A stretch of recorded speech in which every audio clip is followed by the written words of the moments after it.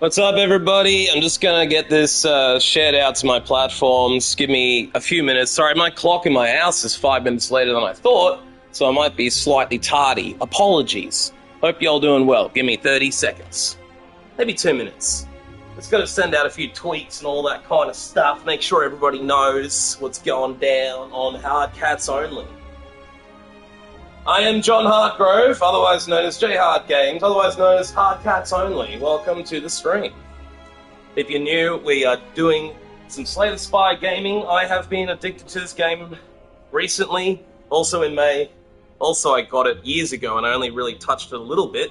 Now I've kind of gone deep. And I've heard that some people, like the chat yesterday, had thousands of hours in this game, and I can see why. It's very simple on the surface, very complex once you get playing. So let's just give me 2 minutes to get set up, and then we're going to jump in.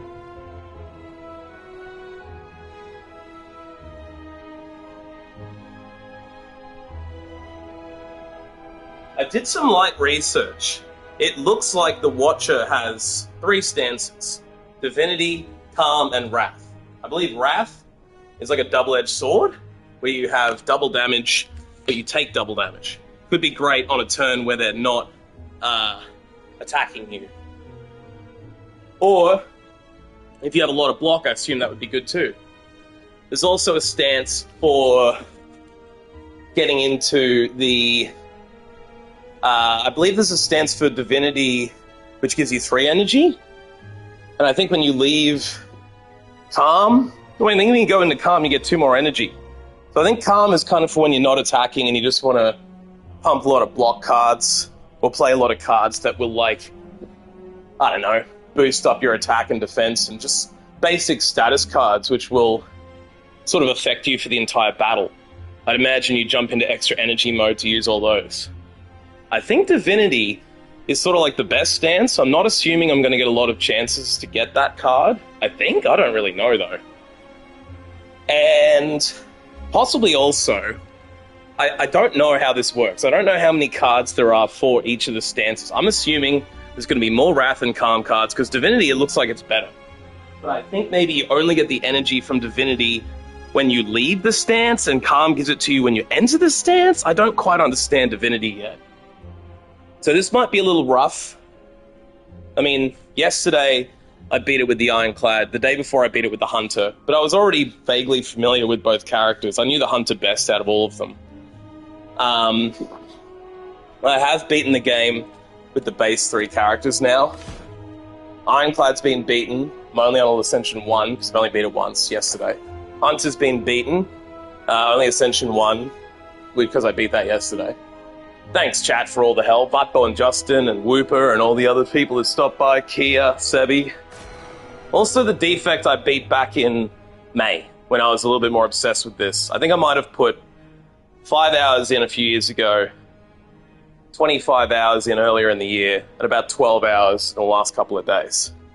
I think I'm on about 42 to 45 hours into this game, which is amazing considering some AAA titles, you will literally only get 30 to 50 hours out of it. Even a big game like Sekiro is like a 30 to 30 hour game on your first playthrough, and a lot of people speedrun that and play it forever. But yeah, I mean... I'm just going to double check my stream's working. Hang on. Got to get this actually technically set up right. I'm also not sure if this is going to be a little bit harder to get people on today. I don't know if Christmas is going to have a skewing effect where more people come and less people come. I don't know. I think some people will be very busy and some people will not. And not everyone does Christmas. There's a lot of other people. Okay, it sounds like my stream is working. That's good. I'm probably going to get some echo now. Sorry.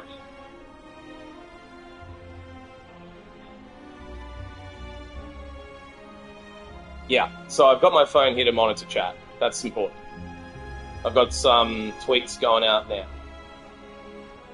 If you want to follow me on Twitter, that's a good way to check when I'm going live. If you want to follow me on Twitter, that's a good way to check when I'm going live. I think overall, it should be good.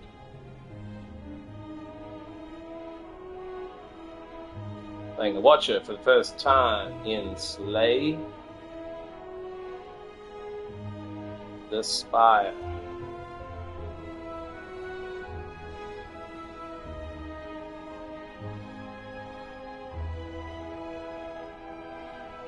We live. Post.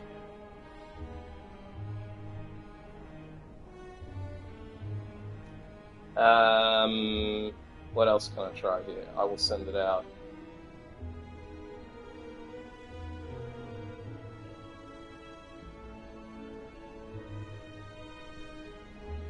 Alright.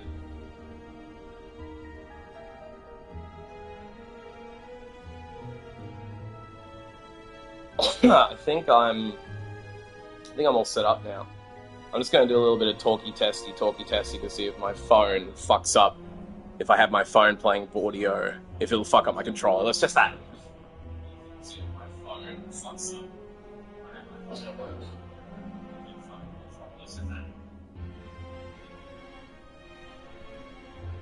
Okay, I do hear a little bit of echo, so I'm going to have to like keep my microphone away from my phone. But yeah, my overall stream is set up, ready to go now. I think for this first stream, my only real goal is to get to know the character. When I say first stream, I mean first stream with the Watcher. I think I just need to get to know the character, have a run or two. Don't worry if I die. I mean, I'm such a perfectionist. I feel like if I die, it's the end of the world, right? But it's not. It doesn't matter. It's not important. And that's the biggest problem in gaming. If you play to win, that's good. But if you're playing to win at the cost of your sanity, then you will eventually lose, right?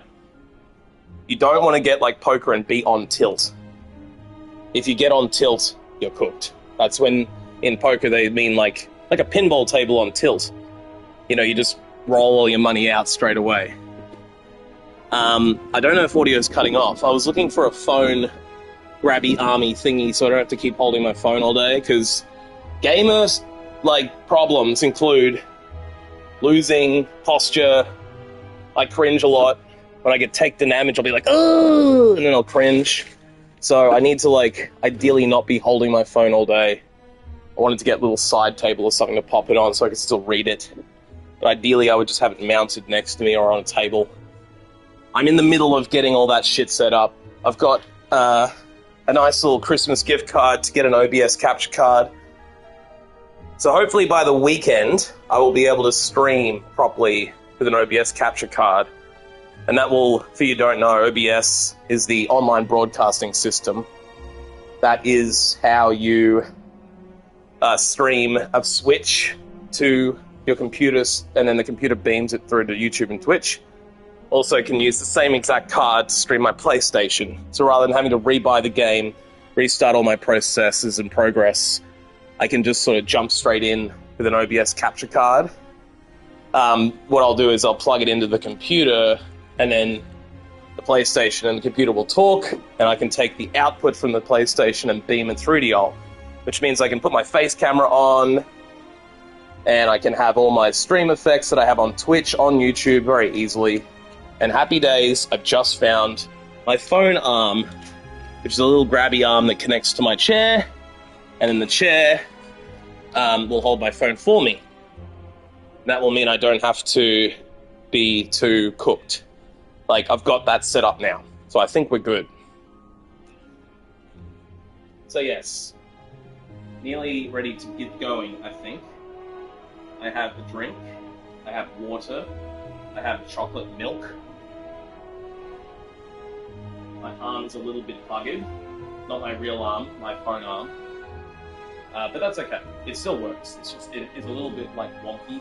I have to bend it around to make it work properly. But I think that's going to be good. I'm just going to do one last little sound check test and make sure we're all working here. But I think that's going to be good. Just going to do one last little sound check test and make sure we're all working here. Yeah, I think that's good. Oh, sorry about the echo.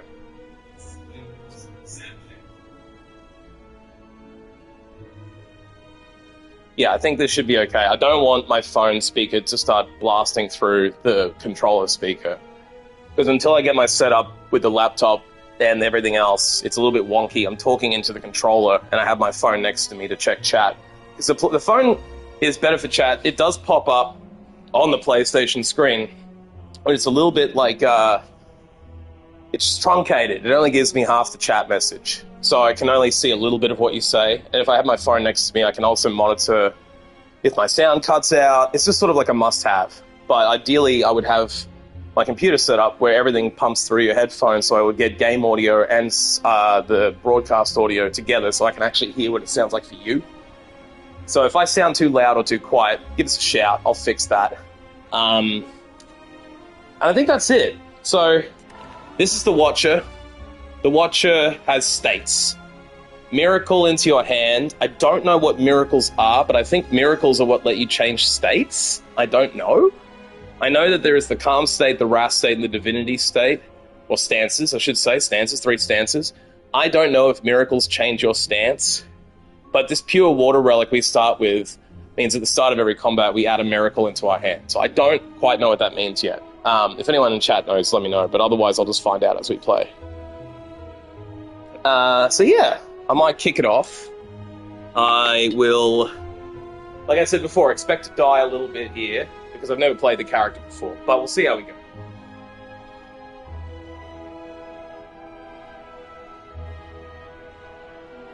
Alright. Just going to pop shirt on, so I'm just freshly showered. It's going to be very hot today, so I'm trying to stay cold in the aircon. I've also been hitting some Christmas whiskey or holiday whiskey if you're not of the faith. I'm not either, so I don't know why I call it Christmas whiskey. Let's call it end-of-year whiskey. And I've had a few beers, but I've also done some cooking. I made some Christmas/holiday chili con carne, which I think turned out pretty good. Carne. I only say carne for a joke. And that'll keep me eating the next couple days. I also have bought snacks, but I won't crunch them on stream if I can help it. Got to be avoiding all the crunchy crunch. And I got... what else did I get? Some potato salad. I like potato salad. I usually don't buy it pre-made, but it was on special. Got some mince on special, got some other little half-price crunchy things. So yeah, been a few good buys. Also got like, I don't know, 2.5 kilos of cheese, which is what, 4 pounds in a kilo. No, 2.2. That is like that's like 9, that's probably like 10 pounds of cheese. So I've got a lot of cheese, but it's this amazing chili lime, sharp cheddary thing. And it's really good. I'm surprised how good it is.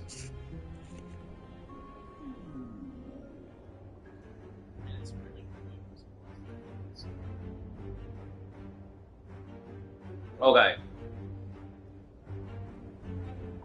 Just adjusting my little phone mount here.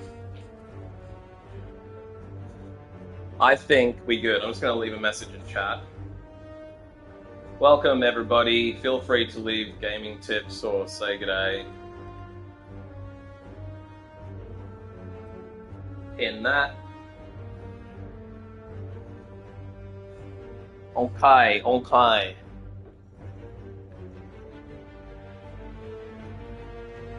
I do believe we're good. I don't think anything else needs to happen. I think I'm over engineering this a little bit, but you know, sometimes when you are streaming live, you don't have to stop to do anything. My phone is extremely close to my face, but that's probably good. I guess I just want to move it slightly further away.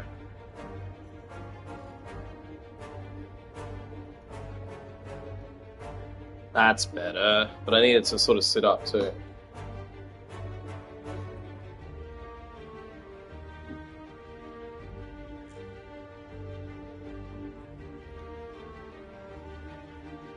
Okay. This phone mount is dying on me, slowly and surely. I need to tighten it up. I need a new one, actually. Maybe that's what I'll get with some of my voucher.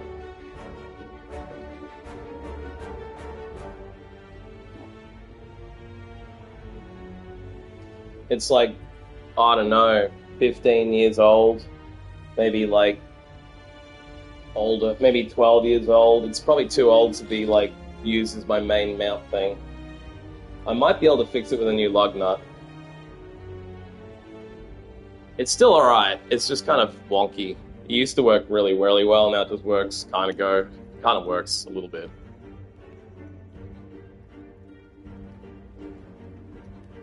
Oh my god, this is why I wanted to do this first. Too much buggering around. I wish things would just work.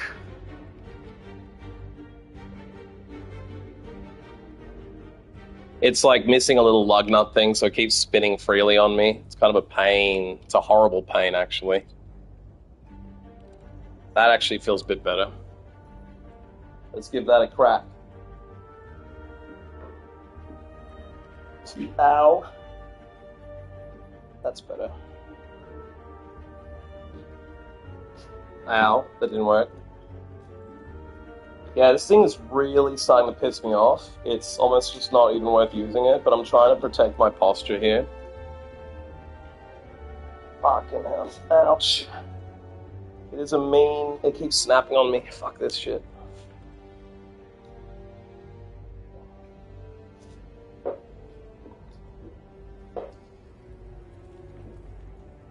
Oh my god, this is horrible.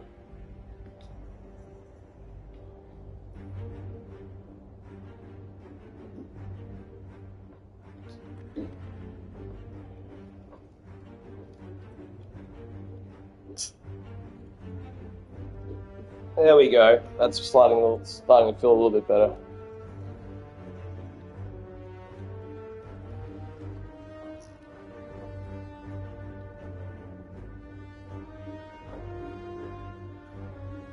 Oh, it feels like wrestling an alligator with this fucking thing.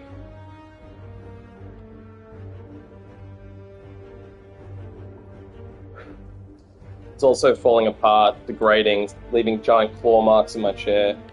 It's fucking horrible. It's like barely works at this point. It would be okay if I like mounted it in a position with clamps. I need the clamps, like, what's his face? Roberto? It's the guy from Futurama with the clamps. It's the clamps! Can't remember his name though.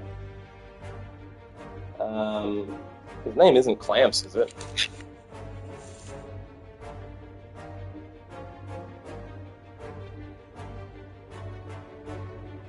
Alright, I think at long last I've wrestled into the position. So, I guess I'll just take the max health here. When you start the game... Also, for anyone watching this, I'll have to leave a note to myself when you're watching the stream. 17 minutes in is when I actually started playing. Fuck, that took a lot longer than I thought. I'm losing track of time. I thought that was only 5 minutes. Apparently I've been flapping around for 15 minutes now. Sorry about that, everybody. Yeah, so for the people watching on stream, I will, like, remember to just start. I'll scrub out the first 20 minutes or whatever. We'll edit out the minute or 5 that I was fucking with the stream. Officially starts at 18 minutes in. Remember that, John. So, yeah. What do we got here? So whenever you're playing this game, you've got a different boss that randomizes at the top. I don't remember seeing this one before, the diamond hexagon-y thing. Hexagon with 6 flames around it. So I'm guessing this is some sort of hexagon-style killer that has 6 attacks or something. I also see on this map there's an elite enemy on the right. There's also an elite with fire flowing around it on this middle one. I've never seen that before. Even though this doesn't have Ascension, because it's like the first time I played it. Ascension is just difficulty level that increases as you beat the game. I think that means it's going to be a worse elite. It must be a harder elite. There's also a shop on the left. My general advice and thoughts on shops are it's only really worth doing when you've got, like... I think it's only really worth doing when you've got money. Like, some people say pretty much, like, you want to have at least 300 gold, 400 gold. 400 is probably a bit much. But 400 lets you buy 2 or 3 relics, so it's kind of probably worth skipping that shop. There is a shop up in the middle, I think the way to do this, early on you want to take more mini fights with these little standard minions, standard enemies, and then work into the third map using question marks and fireplaces. If I can keep myself healthy, then I'll be able to use the fireplaces for card upgrades. And I don't mind doing question mark spaces, but they're kind of like double-edged. Sometimes they're really bad, sometimes they're really good. It could be anything. It could be a treasure room, it could be a merchant, it could be a really hard battle, it could be like a random enemy random sort of interaction which gives you an item in change of gold or in change of a card or something. So I'm just thinking maybe I'll go... There's 5 paths on this one. I've never seen that before. Maybe I have once, but it's usually only 3 or 4 paths. Sometimes it's only 2. I'm thinking if this is 1, 2, 3, 4, 5, maybe number 2. And then branch up the middle. I have to go a question mystery room no matter what. And then I think I'll just aim through that fireplace, go to the merchant. The thing is, if I do this elite, I have to skip the fireplace, and I don't think it's worth doing elites on the first map, because the first map will be kind of like too hard at the start when I don't even know the characters. So I think maybe I'll go for path 2 here. Maybe this path. Because the first map will be kind of like... Okay, so the miracle here, this is what my relic has given me. The miracle card is to retain the card, gain energy, and then exhaust the card. Okay. My deck is enter 9 damage, deal 9 and enter wrath, deal 6, deal 6, deal 6, deal 6. So normally people end up with 6 strikes. It looks like instead of that, you've got 4 strikes. Actually, sometimes only 5, I think. So it looks like we got equal number of strikes and defense. And then we've got vigilance to gain block and enter calm. So it looks like, yeah, as I suspected, the first 2 states that you can enter are calm and wrath.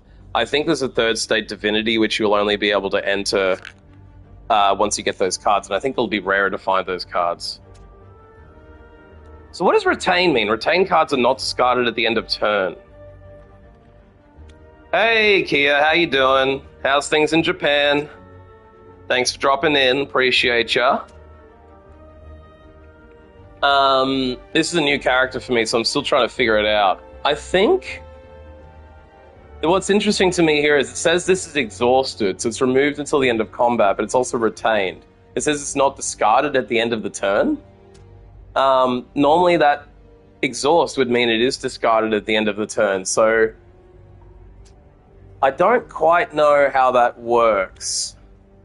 Oh, I now see. So this basically means if I don't use it, I get to keep it in my hand. This will constantly sit in my hand, and it won't count in the 5 cards that I pull every turn, which is good.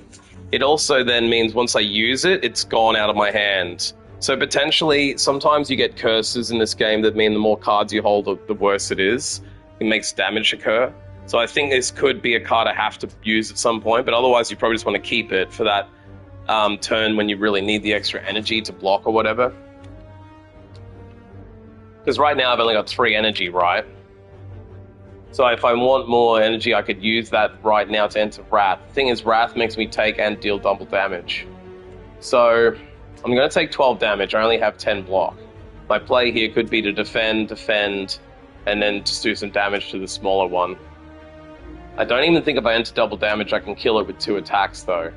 Because double damage would be 12-12. 12-12 isn't enough to kill these guys. So I think that is the play, to save the retain for now, and then just use block, and then strike out the small one. I will take 2 damage, but whatever. You're going to take damage. It'll happen in this game. Picked up a slime card, which will get shuffled back in. It's just a waste. It's like a curse that wastes a space, and that'll leave me at the end of combat. It's because this acid slime here, I think he does that card. But yes, thank you, Kia, for dropping by. I hope everything is good in Japan. I hope you're having a nice end of year. If you're celebrating anything, great. I saw your Minecraft videos. Very cool. I like your skill and artwork in Minecraft. So here I think I can kill this guy off with 1 strike.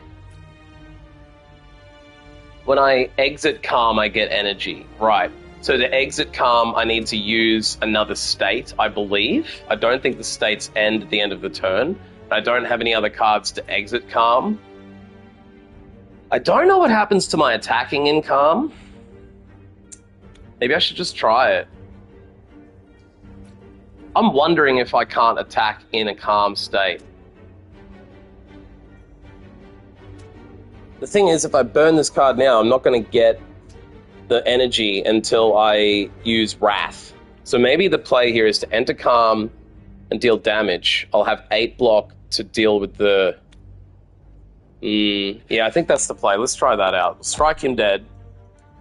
Hey, no, that's cool. I appreciate you posting to YouTube. I know it's hard to make those videos. It probably takes you a while.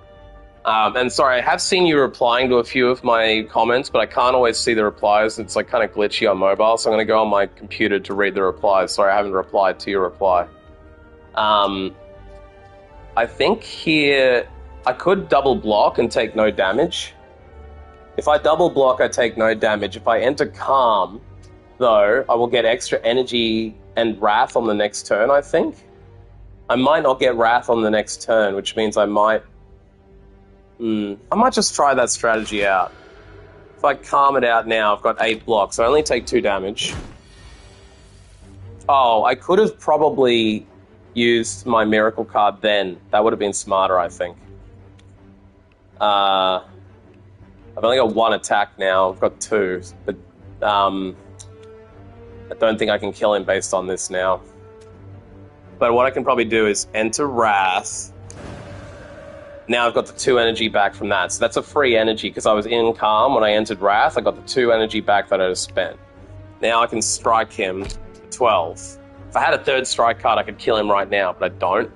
So I may as well just defend, and then now use the miracle and then defend a 3rd time. Now I've got full block for him. This is good. And now I can kill him. That's cool. I already understand the mechanics here. That's a good start. 3 cards, apply mark. All enemies lose HP equal to their mark. I don't know whether mark will wear off, but maybe that's something I can stack up over time, like apply thanks, Kia. I'm happy that worked. I did lose 4 health, but that's okay. Like I said at the start, I'm not going to be able to do this perfectly. The first time you ever play a character, you're probably going to lose, but even if I just learn stuff, I'm happy. Because my old saying that I stole from someone is you either win or you learn. You can't lose if you're learning, and if you win, right? So you either win or you learn. Deal 10 damage, shuffle a Through Violence into your draw pile. Through Violence is a retained card that deals 20 damage and then you exhaust. That seems really good, because those cards you can just keep in your hand till you need them. It just sits there. It's no damage to me unless I run into one of those enemies or a curse like Regret, which stops you from holding cards a lot. Although Wheel Kick looks really good too. Deal 15 damage and draw 2 cards. If anyone has a preference on which card I'd take, shout out in chat. But, time to learn to win? Yeah, that's the thing. Sometimes the lesson you learn in Borson is do not fuck that shit up. Don't make a fucking mistake. That's sometimes the lesson. But I like to say you either win or learn because it stops me raging out. Because then I go, well, I lost, but at least I learned something. Although sometimes you don't learn anything and you just make a mistake you knew about already. So yeah. Welcome, Borson. Borson from America, and Kia's here from Japan.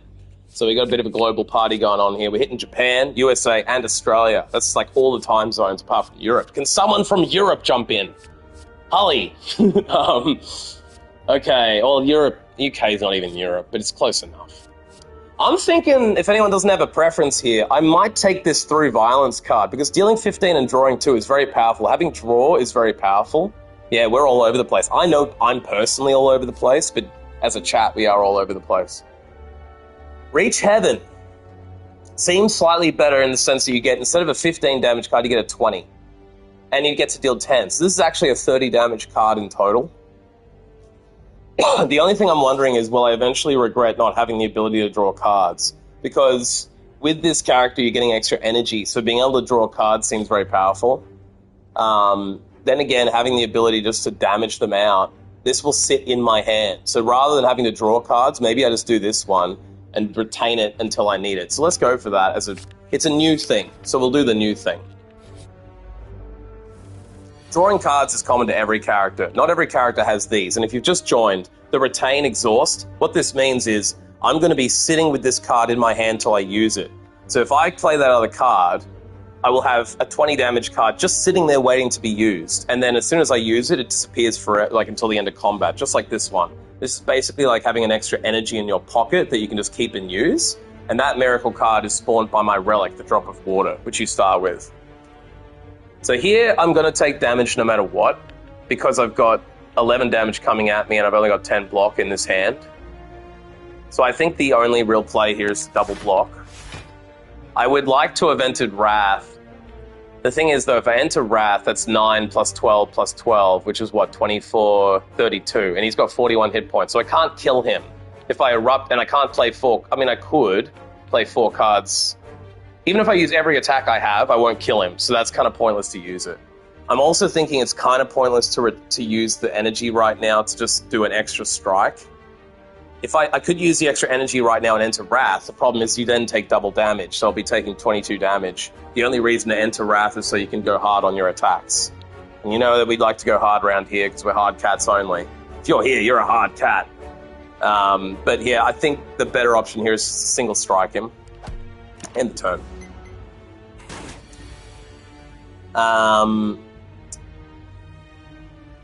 What do we got? So right now, it's because I don't have the Wrath card. I'm thinking the best thing to play here would be the Reach Heaven card I just got, where I deal 10 damage and shuffle it through Violence into my hand. I could also pop the extra energy, gain 8 block, and enter Calm. Yeah, says the hard cat. Yeah, I mean, if you don't know what a hard cat is, you know, in rap music, they're like, you know, they'll say, we all dogs. And I'm like, dogs are cool, but I like cats. And I'm hard as hell, so I'm a hard cat. If you like me and you want to follow me, you're probably a hard cat too. Hey, Jesse's watching, my old friend. Shout out to Jesse Devry up in the Gold Coast, sweating his balls off because it's probably hot as fuck up there. Thanks for stopping by, homeboy. Feel free to type in the chat if you want to, by the way, if you figured out how to do it. This guy's a bit stupid with technology, so he's probably just going to lurk in the background, but bless his heart, he's a lovely man. He tried to get me to leave my house and go join him for Christmas. John, Emily, the gymnastics queen. Is that your account, Jesse? You've got your kid's account on YouTube? That's hilarious. You don't even have your own YouTube account, I'm guessing? You're a funny fucker. Wooey. Who I? Wooey. What am I supposed to do with that? Okay, so I think the play here might be to play... It's 26 degrees, bro. It's 31 in Melbourne. How come the Gold Coast is colder than... Like, the Gold Coast should not be colder than Melbourne. That is weird. I mean, because if anyone doesn't know, he's like 2 hours north of me by plane. So there is no logic why the north, closer to the equator, should be colder. Yeah, it's crazy shit. So look, I think what we're going to do here is we're going to play the Reach Heaven, and then we're going to enter the block state and enter Calm, so that next round we can use Wrath again, but we might not get Wrath. I don't know. If anyone knows, let me know what Calm does as far as... does it nerf my attack? If you're in Calm, can you even attack? I don't need the block cards, though. So I think what we do is we Reach Heaven. Now we're on 25 damage. I don't know why that didn't put a thorough... Oh, it puts it into my draw pile. It doesn't put it into my hand. So that means next turn I'm pulling out that 20. Ah, it's the sea breeze. See, Borson lives in Florida, in America, and he understands weather as he's smart. So he understands the sea breeze. And Devry's smart too. He's quite a smart, talented engineer, so he would understand this better than me. I'm the idiot on YouTube. So what do we got here? I think the best play maybe is to test this out now while it's still early and enter Calm. I'm going to use my Miracle card for the extra energy and enter Calm. What I don't know now is if I'm in Calm, can I attack? I don't know. It looks like I can, though. I didn't get Wrath, which means I can't leave Calm. That is a problem. He's now got 26. He's got 25 health plus 6, which means I can't kill him this turn without Wrath, and he's going to deal 14 damage to me. So I might end up taking damage in this hand. I'm going to save the Through Violence card until I get Wrath, which will... So when I enter Wrath, I'll get double damage. Sorry if this is all gobbledygook. Gobbledygook? Sorry if this doesn't make sense to anyone. I can slow down, say less, whatever. I need to double block. So we're going to block, and then gain 8 block. I don't think it'll probably be a problem about entering Calm twice. At least I'll only take 1 damage off this turn. And you might be wondering why I didn't use my 20 damage. It's because right now what I want to do is enter Wrath and then attack twice. So now if I enter Wrath, I'll do the 9 damage. He's also lost his shield in between turns for some reason. I guess his buff wore off. Now I can deal 12, 12, or 40. See how that 20 damage card's now doing 40? That's because I'm in Wrath. Now I have to kill him this hand because I've got 20 damage coming at me. So if I don't kill him, I'm screwed because I can only block 10 of that 20 damage. And I will take maybe even double that because it might be 40, unless that's already doubled. I don't know how that works yet. This is the first time I played this character. So let's just hit him with the big 40. But boom! Dead. You got an explosive potion which deals 10 to all enemies, and we can add a new card. So yeah, every time you beat an enemy like that, you get a choice of 3 cards. When you beat an elite, you get a relic. When you beat a boss, you get a special relic. Okay. This is another retain card, which means it's going to sit in my hand. I get to enter Calm. So that is basically a 1-cost card to enter Calm. My other card that does that is a 2-cost card. And when you leave Calm, you gain 2 energy. Boom! Boom, says Borson accurately. Empty Fist is deal 9 damage and exit your stance. I think that is potentially very valuable to be able to do Wrath. If you're already in Wrath and you're going to get attacked, the ability to exit the stance is probably good. But in my mind, it's probably better to just be going into a new stance. I don't know, though, if there are any negative downsides to Calm. Boom, says Key in Japan. We got a lot of booms. Big boom energy.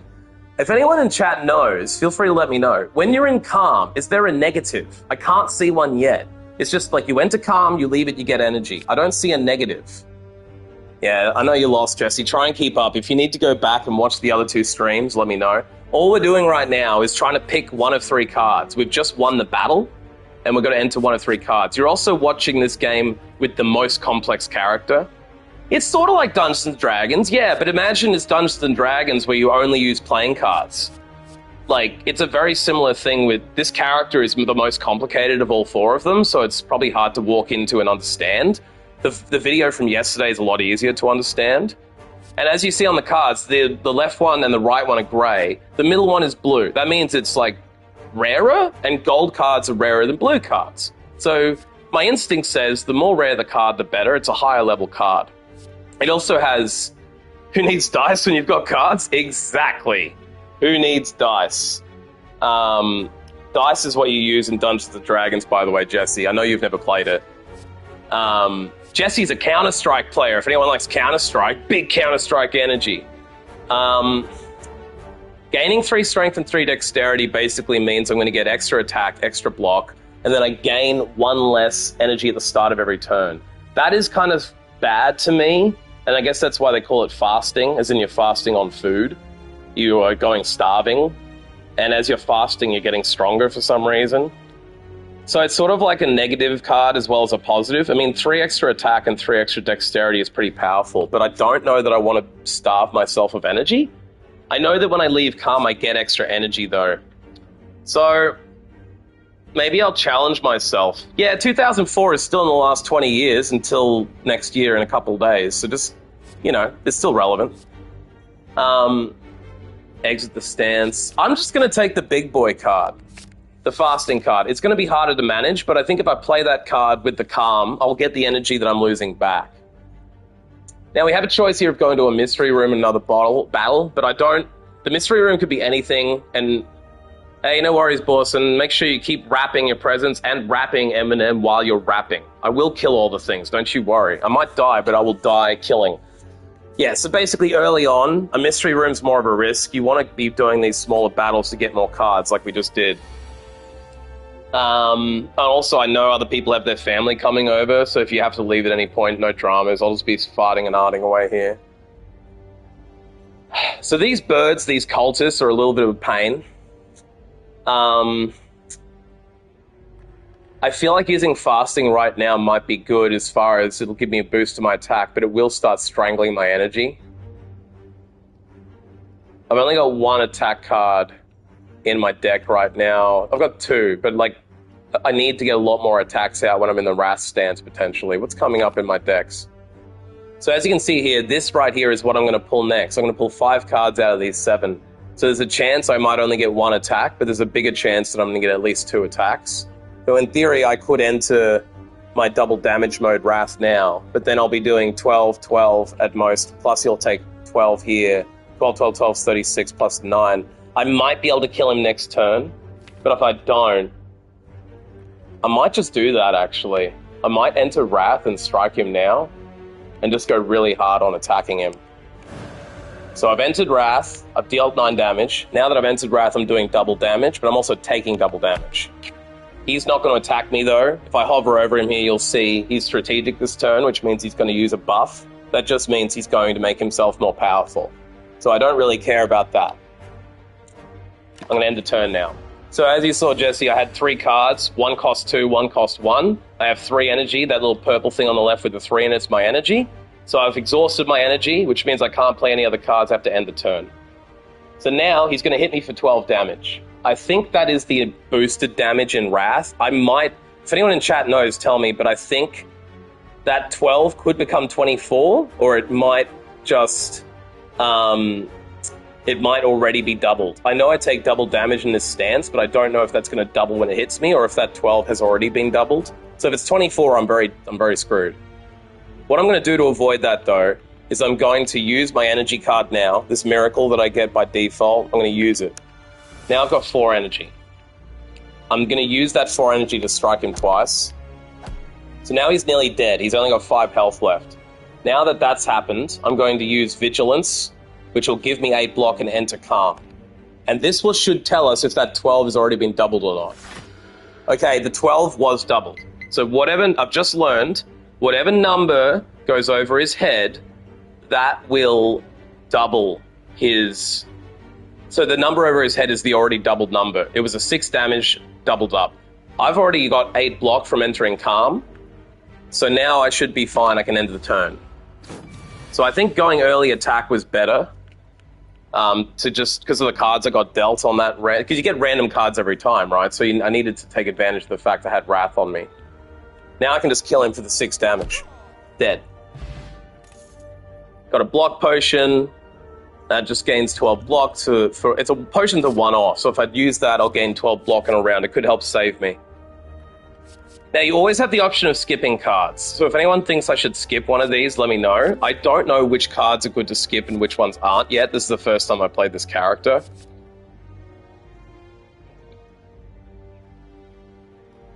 I don't... Oh. Okay, so this card does something called Scry. Scry is something only unique to this character. No one else can scry on this game. And scry, I think that's an old English word for, like, when you read into books or something, or intuit something. And maybe it's like a mental power, like psychic ability, because it looks like the graphic is something happening over the forehead. But basically what it'll let me do is look at the top 3 cards of my draw pile and then discard them if I want, which can be really powerful to get rid of cards I won't need. So if I do want to get more blocks or attacks or kind of cook the deck, that'll be good. Empty body gains 7 block and exits your stance. That could be very valuable to have, simply to get out of Wrath so I don't take double damage, and gaining 7 block while exiting I think is powerful, because if I leave double damage, 7 block might be enough to cover me. Sash Whip looks like it does 8 damage if it's the last card played in combat with an attack you apply a week. Okay, that's not so good. It's good, but it's also not... It's good, because it'll weaken his attack, but I don't think it's as interesting as these other 2. My instinct says exiting the stance will be the easier one to play, but I also know that scrying looks very powerful. Also, by the way, if anyone can hear an echo on the stream, let me know and I'll adjust my microphone, but I'm assuming it's okay. Yeah, because scrying will allow you to basically cook the books. You can look into your cards, discard some of them, especially with a small deck. It means you can basically control what cards you're pulling every round instead of it being random. That, to me, is kind of more powerful than just exiting the stance, because I can already exit the stance by going into Wrath or Calm. So rather than just going back to a neutral state, I think it'll be better... Until I find out if there's a negative impact on Calm, I'm just going to try the scrying out. Got our first mystery room. As you make your way down a long corridor, you see a banana, a donut, and a box floating about. No. Upon closer inspection, they are tied to strings coming from holes in the ceiling. There is a quiet cackling. What do you do? Do we heal? Probably not, because we don't need 26 health. We've only got 6 health lost. You can see my health at the top left of the screen. Do we use the donut to gain 5 max health? Or do we obtain a relic? Now, the problem with this is, a relic is good, generally, but I don't necessarily want to pick up this regret curse, because the regret curse, if it comes into your hand, it will make you lose HP equal to the cards you have left, and it's almost certain I'm going to have cards left over because of all these retain cards that I'm building. So I think we just take the max health and move on. You eat the donut. It really hits the spot. Your max health increases. Okay, so we got another slime boy here. Oh, and this is a big slime. So as you see here, it's got split. And the negative effect means this turn's going to negatively buff me. When the HP goes below 50%, it splits into 2 smaller slimes with acid slime's current HP. So if I get it down to like 34 health, it'll split into 2 enemies with 34 health. So this is kind of like a battle that splits into a double battle. That might hurt if I drop it down too quickly. I wonder if I get that through violence card now. While he's not attacking me, I think it'll be better to spend the high energy card. And I don't need to block at all. So I've kind of wished one of these blocks was an attack card, but that's okay. The other thing I could try is entering Wrath and using the extra energy, but I don't want to do that because I've already got 3 of my blocks out of 4 in that turn, so I'm not going to have enough block this turn. Ah, he's got a negative effect again? So he's going to negative buff me twice. So right now my attack's still less damage for 2 turns, which is kind of bad, but if I go into Wrath, it won't matter. I can't go into Wrath though because I've just thrown that card out till the next round. So I want to save that through violence when I have Wrath, I think. In theory, I could get him down to 35 health and then use through violence to wipe him out altogether, hopefully, and not have him split in half. I don't know if that works like that.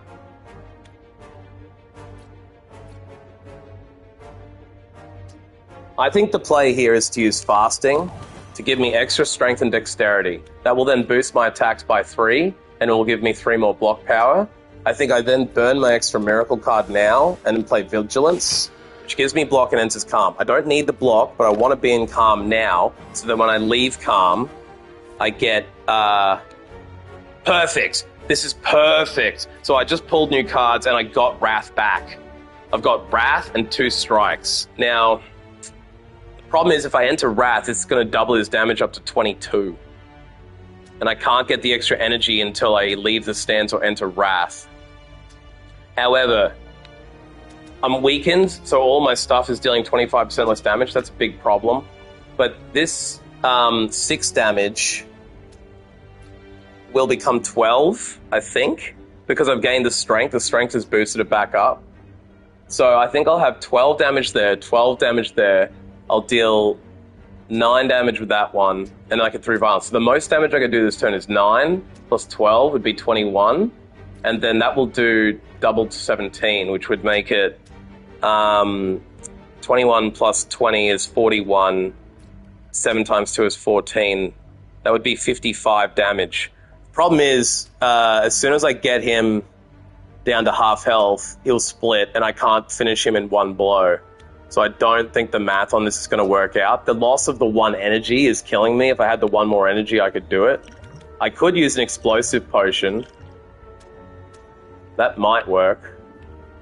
If I do 9, that'll take him down to 50. If I do 12, that'll take him down to 38. If I then explode him, it'll be too much. Yeah, I can't... the math doesn't work on this. Based on the fact that the math ain't working, I might scry and then drop the block off, because I'm not sure if he's going to attack next turn or not. I'm going to scry, and then look at choose any number of cards to discard. So let's get rid of the block and keep the 2 strikes, because we're going to try and attack next round, I think. And then I'm going to just block the extra damage and end my turn. I'm still trying to figure out the strategy on this. If anyone has any thoughts, let me know. I might be fucking this up royally. Okay, this is what I thought. He's not going to attack me this turn, so this gives me a free chance to attack. I don't have more than 2 energy, so I think rather than just spending my strikes now, it'd be better if I just shuffle another 3 violence in. So that's 9 damage done. Now means I've got another 17 damage card that will come out. He has negatively affected me again, so I'm weakened, and I'm going to get another negative buff now, so I don't know if this is going to work out. The thing you got to keep in mind with this energy, as soon as you do half damage on him, he splits. And I haven't picked up Wrath here, so that means I can't do any attacking. I also didn't get any... I've got my 2 through violences, but I don't want to use both of them until I'm on a Wrath round, and I'll keep them in my hand now permanently. So I can keep the violence there until I get Wrath, which should be next turn, hopefully. All I need to do is block this card out. Now I'm going to scry, though, because I'm already in Calm. I don't need to play the block Calm card. I'm going to scry and get rid of the block card there. Then that means I'll have really good chance of pulling... I know next turn I'm going to have 2 strikes, so we can kill him next turn. I think even if we don't get Wrath for double damage. Now we just need to block the 8. And we're covered on damage, so we're not going to take damage this round. Now we've got it. Because what we can do is enter Wrath, deal 9 damage. Now I'll do double damage. See, this is the thing. What I really need to do is, I need to get him down another... This will do 34 damage, because I'm weakened. If I wasn't weakened, this would kill him all the way. The problem is... If I do 13 damage, he's going to split in half. If I do 34 damage, he's going to split in half. If I'm going to do the explosive potion, he's going to split in half, because that'll take him down to 31 health. 31's less than half of 69, right? Half of 69 is what? Yeah, like 34. 34 and a half. So I'm kind of cooked on this killing him in one shot thing. I think I just go for it. Though, let's just go for it. Do the biggest damage we can. Oh, so he doesn't split until the next turn, I guess? I just hit him and he didn't split, so maybe I can just kill him. Okay, I guess he splits on the next turn. I overestimated that enemy's powers. That's good, I didn't take any damage though. I feel like the way I played that was a bit slow and steadier, but it worked. Now, Wheel Kick was offered to me before and I didn't take it, and I like the idea of drawing cards, so I'm thinking I'll take that one, unless chat has a different opinion. I'm thinking the other option here is my next attack deals 5 additional attack damage. That is good for 1 point, but I don't think 5 is going to make the difference when you've got Wrath on and stuff. I also don't know if Wrath is going to double that 5 to 10.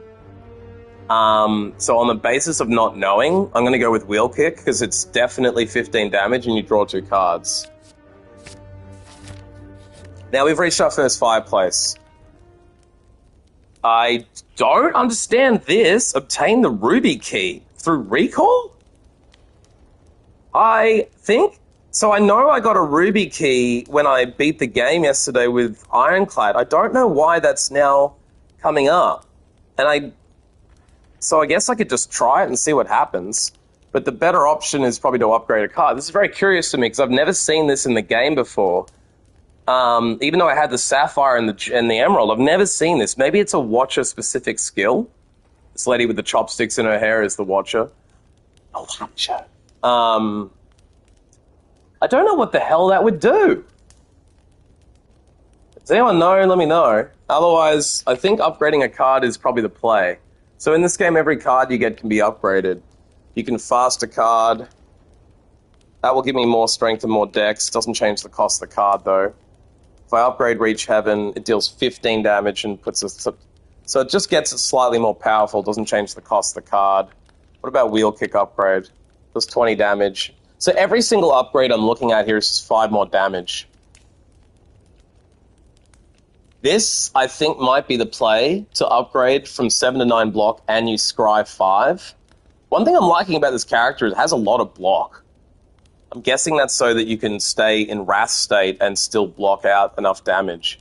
But, yeah, the scrying is probably the most powerful thing I have right now because I can cook the books and change what cards I get. So that will give me the view of the next 5 cards I'm going to pull and allow me to discard some to give me a better chance of pulling the right cards. And in this game, from my experience, the best thing you can do is have a small deck where you can know what cards are coming out. So I guess this allows you to have a bigger deck and still control the cards. It would be even more powerful with a small deck, though.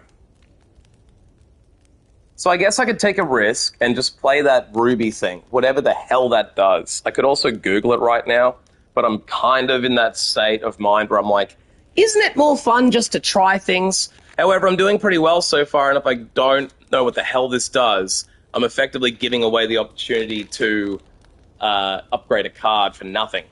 So I'm a little bit like, I don't know what to do now. I think obvious smart choice would be to Smith, and then wait till someone in chat has played this can tell me what the hell obtaining the Ruby key does. I'm guessing if I have the Ruby key, it might make the boss change, it might make the boss easier, maybe the Ruby key is a relic. I really don't actually know. I'm only speculating here. I'm guessing that because you get the Ruby key by beating the game once, maybe this is like a bonus. Like if you've not obtained the Ruby key, you won't have this option. So I'm like, well, beating the game with the ironclad isn't easy, so maybe this is like a reward. Once you've done that, you have the option of recalling the Ruby key, whatever the hell that does. I don't know. I'm very tempted to Google it, but I don't want to be a Google cheater. In my mind, if you're looking up strategy guides, it's not cheating, but like, oh, it is. It depends on what you're looking up and why and when. I feel like if you do it offline, it's different to stopping everything just to pick it up. So unless anyone minds, I think I'm going to upgrade my scry card because I don't see anything better than the ability to change the cards that I can pick up. But it is killing me in my head to not know what the hell this thing does. So I'm going to Google it very briefly. Obtain the Ruby key recall. We're doing some Google foo cheating here. Yes. What happens when you collect it on the run? Yes. Oh, okay. So I've found out the Ruby key only lets you get to Act 4. So it's only useful if you collect all 3 keys, and then you use that to get up to the next run. There's a 4th act beyond the 3rd act, so we don't need to do that. Let's just ignore that and go into upgrading Scry. Glad I checked, because if I'd collected that, it would have just been a negative.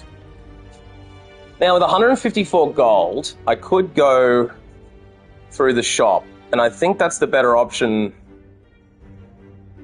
I just don't know if 154 gold is enough to buy anything of value. It's just if I don't buy anything here, I think the relics are going to cost closer to 300. The only thing I could potentially buy is another potion. So I'm thinking maybe I don't need potions, I've already got 2. The potions I've got are pretty good. I don't have any items to give me more potions. I think the best possible thing I could do at the start is collect as many cards as I can. So let's go for another battle.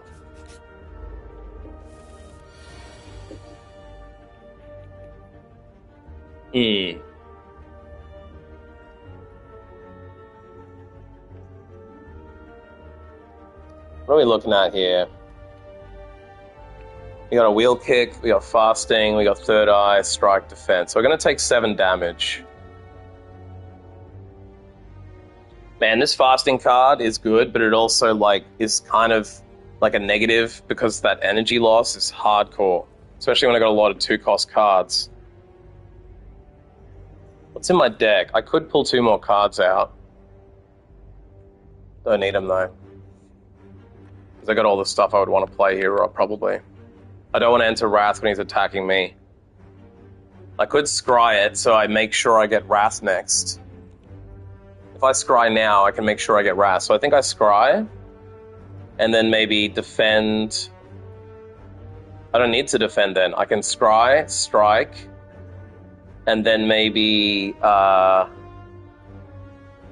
enter Calm for the extra energy. Maybe we'll just leave an energy behind. We'll scry, get rid of the block card, get rid of the Calm card. Or I could double play that, but let's just do the full damaged ones.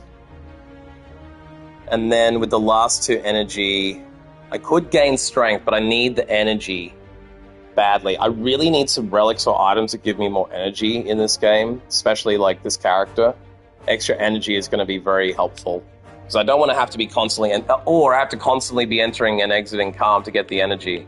Because that would be powerful. If you could enter Calm, exit Calm, then you'll get the energy back, and you'll have extra 2 energy from the leaving of Calm.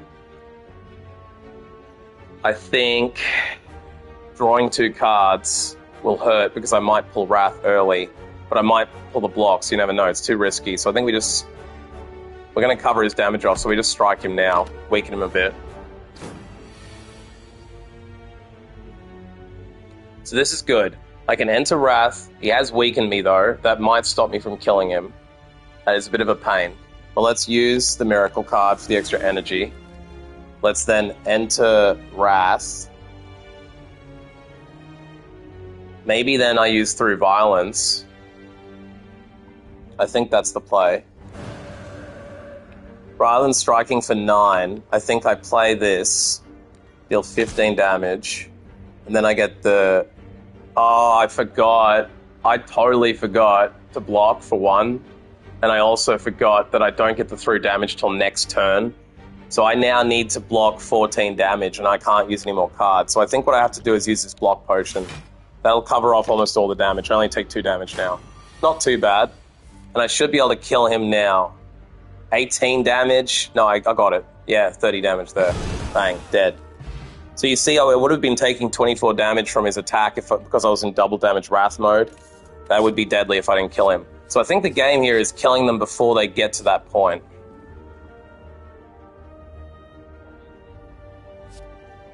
Deal 4 damage. Whenever you change your stances, return this from the discard to your hand. That is cool if you're doing an exit stance strategy, but it's not the cards I've pulled so far. This one's quite cool because we watch The Watcher. Yes, we do, Lady Genevieve. Welcome, Lady Genevieve. I don't know where you're from in the world, but it's Christmas Day here. If you celebrate that, Merry Christmas. If you don't, Happy Holidays. If you don't do anything, then you're a bit like me. I'm not celebrating anything. I've just made chili con carne and drank some beer. Have you played Slay the Spire, by the way? This is my first time playing The Watcher, so I've beaten it with all 3 characters once, and I've just decided to jump into The Watcher.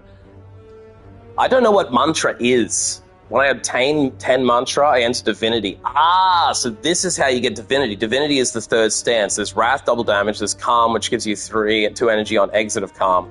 But when you enter Divinity, you gain 3 energy. That's pretty good. Attacks deal triple damage. That is very cool. So Divinity is even better than Wrath, and it gives you the energy immediately. So Divinity is like a status combo of Wrath and Calm. And it looks like it's a 1-turn thing. You enter Divinity and exit it in 1 turn. So it's a bit of a like, you must stack all your cards into that 1 turn. Mantra is 2 cost though. I'm wondering if when you upgrade it, it becomes 1 cost. That would be very powerful. It might also just immediately give you 10 mantra and push you into Divinity. That would also be worth it too. But this card, to me, is a must upgrade card to be usable. Until you do, you're going to have to play it twice, which means twice in combat, I'm going to have to burn 2 of my energy, which is hard when I've only got 3 energy total. So the other option would be just to take this Flying Sleeves. The advantage of Flying Sleeves is I retain it. and then I deal 4 damage twice. That feels possibly more worthwhile doing as like but 4 damage, it's like 8 damage. I guess in Divinity, in Wrath it'd do 16, and Divinity it would deal 24. So it would get very powerful for 1 cost, but look, my basic attack card is a 6 damage, I'm pretty sure. Yeah, so that's only like slightly more powerful than a strike card. The advantage of it though is the retain ability means once it hits your hand, it stays in your hand. So look, the easy play, I think, is to pick Flying Sleeves, but I think getting to Divinity sounds like the #1 thing you can do. So at the risk of losing the game, the problem is if I take Worship, how am I going to manage all this energy costs, I'm wondering. I guess I could exit Calm a lot more often. I've only got 1 card that puts me into Calm right now. So it's like, do I play for the future and hope that I get the right cards and use Worship? I could also hope that when I upgrade Worship, it either drops in cost or it gives me 10 mantra immediately. I mean, the ability to do triple damage is pretty hardcore. I guess it just depends on whether I want to build for mantra or damaging. You know what? It's my first run through. I'm going to risk it, and I'm going to take the mantra. Because I want to see what happens when you upgrade it. This could be a fail. Okay, it doesn't do either of the things I thought. It just means you retain it. That's not bad once you play it once. You can then retain it and have it come back into your hand. When it comes back, you keep it until the time you need it. Makes it more useful. Means you don't have to sort of hope that you get everything on the right turn. But the combination of Scry and Mantra and Worship should work. So I can cook the books with Scry to make sure I get the right cards. What I might do, instead of going down the enemy's road, I'm going to take this Fireplace and upgrade that card right now. I don't think anything else I have will make it worth... upgrading Fasting would make this card a lot more usable, but I don't think there's anything else I could do that would be better than upgrading this. So that's good. We picked up the card, immediately upgraded it. And we've got a Strawberry. Why is this locked? What? Oh, so I have the option of picking up the Sapphire Key, which is good if I'm trying to do Area 4, which I'm not. Strawberry upon pickup raised by 7. Okay, so this just gives me an extra 7 max hit points. That's okay. It's not bad at all to have extra hit points, but as far as relics go, it's a one-off use relic, which means it's not really going to affect me for the rest of the battle. So, yeah. This mystery room, I come across a dead adventurer on the floor. His pants have been stolen. The poor bastard. You don't want to have your pants stolen in a dungeon. Also, the armor and face appear to be scoured by flames. Ooh, this guy's had a bad run. His possessions are all intact. That's cool. I'm in no mind to find out what happened. Right. So this is a chance room. These things are like double-edged swords. I've got a 25% chance to run into a monster.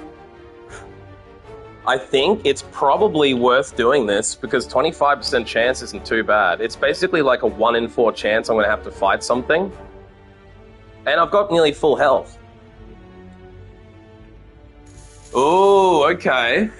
This is a stack-up thing. So I successfully passed the first test and I found 30 gold.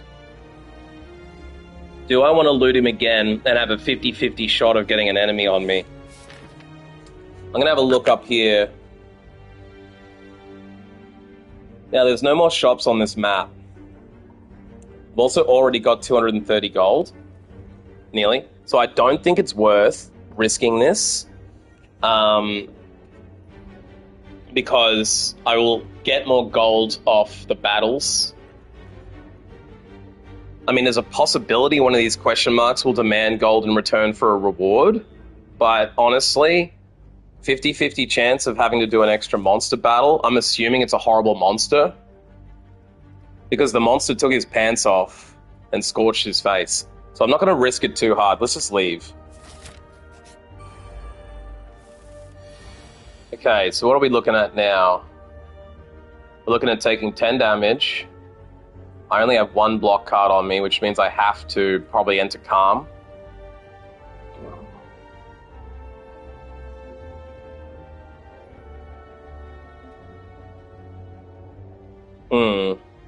My options here...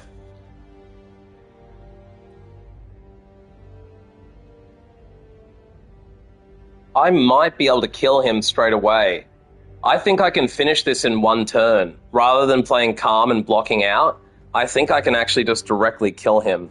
If I go into Wrath, I will deal 9 damage to him, which will take him down to 36 damage, 36 health. And then if I use the energy here, do the 10, then get through Violence, that will then do 20, and the 10 will become 20 in Wrath, so I can kill him in one go. Let's enter Wrath, and then we shuffle this in, and then we use... Oh, we don't get it this turn, though. I forgot. Oh my god, I forgot. I forgot that I don't get the through energy this turn. That is... I mean, that's... Yeah, that's bad. Because it means I might not even get it next turn. And I'm totally out of energy. The only option I have here is take 20 damage or use the potion. I'm hoping, this is a good opportunity to test it. If I use the potion now, hopefully, because I'm in Wrath, I will deal 20 damage instead of 10. I was really relying on that through damage card, which I didn't remember doesn't come out straight away. So let's try it. Okay, lesson learned. Potions are not affected by Wrath. So I can't use potions for double damage, only cards, which means I have to take 20 damage now. That's not great, but it isn't too bad because there's one more fireplace coming. I can also now kill him. So we just kill him now. I took way too much damage there, but at least I killed him quickly. The thing is with those thieves is if you don't kill them quickly, they really start to murder you, and they also run away after 4 or 5 turns with all the money they steal off you. And look, I can still heal almost back to full health before the boss. As long as I don't take too much more damage, I should be okay.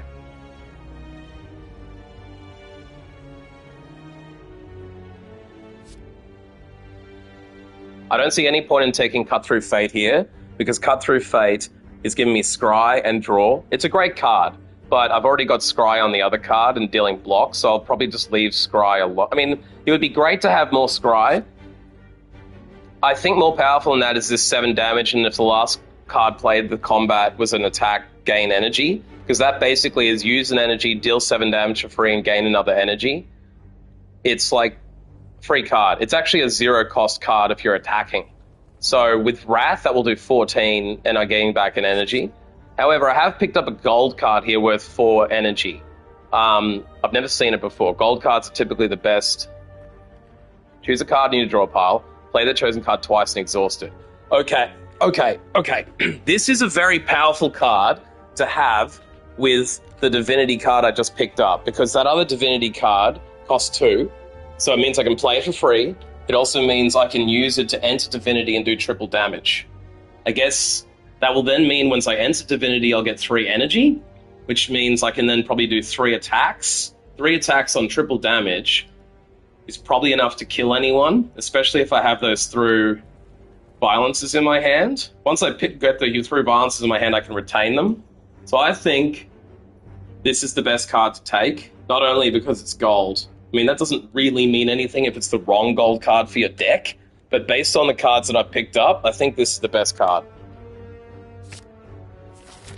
The trick is I need 4 energy for it, so to be able to even use that, I need to either exit the calm state, or I need to have that miracle card used, which gives me the extra energy on top of my 3. So it's a little bit like, yeah, I mean, rather than having to play the other Divinity card twice in order to get that 10 that I need, it's like, this is probably the better play. Now, I've already got 16 cards. I'm actually starting to feel like I might be getting too many cards. I know the biggest problem in this game is bloating your deck out, so I'm thinking, based on that, it might actually be worth not taking any more cards and going these question mark roads. Although people have been telling me the question mark roads are better to take later. I think I'm actually going to do the battle, because I could have the option of going up to 2 more cards here, 2 more I can go more question marks or more battles this way anyway.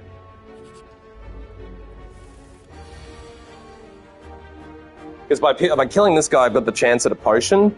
I've got the chance at another card that might be good. I can always skip the card if I don't want it. So I think this is the better play early in the game like this.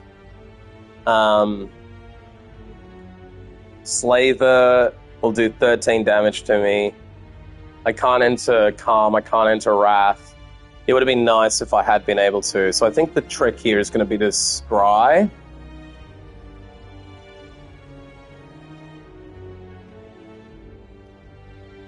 The trick is if I want to almost use Wheel Kick, but I will then take damage unless I happen to pull. I'm guaranteed to take damage unless I use the Miracle card. If I use the Miracle card now, you know what? I'm going to go for it and just Wheel Kick him and draw 2 cards. I pulled 2 horrible cards. Not too horrible, but like, yeah, it's not helpful because I wanted a block card to enter Calm. So that is the worst case scenario now. I think rather than gaining 5 block, better off to Scry and gain 9 block. So what am I going to aim at next turn? So these are the 5 cards I'm going to get next turn. I think the trick here is to just get rid of the block card and go straight up damage next round. Maybe I should have ditched more strikes though. Okay, with 31 life, I think I can kill him if I enter Wrath. Yeah. Yeah, I think this is fine. Because I can now use my Miracle for the extra energy and deal 24 damage. Dead. So I took a little bit of damage again, but I managed to kill him in 2 hands. I'm noticing with this character, you can kill people really quickly.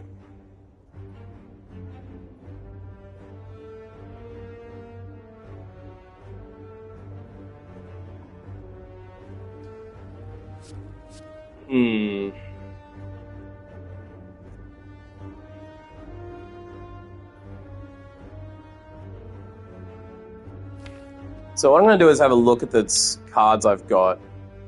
I do have a lot of skill cards. I've got block skills. I've got the omniscience.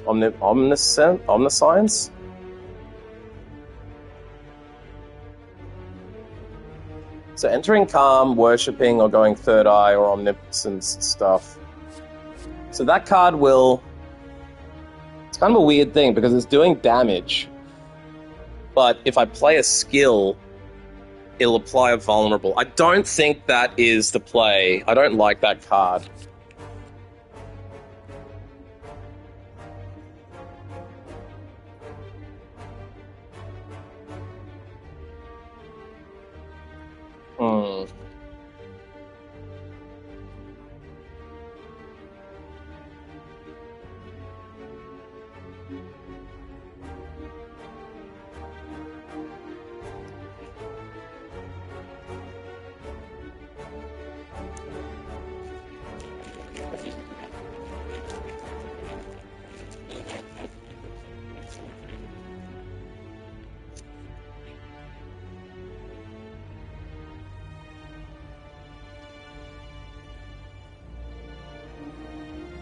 This talk to the hand's interesting, because it means that I can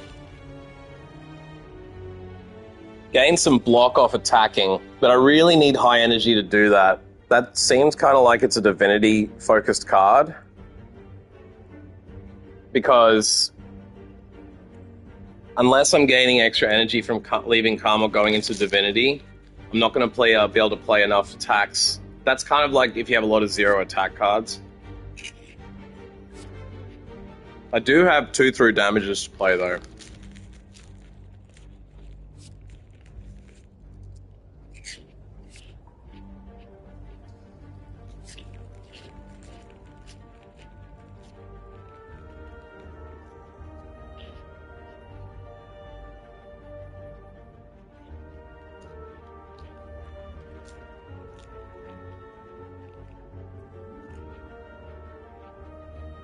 The thing is about this, though, I don't think I necessarily need block. Unless I have the extra dexterity card, which is giving me less energy. So it's kind of counterintuitive to the cards I've got. I think this is a straight up skip.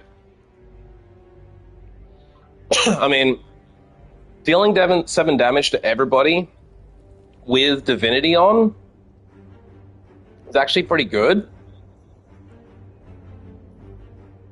Because it'll give me 14 to 21 damage depending on if I'm Wrath or Divinity. In a multi-enemy battle, that could help. I just don't have an AoE deck right now. So I think I'm going to skip this. At the risk of skipping a decent damage card, I mean, I don't want to start building for AoE, I don't think. I don't know how many AoE cards are in this. I'm just going to skip. Now, if I go left, I can go a Mystery Room for enemy and then Fireplace. If I go straight, I get a Fight, Fireplace, or Fight, Fireplace. I think the middle road's best because it gives me more options. Okay. There's only 2 enemies here, but that AoE card might have been more helpful for a battle like this. Probably more for those 3 or 4 enemy groups, though. So, what am I going to do here? I got 16 damage coming at me. That's a lot.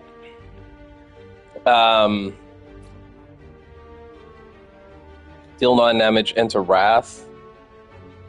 Problem with that is I'll start taking 32 damage. It's going to be too hardcore.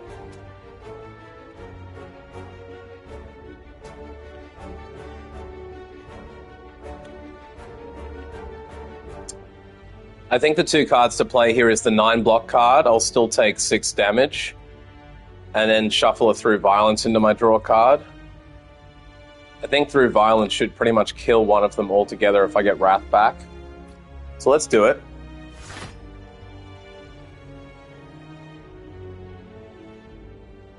The thing is, I could discard all 5 of these. Maybe even just 4 and keep Wheel Kick. I think I'd get rid of everything. That's a crap card. Because in reality, Defense and Strikes are kind of pretty average cards compared to everything else you could pull.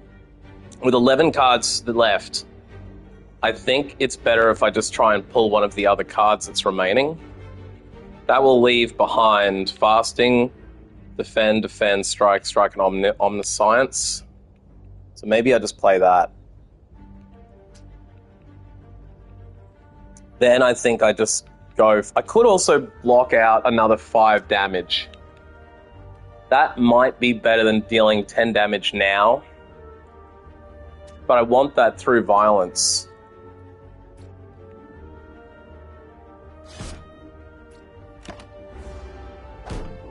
I mean, I took extra damage, but I'm hoping I can still beat the first boss, even with that disadvantage. So what I end up with here... This is good, because I didn't pull Wrath. That means it's going to come out next turn, ideally. It might not. This is where extra Scry would be actually really good. I could also just kill off the guy who's going to be attacking me, but he will apply Vulnerable to me, which I think I'll be able to survive. I don't think there's any point in saving it. If I draw 2 cards now, that would actually be better, because it'll give me more chance of having Wrath next turn. If I enter Calm, and then I pull Wrath, that's probably the play. So I think I should... I mean, I could Wheel Kick or enter Calm. I don't know if it's worth Wheel Kicking when I can make sure I get that energy out of... Yeah, but if I don't Through Kick, it's a bit of a Soapy's choice. I think I'm going to just use the energy, Wheel Kick, and then enter Calm. And now I might even just use the Through Violence unnecessarily. Probably should have attacked the other dude. That's okay. Still learning how this works.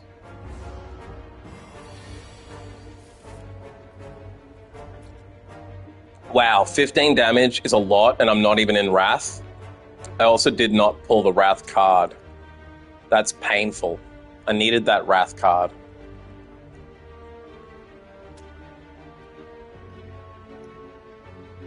Okay, this is kind of bad luck. This is actually terrible luck.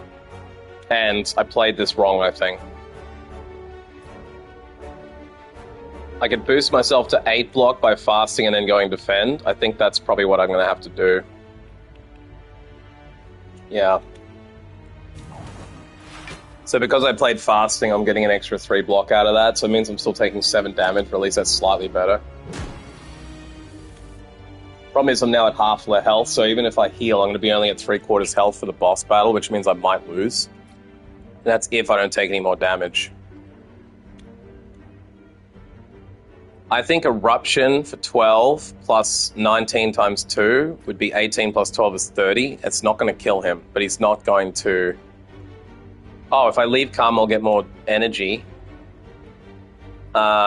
Which is not going to help, because I don't have any more attack cards on me. I think? No, I will. So I enter Wrath, and then I get 2 energy back, I can kill him. Beautiful. Gain 5 strength at the end, lose 5. That's great for Wrath. That'll add 5 to all of my attacks, and potentially then double if I'm in Wrath. So we got the AoE card, we got the Exit the Stance card. I'm thinking tactfully I should probably take that one, but I don't know what this one does. Gain 4 block, add a safety into your hand. A safety is retained, and it gains 12 block and then exhaust. So it's basically a defensive card that gives you block, and it adds into your hand another card that will gain 12 block once. It's a one-off 12 block. That could basically stop you from taking damage in Wrath. So do I gamble and take some stance exit cards now? My idea is there's no point in exiting stance if you play it correctly and don't enter Wrath at the wrong time. Exiting the stance, though, would allow me to play Wrath and then exit it before the end of the turn. So I could Wrath and play it and then exit the turn. But the problem is I need to be in calm for that to happen. Otherwise I won't have enough energy to do anything. I think gaining the block is going to help me better and less complicated. It does mean I have more cards coming through, but I can scry to make sure I get the right cards. So do we take a mystery room now, or do we go through another battle? I think based on my health, I'm probably going to take the mystery room, because I think if I take another battle, there's a chance I'll lose even more health. And I think the mystery room could also be a battle. But it could be treasure. I fall into a puddle that's made of slime goop. Frantically trying to crawl myself out as I feel the goop starting to burn. I can feel it in my ears, my nose, my ass. My gold is missing when I climb out. So basically I have to lose 50 gold. This is basically a 50 gold penalty unless I'm willing to lose 11 health, which I cannot afford to do. So taking this is probably worse than going through a battle in some ways, because I'm not willing to lose the health. But look, I can get 47 gold back. I have 271 gold. It's a bit of a pain.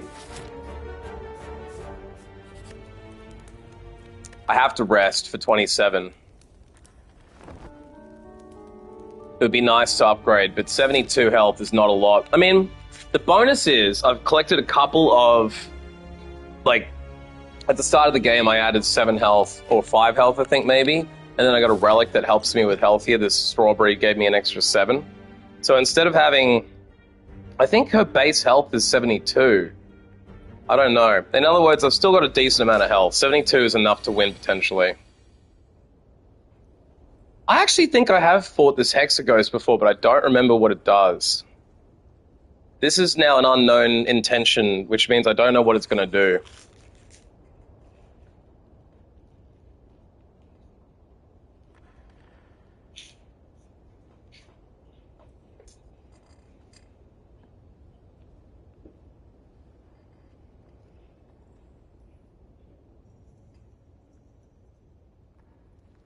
Here's the thing I'm trying to figure out.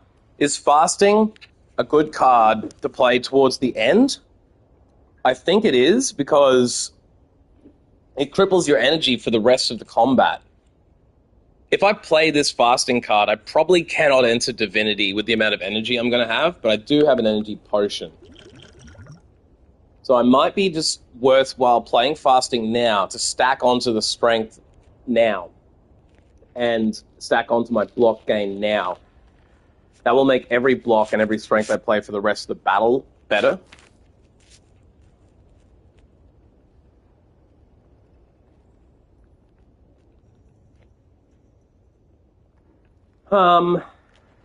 Yeah. The other option is I could draw 2 more cards now and hope that I just draw crappy cards I'm not going to need to play to make the next hand even better. It'll also give me 15 damage on him.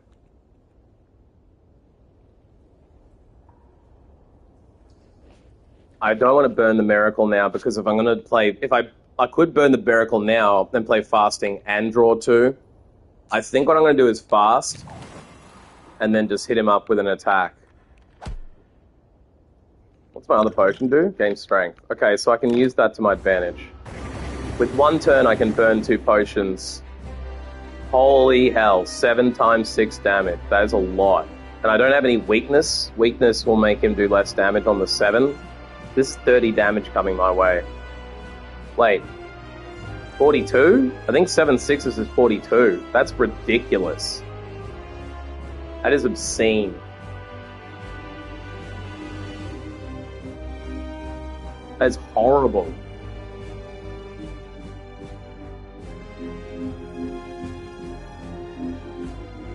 And because I did fasting, I can't use omnipotence and omniscience. And even if I did... Oh, so it can actually pull out my draw pile. So if I use my energy potion now, I could enter into Divinity, gain 3. But that only helps attacking, and this turn is a block turn. So I think the only play here is to play the 2 highest block cards I have,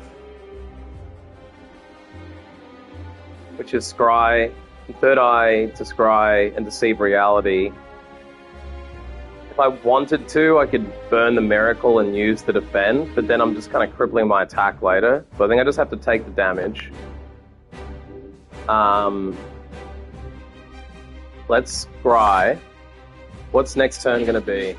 Damage, Enter Calm, Mantra, damage, and block.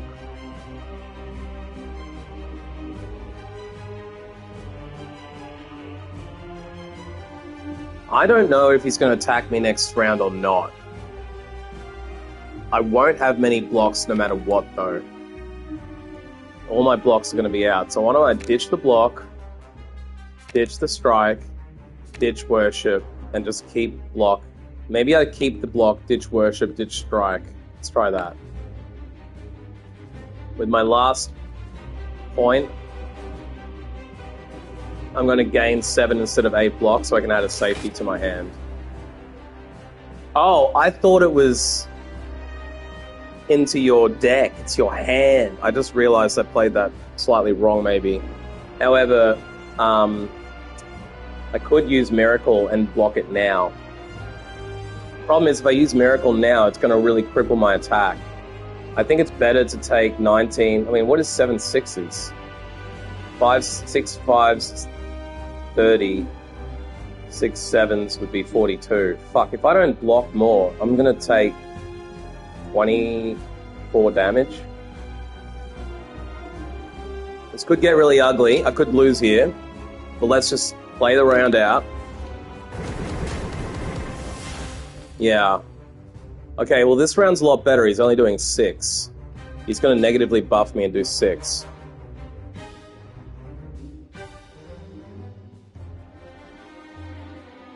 This really sucks that I've drawn all the blocks with no damaging. But what I might do is... Fuck, I can't afford to do everything. If I enter Wrath, I'm going to take 12 damage. But it will mean that I'm in Wrath. I think the play here might be to gain the block, enter Calm, use the energy then the potion, use the 2 energy to enter Wrath, and then from the Wrath, I will then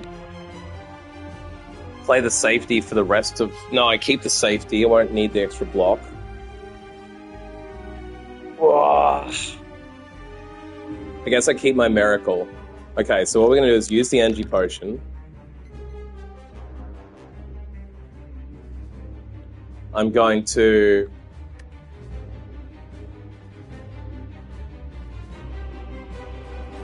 Yeah, I'm going to... enter Wrath. Oh, I did that in the wrong order. Oh, I meant to enter Calm and then enter Wrath. Damn fuck shit. Yeah, I played that in the wrong order. I think I'm cooked. I basically just entered Wrath for nothing. Oh, I got it back. That's really good luck. Okay. Not as good as it could have been, though. Now I'm going to take 10 damage. It's actually not too bad at all. So if I enter Wrath, it'll be 20.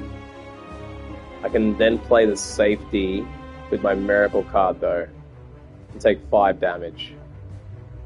I don't have a lot of attacking cards anyway, so let's do that. Let's enter Wrath. That gives me 2. I forgot it gives me the energy boost leaving Calm, so that does help me a bit here. Now I can strike for 18, gain block and add a safety into my hand. I will still take... Oh, it doubles his base damage, and I'm going to take 20 damage, so maybe I should double block. If I use those 2 blocks, I'll block 15 out of 20. Actually, I can block 15 right here, and then gain another safety. That's probably the play.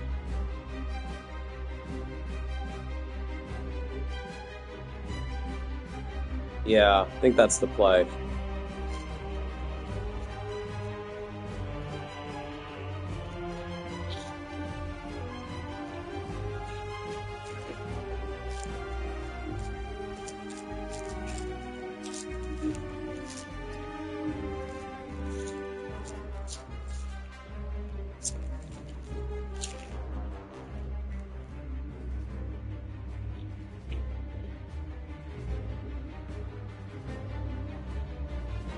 Just gonna think about this for a second.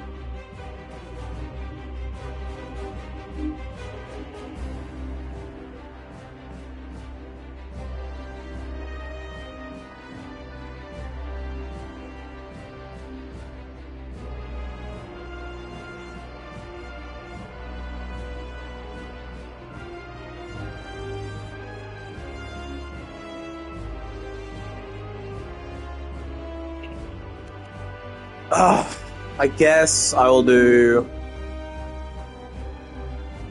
less striking, even though it's because only, I mean, it's a strike card, it's worth doing, but it's also kind of like not going to kill him this round anyway. So let's block and then safety. That will cover me on the damage. And then I think I saved the Miracle for stacking up one big turn. 12 damage. That's actually not so bad. Now I can do 36. I'm going to get 2 damage no matter what.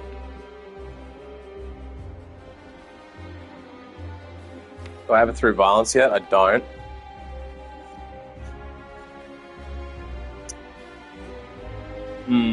I might have to use my other safety.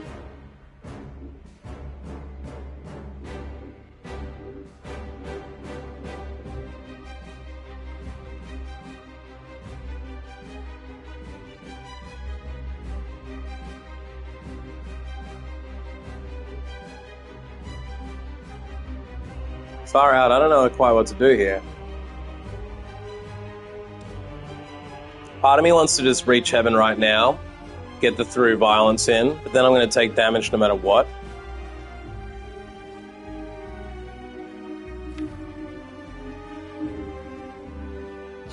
I think drawing 2 cards would be smart because I've only got crap cards coming.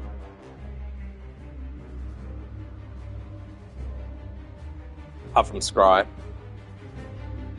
I could also enter Calm and half the damage and just wash out my Wrath, but I don't want to waste the Wrath.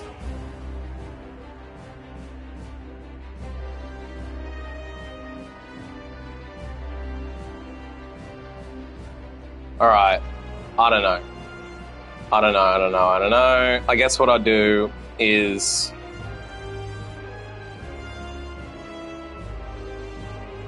enter Calm. And just call this round a wash.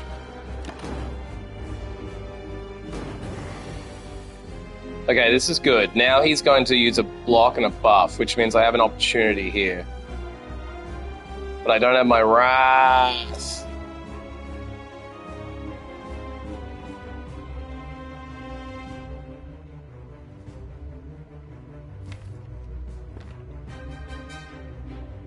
I think the option here should be to get Worship going so that I get a chance of entering Divinity.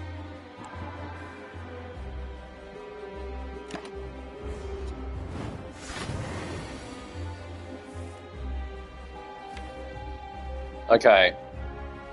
Now I've got to block 14 damage. I'm also going to take 2 damage no matter what, plus 2, because I'm getting these burn cards.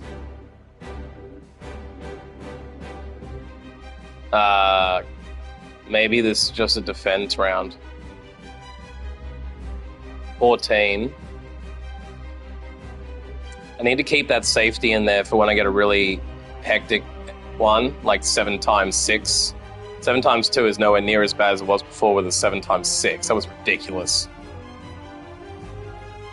2 defends will bring me up to 16, which is enough to cover it. I think that's the only thing worth doing this round. I'm not really doing anywhere near enough damage to him, but I'll have to just build that up for one big round in Divinity, potentially. Because the strength potion I have will give me 5 strength, and then if I'm in Divinity at the time...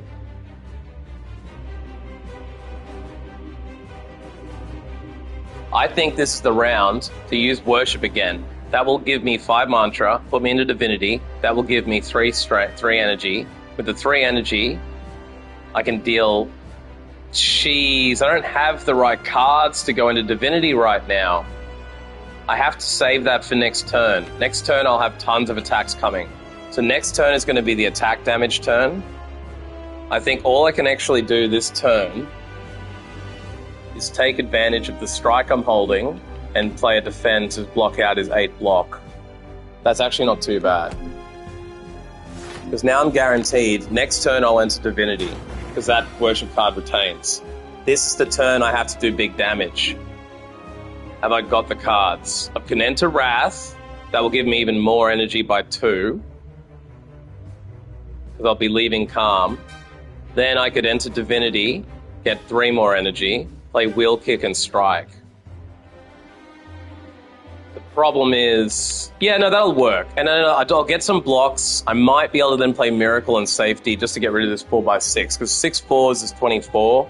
So that's going to double if I enter Wrath, but then I'll be leaving Wrath for Divinity. I just have to make sure I do this in the right order. Actually, I don't need to enter Wrath. It's just that it's an extra 12 damage. So maybe the play here is to deal 12 damage and enter Wrath, then leave Wrath for Divinity.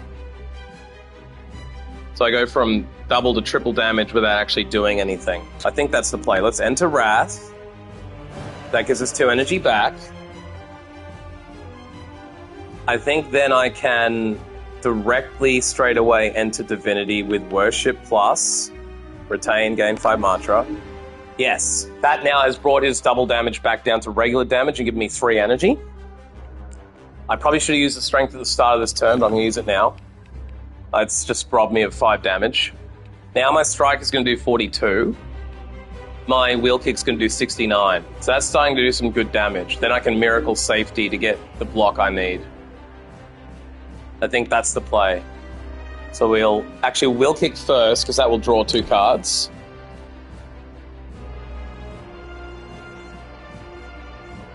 I'm actually considering here, I'll use the Miracle now.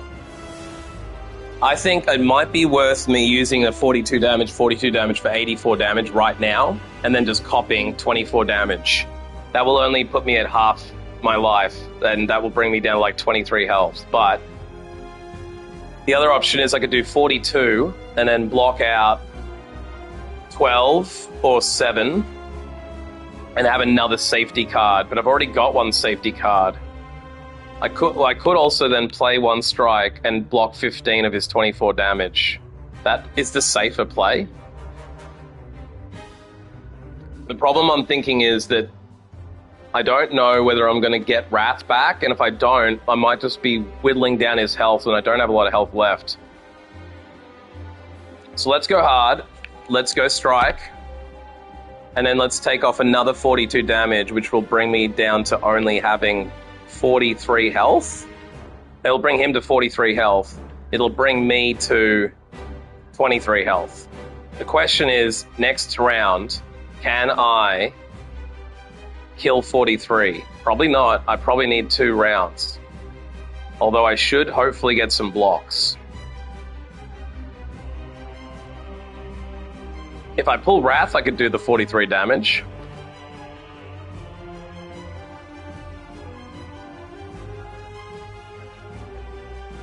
If I block 15 of 24, I'll only take 9 damage. But, as we've seen, he can do 42 damage in one hit. I think the better play is just to damage him while I can. Big hit! Ow! 23 damage!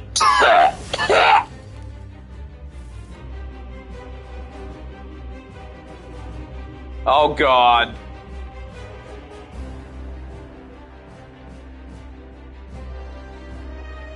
Oh, what do I do? Maybe I just play this. Take the 8 damage. That probably means I'm dead next turn. I think I'm dead.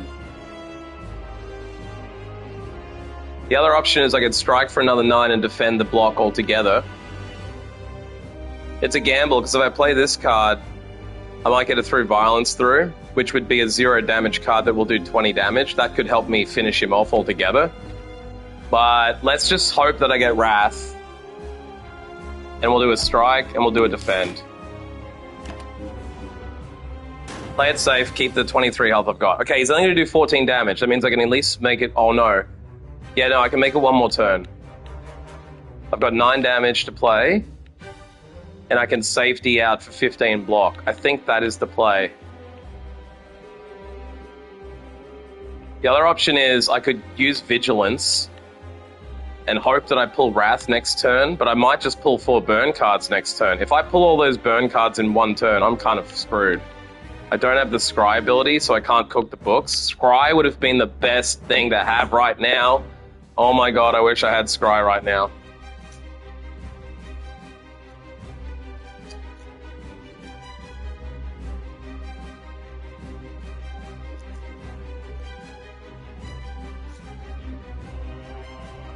I think this is a death, but it's a possibility I could still win. I'm dead next turn no matter what, I think. I've just noticed the burn cards now burn plus have been upgraded, so I'm taking 8 damage this turn no matter what. Plus I'm taking 14 damage, so what's 14 plus 8? 14 and 8. It's 22. I'll have 1 hit point left after this turn. I'm dead next turn unless I use a block.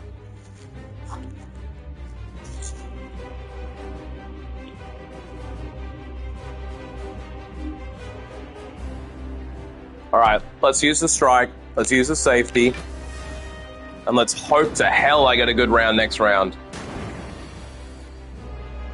8 damage, and I pulled 3 of 4 blocks and only 1 strike. I think I'm dead. I think I'm dead, because I'm going to take 4, 8, 12, plus 8. I'm going to take 20 damage. Even if I block 8, I can survive. I might win this. I might get a chance to win this turn. 12 damage. Ooh, 18 damage. We win. Yes! We did it with 4 health. Let's go! Let's go! Gain 3 thorns. That means if people attack me, I get 3 back. That's good. That means now I'll heal my full health on the next area, so it means I've made it to the next area by 4 health. By the skin of my teeth, as they say. I have made it through. I don't know why they say by the skin of your teeth. That's a weird old phrase.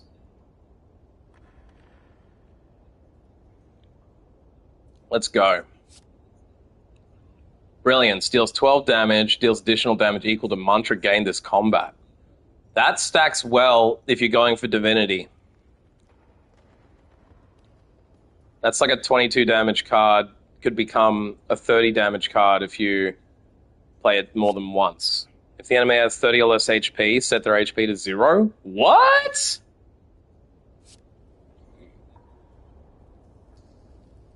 Now, I already got Omniscience, and I'm finding it very hard to play with the amount of energy I have.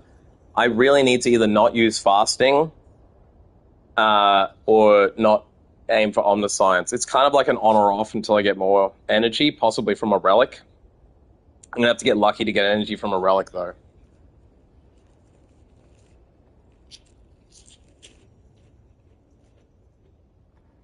This Judgment card seems crazy.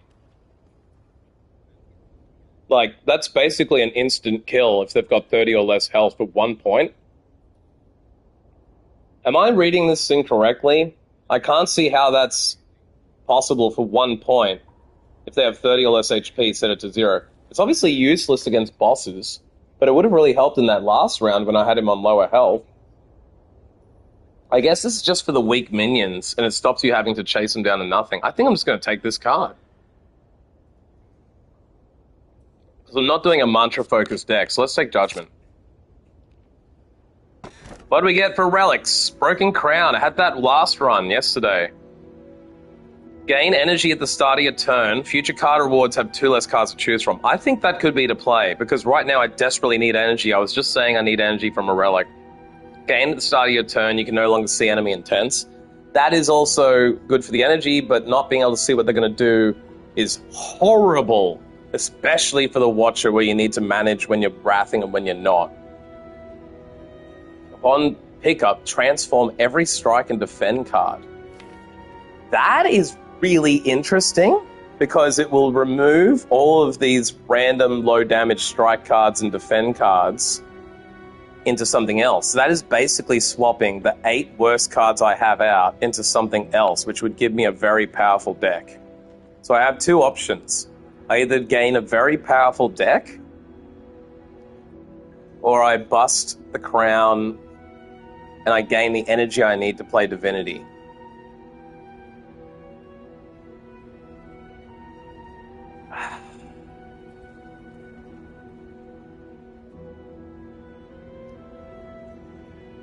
Because if I transform these cards, they can be any rarity, and it's a random card.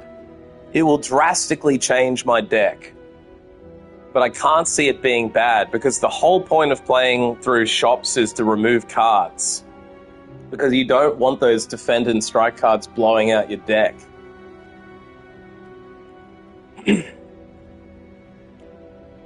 Also, taking the Busted Crown now means that I'm basically sacrificing the power of choice on every other battle for the rest of the game. So it will for the next... this is probably better to get later on, I guess, but I almost have gotten it at the right time, because in theory, if I gain this, I will just focus on not picking up any more cards and just removing all the crappy ones from my deck. But let's play that out. I might only get 2 shops a map. I might only get 1 shop a map. I might only be able to remove 2 cards by Act 3. Another 1 or 2 on Act 3. At max, I'm going to be able to get rid of half of my strike defend cards unless I get very lucky.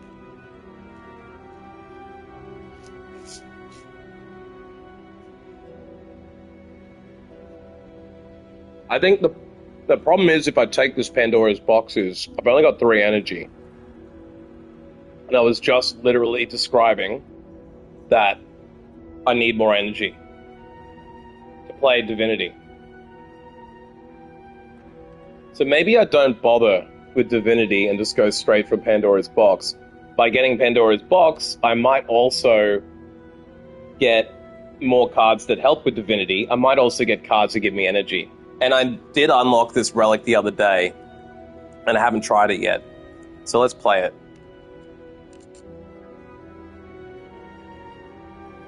Okay, so here's what I got. One strike card has been upgraded to talk to the hand. I mean, I've gotten 3 blue cards and a gold. This is pretty good, I think. Conjure Blade. Shuffle an expunger into your draw pile. Oh my goodness. So if I pull 3 energy on this, it'll then deal 9 damage 3 times. That's 27 damage. If that's doubled, that's like 54 damage. No, 48 damage. And then if I triple it, it's like even better. That's very powerful. Deal 8 damage. If the last card played this combat was a skill, apply a vulnerable. That's good. I nearly picked that up before. Deal 6 damage, add a smite into your hand. Retain 12 damage, exhaust. That's good. That's really good. Deal 5 damage whenever you attack this enemy, gain 2 block. That's good.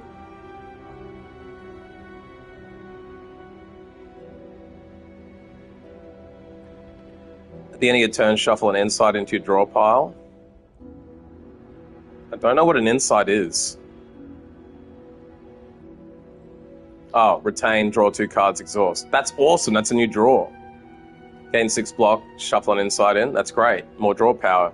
Gain 3 block if you're in Wrath, gain additional 9 block. That's cool. That means you can Wrath focus on that. Flying Sleeves, retain, gain 4 damage twice. That's a pretty good pull overall. I don't hate that at all. Just means I have to manage that fasting card very carefully, and I have to manage my energy.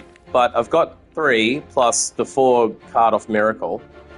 If I'd swapped the starting Miracle, that would have been a waste. So let's go.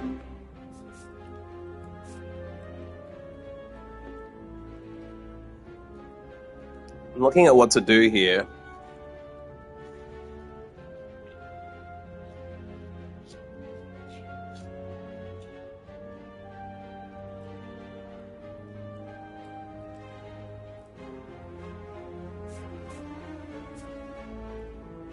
Okay, so the right path has the option of 2 fireplaces before the top, and you get the last one.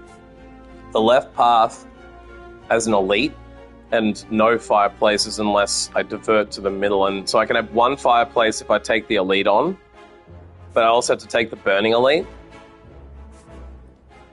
The middle path branches up and gives me the option of the 2 fireplaces again. So I'm thinking what I might do is take this middle path. I mean, I don't think I need any more cards though. So maybe I go the right path, go through the question mark, up the middle. There is a shop on the right though. I actually think I should hit that shop.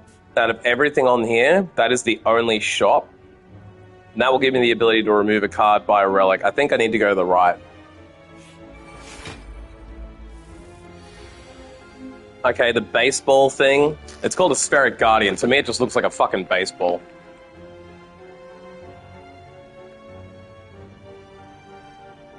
This guy's got really bad block, but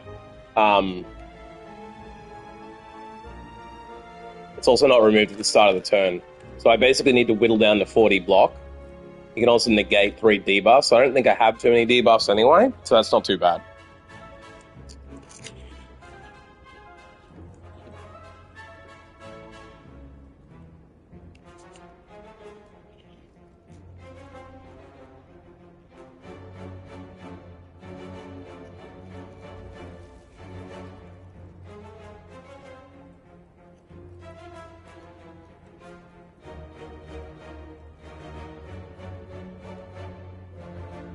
I think maybe just doing the wheel kick for 15 damage might not be a bad idea.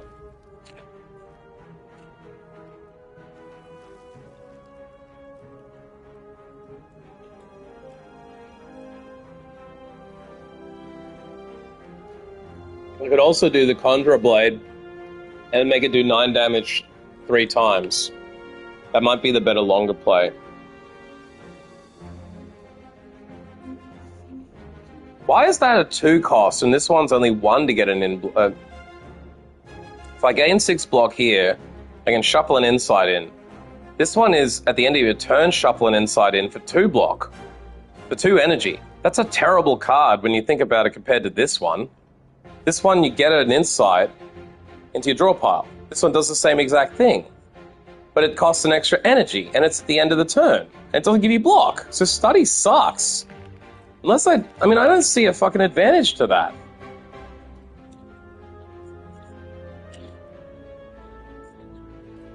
What is the point of study? I think that's a card I'll need to remove. It's like a curse.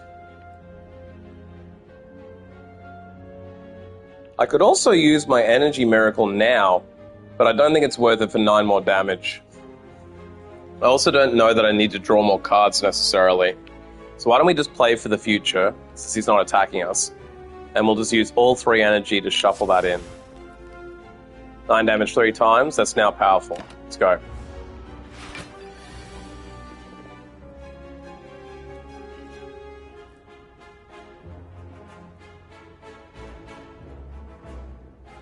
I wonder if I use this now, if this sets his HP to 0 and all I have to do is burn his block.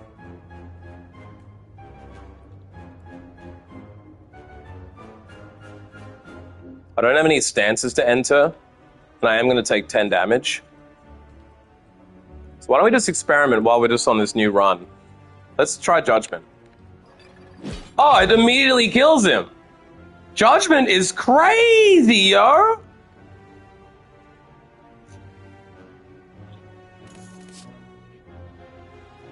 For an enemy like that with 40 block and 20 health, Judgment is an instant kill. That is nuts. That is such a powerful card. Like, it's kind of shitty against bosses when they've got 300 health or whatever, but yeah, goddamn, it's powerful for those little battles. A 0 cost attack with 5 damage to everybody seems really good.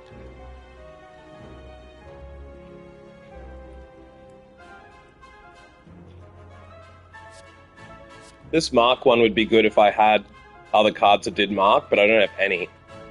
So that kind of seems like good if you had multiple marks. That's like AoE. That's like 11 damage to everybody, but you'd have to play that over and over and over again. That's a small deck card.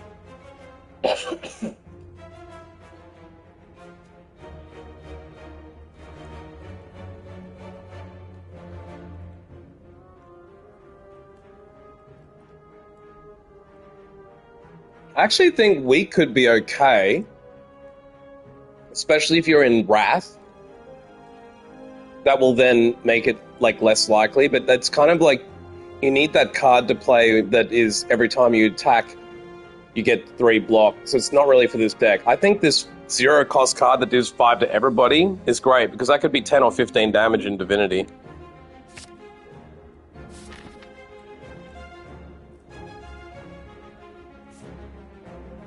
Like, I could have skipped it, but I don't see the point in skipping a 0 cost card. Okay, this is the other kind of enemy. I need him... He's going to keep getting that 14 block back every turn, so I need to do big damage on him to bust through that block. Once I get him down to 30, though, I should be able to use the Judgment card on him, as long as I pull it at the right time. Now, because he's doing 6 times 2, if I do Wrath, that'll become 12 times 2, then I'll make it 24. It makes it quite hard to justify pulling Wrath this turn. Keep pulling Study. I hate that card right now. It's terrible.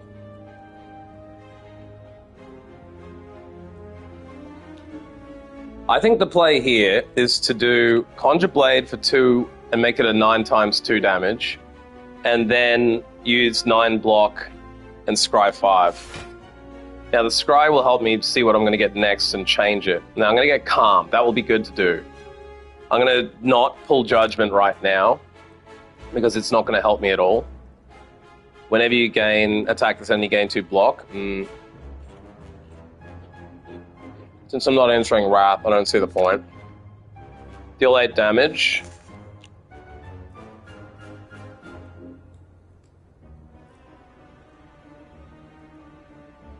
I think I might want to keep Flying Sleeves, maybe.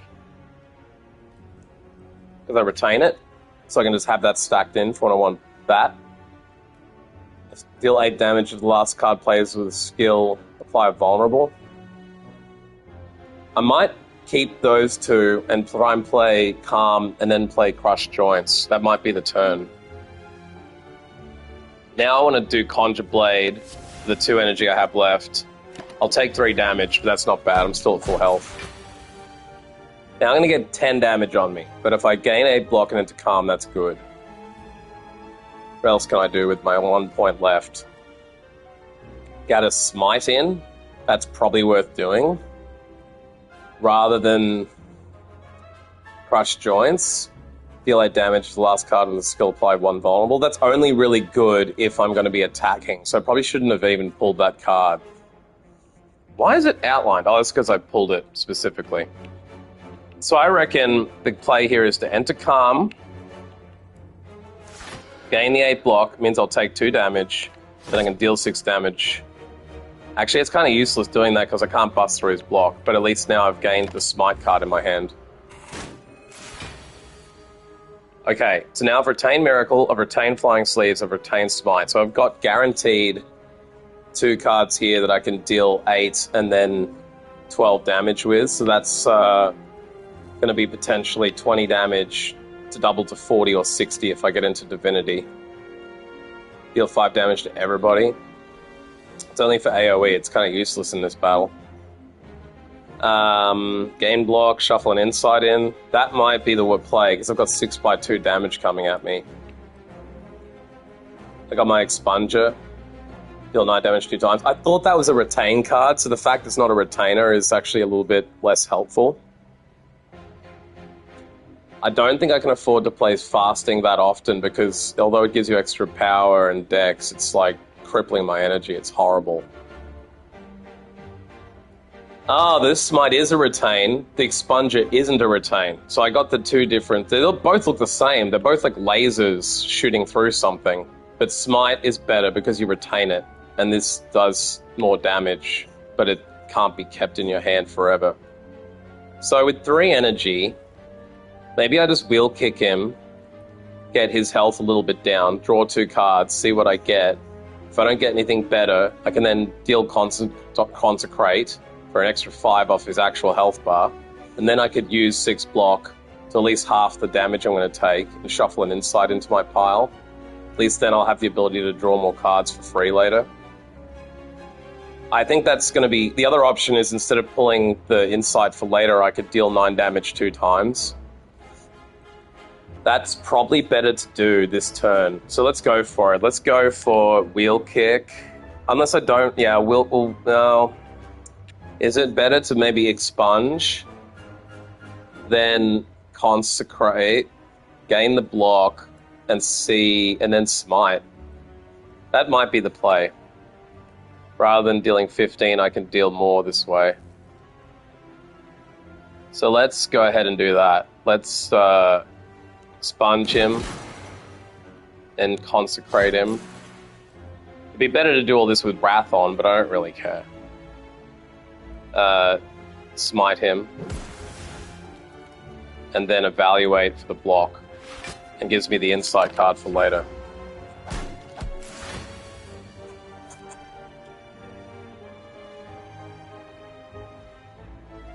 So I got 10 damage coming at me. His block is down to 11.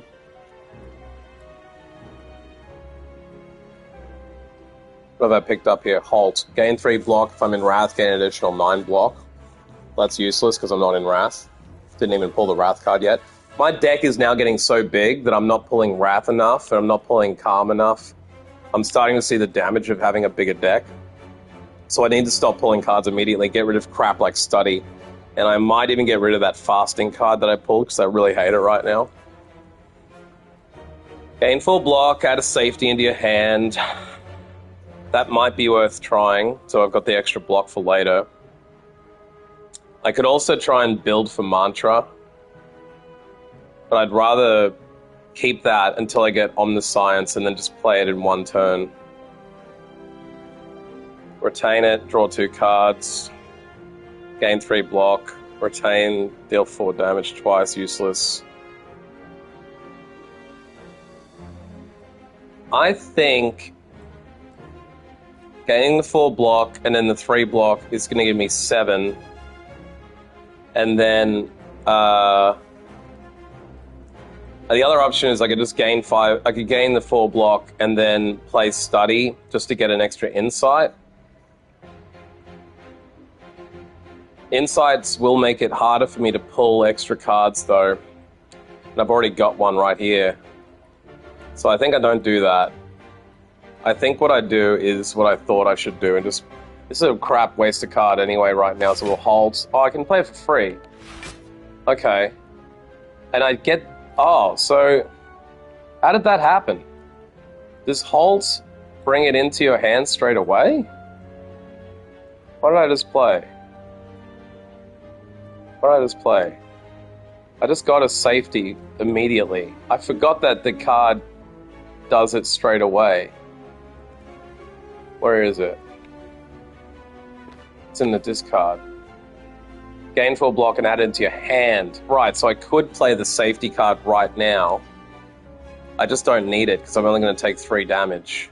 I'd rather take the 3 damage now, maybe. Unless there is any point. I mean, I'm kind of saving it in case I'm going to have lots of damage later. I'm assuming he's going to scale up in his damage, but maybe he doesn't.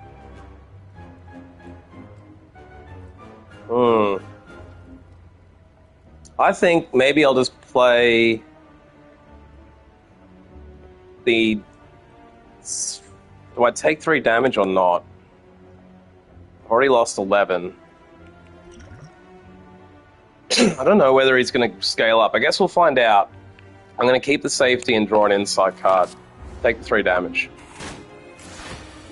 Okay, so he's doing 12 damage now, so having the safety is probably good. I could use that right now and get no damage this turn.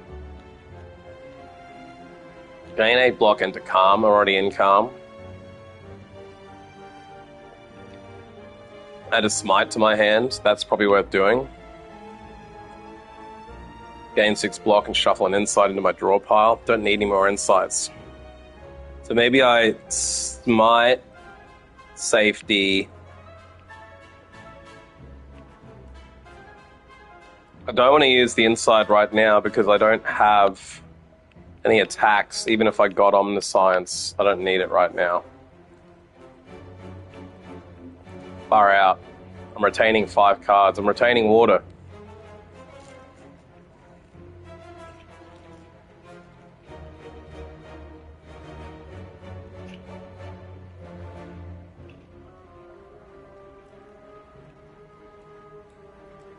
Okay. I think maybe I block 8.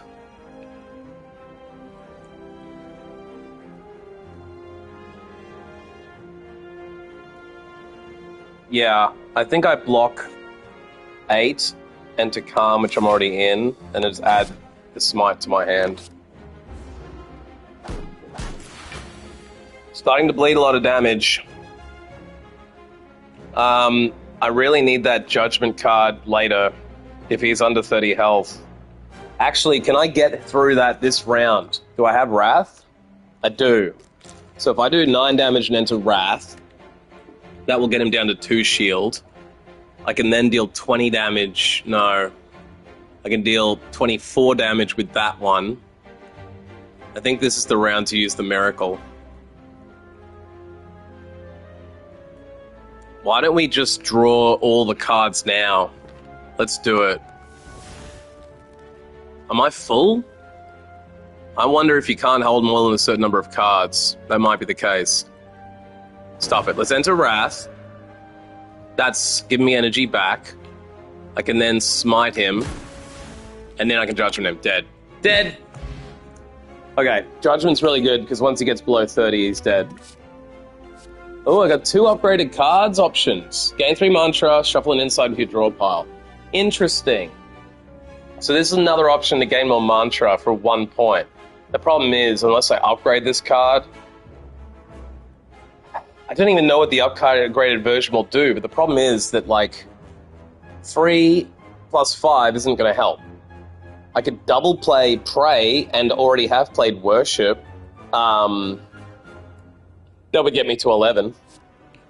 What's this do? Deal 6 damage whenever you change stances. Return this from the discard pile to your hand. That's good for a free 12 damage. Sleeves isn't worth taking. I've already got a sleeves. It's not that good. I'm not building for that, I don't think. Gain 3 mantra, shuffle an insight in. I don't know, bruh.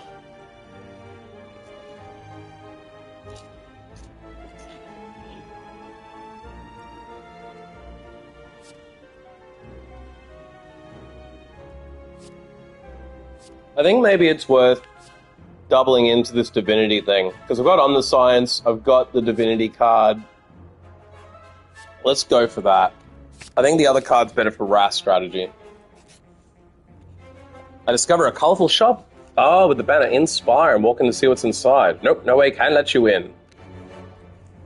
Disgusting. Are you bleeding? Gross. Business? You a customer? Fine, whatever. So I can lose 40 to upgrade a card. This is probably worth doing. I am about to go into a shop, though. Transform 2 cards for 60. Kind of no point, because I've just transformed every one of my cards. 90 gold, remove a card and upgrade a random. That's probably worth doing, because the merchant will charge me 75 to remove my first card. I have 2 cards at least I want to lose. And I think I'll get a random upgrade. Who watches The Watcher? I don't know, Justin. Who does watch The Watcher? Probably The Watcher? And then who watches The Watcher? The Watcher? God, that's confusing to say. I'm thinking I might full service myself here. Just to catch you up, I'm on Area 2. I'm about the start third of Area 2. It looks like I'm fighting whoever that is. I thought that was the dude with the construct, or the nemesis, whatever he's called. The guy with the weird hexagon-y kind of body with the limbs poking off of it, but I don't remember which one it is. I also made it through Area 1 with 4 health. 4! And I picked the relic of Pandora's box that we upgraded the other day, and I changed all my strike and defend cards into random-ass cards. The strategy I'm kind of cooking on here, because this is my first playthrough, but I've kind of figured out that Divinity is the one you want to be going for. I'm trying to go for a bit of a Divinity strategy. So I have Omniscience, which I believe will help me a lot, because if I play Omniscience, it'll play Worship twice and get me immediately into Divinity. On this Divinity strategy, I've also just picked up Pray, which gives me 3 mantra. So my thoughts are, once I pick up Worship, I'll retain it. I can play that for 5 mantra whenever I can. Then play Omniscience on Pray to double up and get immediately into Divinity. I could also then Omniscience Worship if I haven't picked up Pray. So that's given me 2 angles to get into Divinity. I've also just randomly picked up, out of the transformation of Pandora's box, Carve Reality. I got Consecrate out of it. So you can see I've picked up some decent cards, but I've also got a really fucking random deck. The 2 cards I think I want to ditch is Study, because Study costs 2 and it gives you an insight. I've also got a better card than that, which gives you 6 block and shuffles an insight in. I cannot see why the hell Study, a blue card, shuffles an insight in at the end of the turn, whereas a Bray-ass Evaluate for 1 point gives you 6 block and shuffles an insight in. I'm like, what the hell? Why is Study so bad? Unless there's something else that synergizes with Study, like if you're holding Study, this card does way more. I have no fucking clue why you would want Study. I think the other one I want to get rid of, potentially, is this Fasting card, which I picked up at the start, and I'm now hating it, because at 3 strength, 3 dex, it's not worth having 1 less energy. It's a power. So I suppose you might want... Because I've got some cards that say if the last card you played with a skill, apply a vulnerable. That actually makes Study worse as well, because I could play Inside Off Crush Joints. But what the hell is the difference between a power and a skill anyway? Oh, a power lasts the entire combat, doesn't it? Right. So that means, does that mean if I play study at the end of every turn I'm getting an insight? Right. That's why it's better. It's a guaranteed 2-draw for the rest of battle. That's actually pretty good then. Maybe I won't ditch it. Good thing you showed up, because otherwise I was going to throw it away and be like, who the hell study? Study sucks. Am I correct in saying then that fasting should give me 3 strength, 3 dex for every turn? So maybe I don't even ditch that.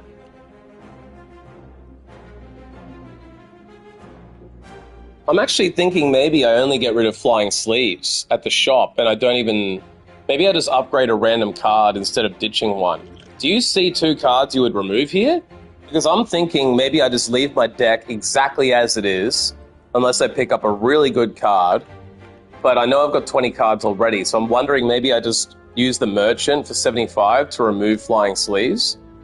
It's just that, like, this merchant for 90 can remove and upgrade. So maybe I could just do that now. It's like paying 25, it's like paying 15 gold for an upgrade, and fasting is only once, but perma energy drain. Well, why the hell?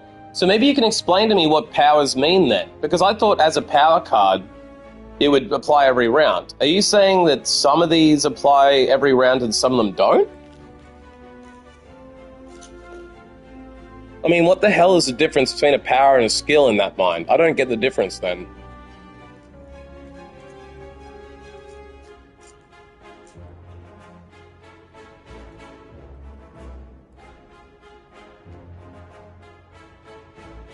I actually think I only need to remove 1 card. And if I do only remove 1 card, it might be fasting. Hang on, my chat is not working right now on my phone. Permanent implies a long-term effect. Power implies a long-term effect. So basically, it's all about the wording on the card. This one says gain 3, gain 3. It doesn't say at the end or at the start of your turn gain 3. It's just saying gain, gain. But it also then just says gain 1 less at the start of every turn. Right, so it's basically saying for a one-off trade of energy, you can gain strength and dex. If you had a really high energy deck, that would be great. Or if you gamed it so that you were constantly entering calm and leaving calm, that would be great. Yeah, so I think to be able to play fasting, I need a calm-focused deck. Right now, I only have 1 card that gets me into calm, and I only have 1 card that gets me into wrath. That's why I was kind of trying to build for a divinity, because I haven't randomly collected any cards that enter you into calm or wrath, and I just feel like my deck is getting bigger and bigger and I can't enter calm and wrath enough. I do have scry. I've upgraded the scry card here to make sure I can cook the books, so I could definitely use 1 or 2 more of these, but I think the other option is just whittling my deck back down. I think removing fasting might be the play. I think paying 90 here and then skipping removal at the merchant is the play, because then I'll upgrade a random card, I'll gain 3 strength, I'll get rid of this straight away, and then when I get to the merchant, I'll have enough gold to potentially buy a relic. It'll take me to 240. I might not be able to buy a relic, but I might be able to just buy a card or leave it alone and just skip it. It is the only merchant on this map. Oh, there is one in the middle.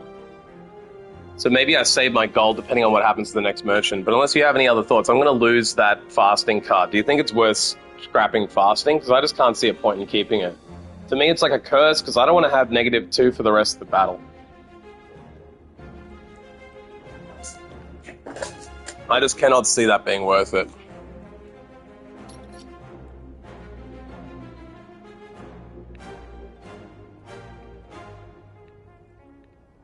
Yeah, where are you, fasting? Wherever you fasting. Fasting, where are you? There you are. Yeah, ditching it. How are you, by the way? I'm assuming you woke up from pizza without accidentally dying from overdose of pepperoni and cheese, which is good. Is everything going well in your world? I'm assuming you've got family stuff going on like everybody else.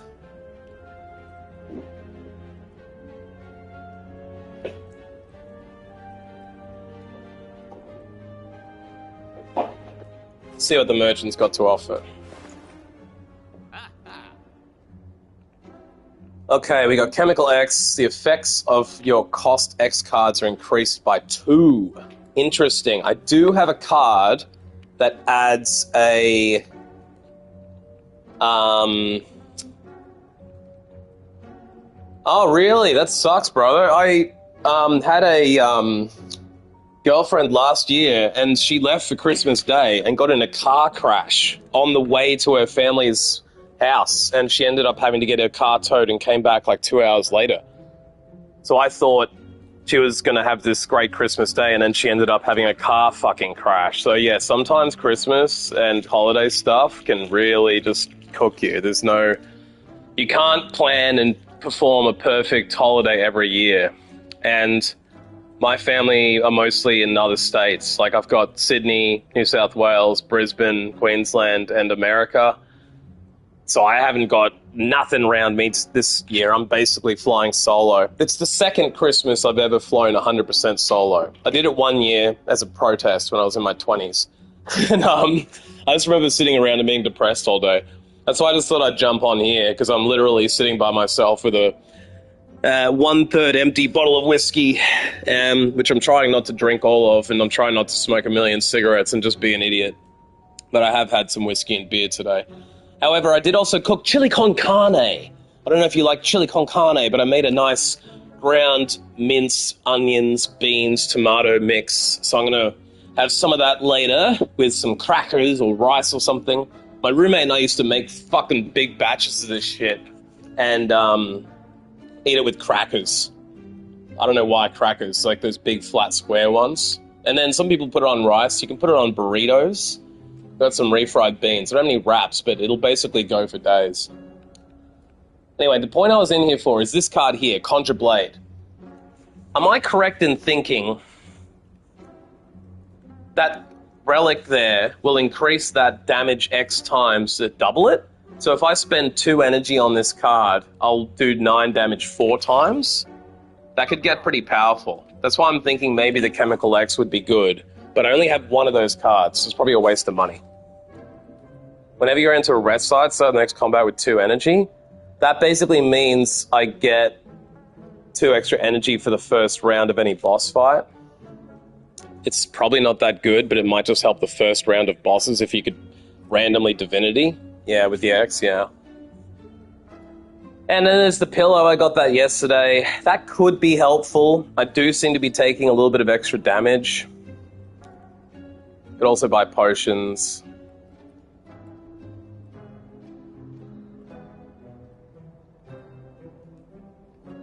I'm actually thinking maybe I just save my money.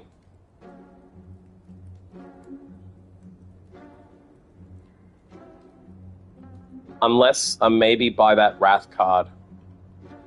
The only thing I'm thinking here is buying that Wrath card might give me a second option to enter Wrath.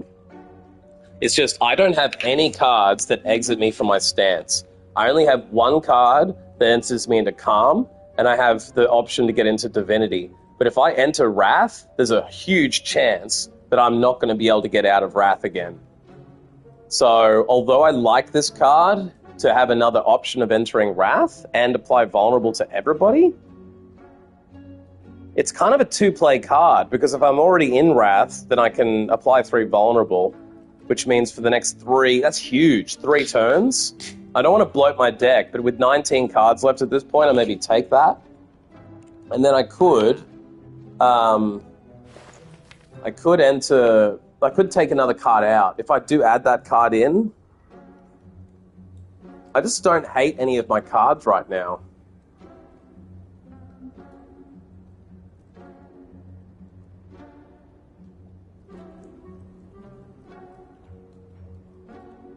I don't think I need to lose any of these cards. I think because I have Scry, I can get away with a slightly bigger deck. So I think what I'm going to do is buy this Indignation, because I need more abilities to enter and leave stances. I think I won't get rid of a card, and I think I'll save my money on these relics, because I only have 1 card that Chemical X would affect. It's just that it will make that 1 card a lot better. Because I could potentially have 9 damage 3 times, increased by 2 would be 9 damage 6 times. If I'm in Wrath, that's 18 damage 6 times. That's 60, 6 8 to 48. That's like 100 damage. It turns it into 100 damage cards if I'm in Divinity. 100 100 damage in Wrath, and it would be well more than that in Divinity. That would be 9, 18, 27, 6 times. 6 2s, 120, 6 7s, 42. It becomes 160 card in Divinity. That's pretty fucking nuts. Maybe I buy Chemical X and the Indignation, and I just play to do the 160 damage and keep it for like boss fighting. It's just it will rob my ability to buy a relic at the next shop. I don't know whether the next relic might be better.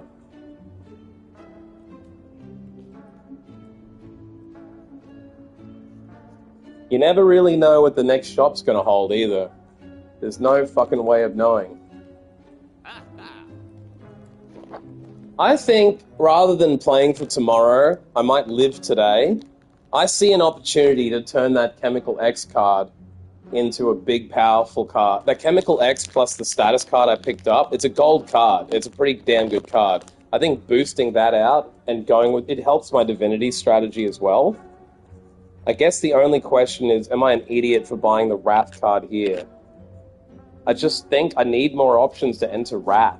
One card entering me into Wrath with a 20-card deck means that I'm going to be waiting 4 turns to enter Wrath at potential. And if I do this, I could enter Wrath 2 turns in a row. And the biggest thing is, even if you enter Wrath at the right time, you have to have all the cards with you to make it make sense. So, I'm going to do it. Now do I buy Chemical X? I think I do. I don't see any other relic giving me the ability to do 160 damage or 100 damage. And I can now, if I pick up Chemical X, keep my eye out for other cards that give me X effects.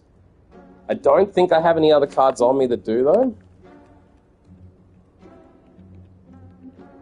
I'm just going to do it. Fuck it. I don't think any other relic's going to give me that kind of upside. Alright, what do we got here? A Snecko. So what can I do now? Well, I've randomly picked up shitloads of block cards.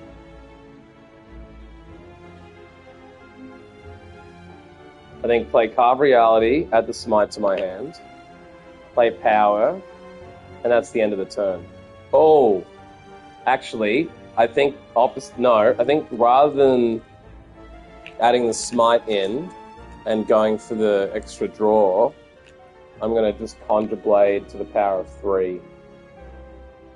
And I didn't even think about it, but if I use Miracle on the same hand now, I could make it do 4 times 9. Is it worth saving that Miracle, though, to enter Divinity? Probably is. It's probably better to save the Miracle to get an instant enter onto Divinity. I think that's better. Yeah, let's just do the tree first.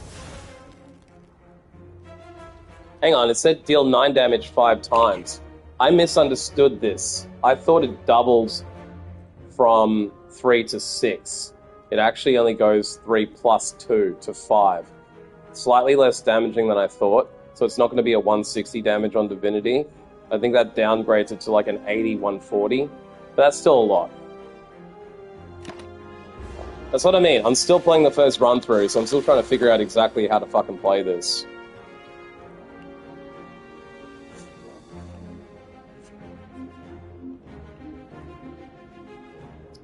I don't know why that card is glowing yellow. I've noticed, I thought that meant that I'd retained it last hand, but I don't understand why some of these cards are glowing yellow versus blue. That doesn't make any sense to me. If anyone in chat knows why that happens, I'd be interested. What have I done to make that glow yellow? I don't get. Oh, if the last card played was a skill, you apply a vulnerable. That's right. The condition is met. Thank you. I came to that realization just as I saw your chat. Thank you. That's helpful to know. So I'm going to take 15 damage. I think that means entering Wrath is a bit of a shame, but I do have Worship on me now, which means once I pull Omniscience, I can enter into Divinity. I think the play here is to potentially... Man, I can pray for 0? Was pray always a 0 card? I don't think it was. It's a 1 card. So what have I done to make pray a 0? I'm super confused why pray has a green 0. What have I done?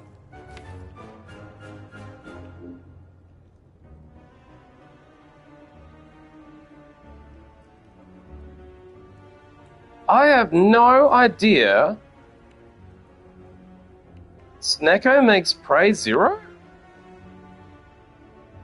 And third eye 0? So all my skills against him are 0 now? Why can you do skills for 0 against a Snecko? Is it just this turn because he's attacking? Like, if I don't play Worship now, is it gonna go back up to costing something?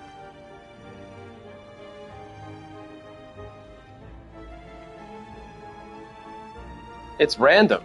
Well, I guess I should play it all this turn while it's 0 cost.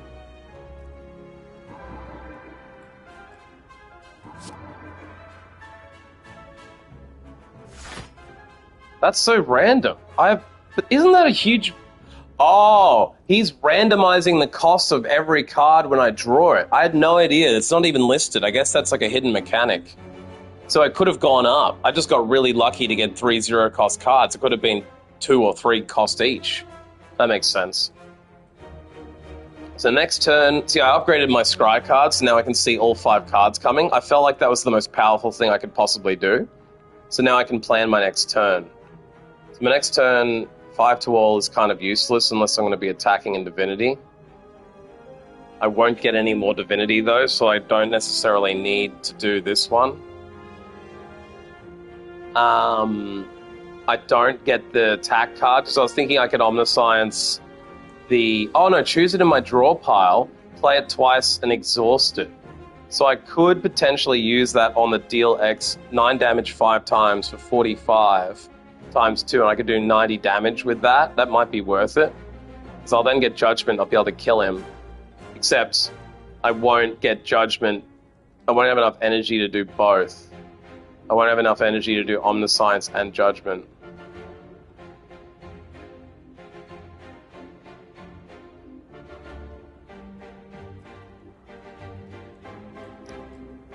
I think the play here is to drop Wheel Kick, drop Judgment, because he won't be low enough on health. Actually, he might be, but I won't have the energy anyway. Gain 6 block, shuffle it inside into your draw pile, drop it. Let's do that.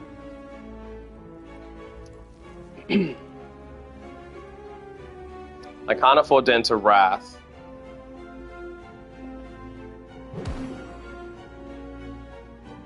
Maybe I will be able to kill him now. I might have wanted to keep Judgment. Oh, I can't. I can't anyway. Hang on a second. I didn't see... wait. I didn't see Expunger in there. That wasn't in the 5 cards. It changed when I dropped them. Right. Right. I thought I'd be able to draw this out of my hand, but I can't do that now. That kind of sucks. That kind of sucks. I'm still figuring out how to play this motherfucker. So he's going to do 15 damage. I've shuffled some horrific cost, but this is actually 1 less. Am I... Oh man, I just realized the Sponger is like costing me 2 instead of 1 or 0. I thought it was normally a 1 cost card. Fuck. And Consecrate has gone up from 0 to 1. I just kind of remember that he's going to randomize everything. Man, I probably wasted that out. Oh well. Kind of makes Scry useless when everything is a random ass cost. Well, and it can only block 3.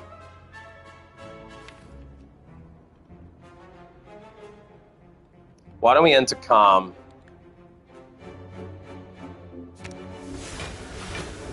Get the 16 block. And just avoid any damage. Sweet, only 8 damage now. It's all expensive again. Even insight costs 2. Man, this Snecko really ruins my character right now. So I could probably enter Wrath and just cop the extra damage. But if I do that, I would then have to use...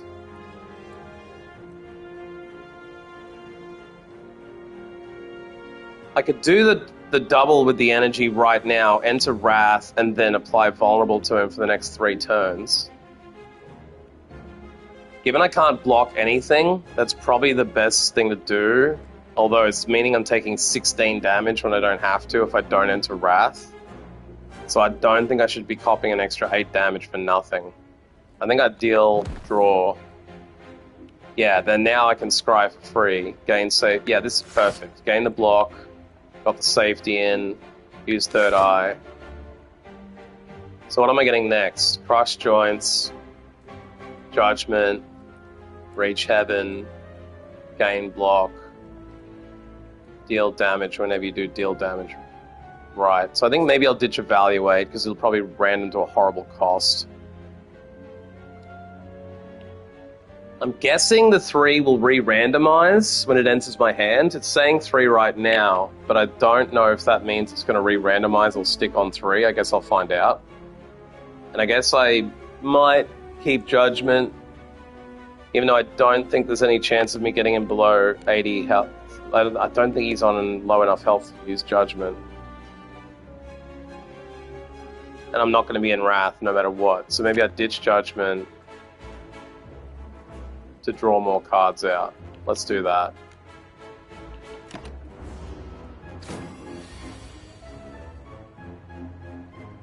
Okay, so I think once it's been changed, it must stay the same, because that was 3 in my hand. Oh no, it's just telling me it was already randomized to 3, so it's already pulled it out at that cost. Right. Well, a study for free is cool. Crush Joints for free. If I can play a skill. I think I do that now.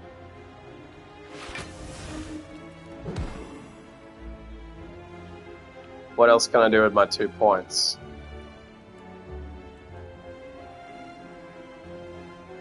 Oh, I should have used Talk to the Hand first. Fuck. I guess I don't have to use it.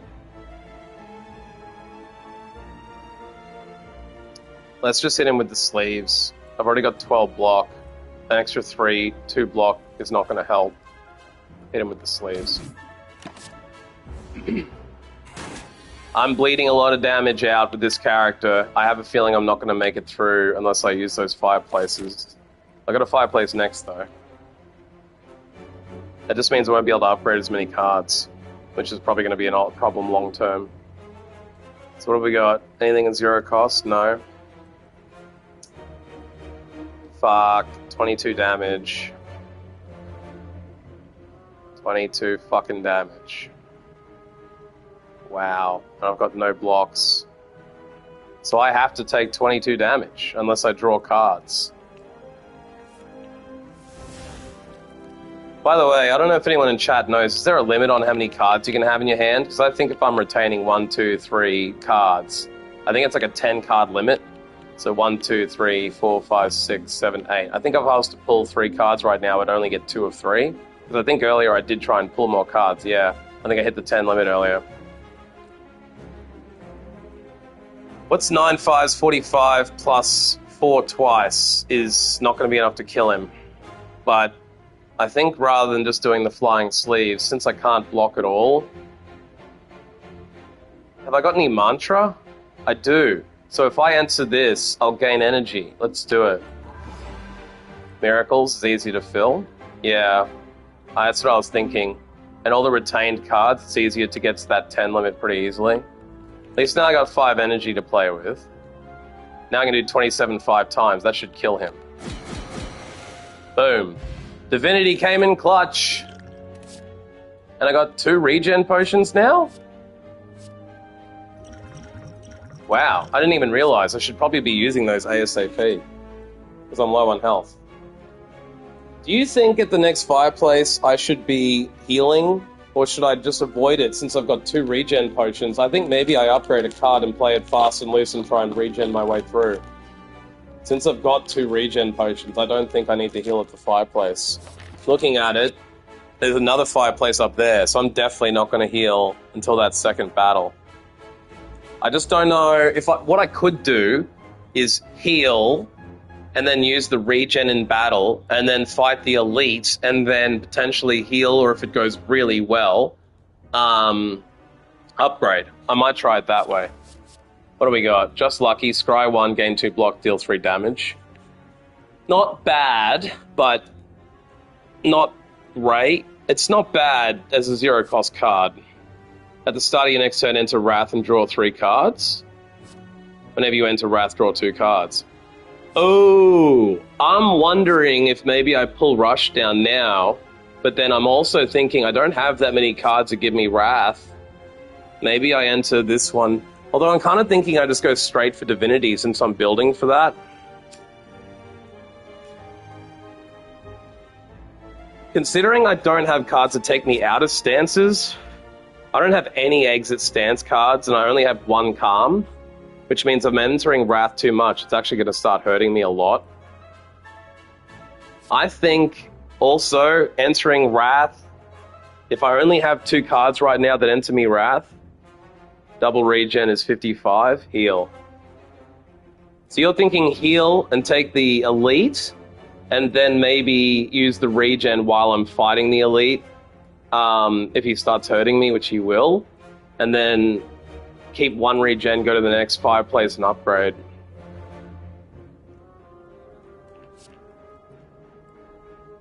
Or are you saying double regen is around 55 heal, so I don't need to heal at the fireplace? That might be what you're saying. It's fine. I think what I'm going to do is heal, fight the elite, and then upgrade at the fireplace after that, or I'll heal twice if I have to. I'm not too worried about upgrading right now. What I'm wondering though is I'm wondering if I just take this Just Lucky 0-coster. Just as a general ability to add block and deal damage, but it's kind of only useful if you've got that strength and dex boost off the fasting. I think maybe getting Rush down is worth it. I have 2 cards that enter me into Wrath. That would mean I get a general ability to draw more attacks and get more use out of Wrath. I think that is better than having a one-off ability to enter Wrath and draw 3 cards. Although Wrath, that card does help with Scry. I only have 1 Scry card, so I'm going to take Rush down. Have you played much Watcher, Justin? It's like my first time playing it. It's a very interesting character. I can see why people say it's their favorite character, because it gives you a lot of, like, it gives you a lot of options. Okay, so now I'm in really good shape for the elite. Whoa, I didn't know there was an elite that has 3. If I can start pulling Judgment out, I can kill all 3 of these one by one. I can't believe Judgment doesn't even exhaust. The fact that Judgment is an insta-kill if they're under 30 and it doesn't exhaust, that's fucking hacks. Yeah, I've got the least experience with Watcher too. This is my very first playthrough. I'm pretty happy that on my very first playthrough I have managed to get to the second act though. I didn't think I was going to make it through that first boss. If you want to go back and watch the stream later, skip to like, I don't know, maybe 20 minutes before you joined. Maybe around the hour and a half mark, I think is when I killed the boss with 4 energy. It was pretty clutch. I mean, 4 life. I had 4 life left when I killed him. So what do I do here? I'm going to take a lot of damage. Yeah, I see what you mean. I think I should have probably gone a Wrath-based run, but I'm really liking the triple damage Divinity, and I happen to get Omniscience early, and I happen to get that other one early, which gives me Worship. And I upgraded Worship early, just thinking I'm going to go balls deep on Divinity. So I don't want to enter Wrath, that's a general die. I think entering Calm is the play for 8 block. And then maybe just start chipping away at the damage with Crush Joints. No, I think I evaluate and I vigilance. Yeah, I'm going to evaluate and vigilance. Yeah.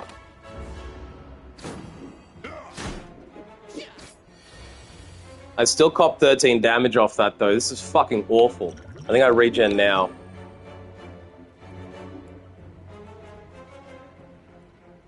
Fuck, this is a heavy attacking group. 7, 7, and 8. This is gonna make Wrath almost impossible to fucking play. But what I can do is enter Divinity now. The problem is, I will have 0 fucking cards to attack with. This is the horrible situation. I've done the magic. I've pulled Omniscience and Worship. So if I use my Miracle, I can play Omniscience, and then play Worship twice and enter Divinity. That means I'll get 3 energy. But it's wasting... because... oh no, but then I can play Conjure Blade for 3. It's just that I won't have any block. But I'm not going to have any block anyway. I think I have to play Insight.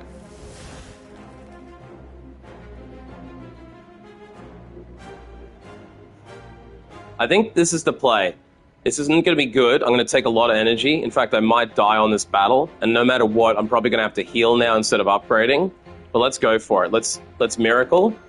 Let's Omniscience, the Worship. Oh no, I can't. Fuck! I just remembered Omniscience doesn't work if you're holding Worship. That is fucking horrible. But maybe I can use it on a block.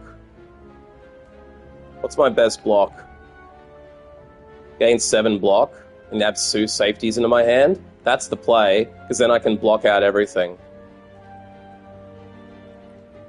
This is ironically probably going to be better because I won't take much damage.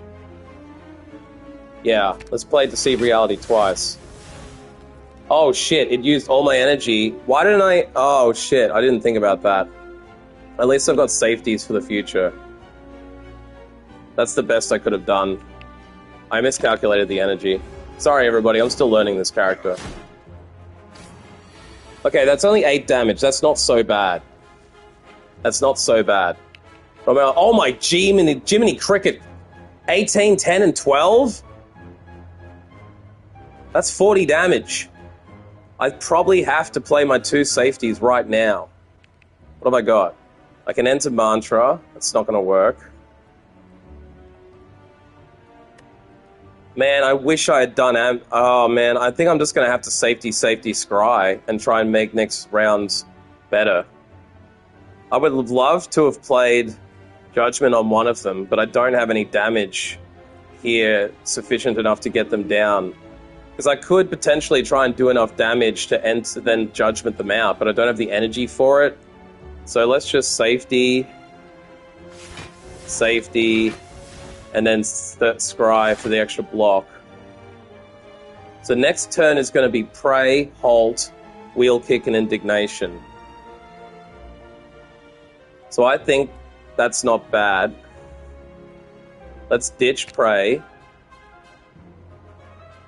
So that will be good. Next turn, I can enter Wrath for 1, Wheel Kick for 2, and then Halt. So I'll at least get 3 block, plus I'll have 9, so that will be 12 block, and I'll deal 30 damage. So next turn should be okay. And I'll only take 7 damage this turn. What's my other potion? Thorns? Thorns might actually be worth using now. I think I'm going to Thorn now.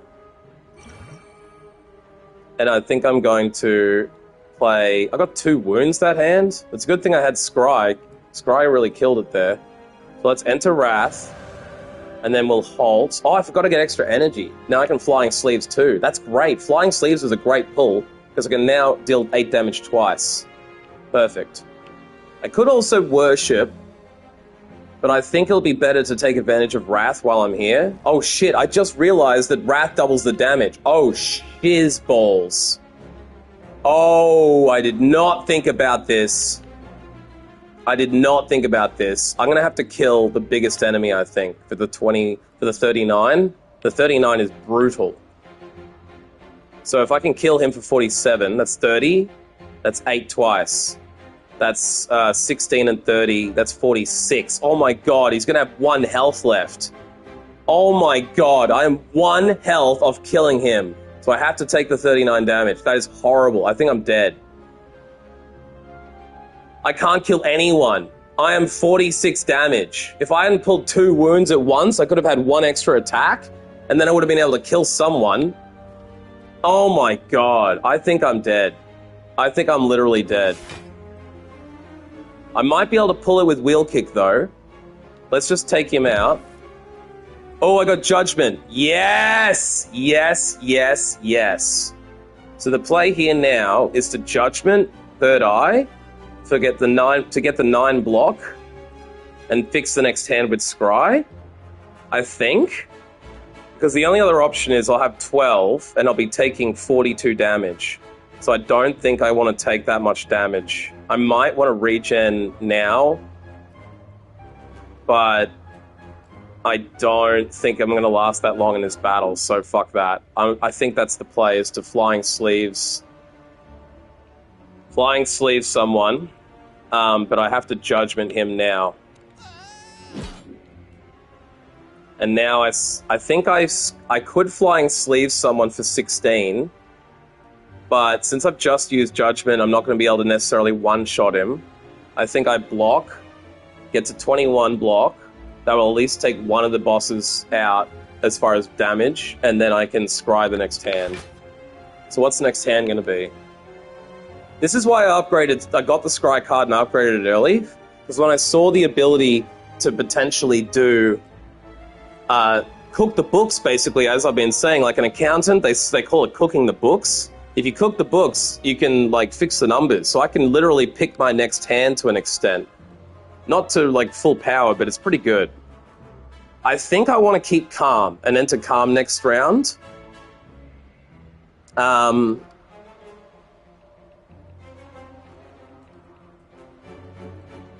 think I'll ditch study. I think I'll maybe keep crush joints and play it off vigilance. And I'll maybe get rid of carve reality and talk to the hand. The only other option I have is carve reality. I'm actually thinking about ditching talk to the hand at one of the next people, because it's really only good if you're doing a high energy round with a lot of 0 attacks. It's kind of a curse at this point. I think I'll ditch talk to the hand. I think I'll keep either one of the 2 carve reality or crush joints. Deal 6 damage and add a smite is probably worth it to get the 12 damage card. Even though it's into my hand, so I won't be able to play it. Am I still in Wrath? I am. So theoretically, next round, this will do, rather than entering Calm, I could play Carve Reality, do 12 damage to one of them, then get 24 damage on him. 12 and 24 would be 36. It's not going to be enough to kill. 8 times 2 will be 16, and I can vulnerable him. That will kill him. So let's rework this. Get rid of Calm. And play Crush Joints and Carve Reality. And then maybe I keep Talk to the Hand for the 3rd point. Because at least that way, I can get 4 block, which will be a little bit of extra block. Because then, yeah, I think that's the play. This is very big brain shit. I like this character. It's got so many options with it. Okay, so here we go. We're going to kill the 45 health guy right now. What did I get? Evaluate as well. And I got Conjure Blade. I don't think I'm going to be able to take advantage of Conjure Blade right now. Conjure Blade's really one you want to get on a round where no one's attacking, and for this boss it's kind of useless because they attack every single fucking round. They're not even building strength and they still do crazy damage. It's because of Wrath on, though. So what we're going to do is... I forgot I had Flying Sleeves as well. That's 12 damage I can play. So let's play 12 damage now on this boy for vulnerability, I think. What's the other option? I can do 18 to him. That will take him down to... I think it's better to do it this way. Kill him off. He's vulnerable, 33. Oh shit, I should have played Talk to the Hand first, I think. No, wait, I think I'm still okay. Yeah. Let's, Smite does cost a point though, so I can't play Talk to the Hand and Smite, so I have to take damage this round. I didn't calculate. I keep thinking Smite is a 0 cost card, but it's not. I'm so used to these summoned cards being 0 cost. I really need 4 energy to play this character. I really need that 4 energy. I had the option of Busted Crown or Pandora, and I ended up going for Pandora. I'm now regretting that terribly, and I wish I'd taken the 4 energy. So if I play this character again, I have to take the extra energy card. I did not think it through properly, obviously. I just wanted to get rid of all my strike defense. I thought that would be more powerful. I thought I might get something else that would help me enter a stance, get the calm energy back from that, get the divinity energy back, but it's not working out for me yet. I don't have enough stance changes to make not having a 4th energy worthwhile. But my strategy was to try and play on 3 energy and just enter and exit calm and divinity a lot. And it's just not playing out that way, because here I have Worship, but I don't have the ability to play it twice. I haven't gained any mantra yet, have I? I haven't, so I'm kind of cooked. I really need to be playing Pray and Mantra a lot, and I haven't been doing that. Look, my deck is viable, it's just I haven't been playing it exactly right.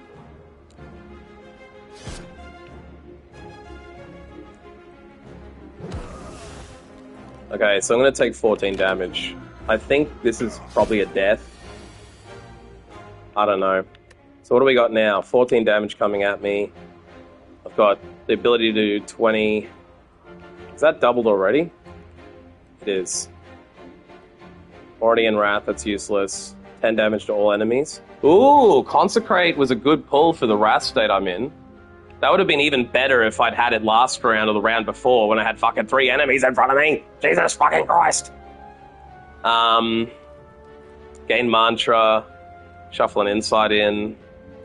Even if I play that and that, I can't... See, this is what I mean. If I play the Pray now, and I'd already played a Worship earlier, I could have entered Divinity right now and killed him probably all the way. But too late, so bad. That's what I mean. This deck is viable. It's just I don't have enough energy / stance changes to do it. I need to be entering and exiting Calm or hitting up Divinity a lot more often. Okay, so I guess I've got 3 energy. I can do 16 plus 20. It's not enough to kill him, though. Do I have any blocks? I don't. I'm very close to killing him. I'm on 6 health. Brutal. Brutal, brutal, brutal. This is a horrible elite that I ran into.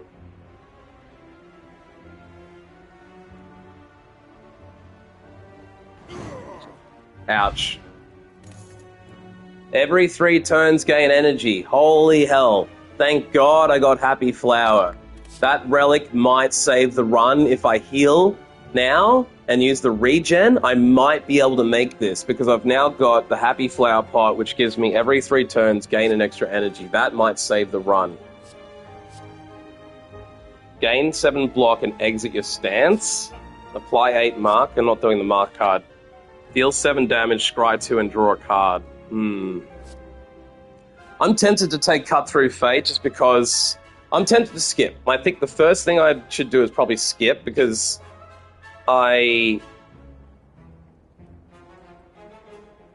feel like skipping is probably better than bloating my deck.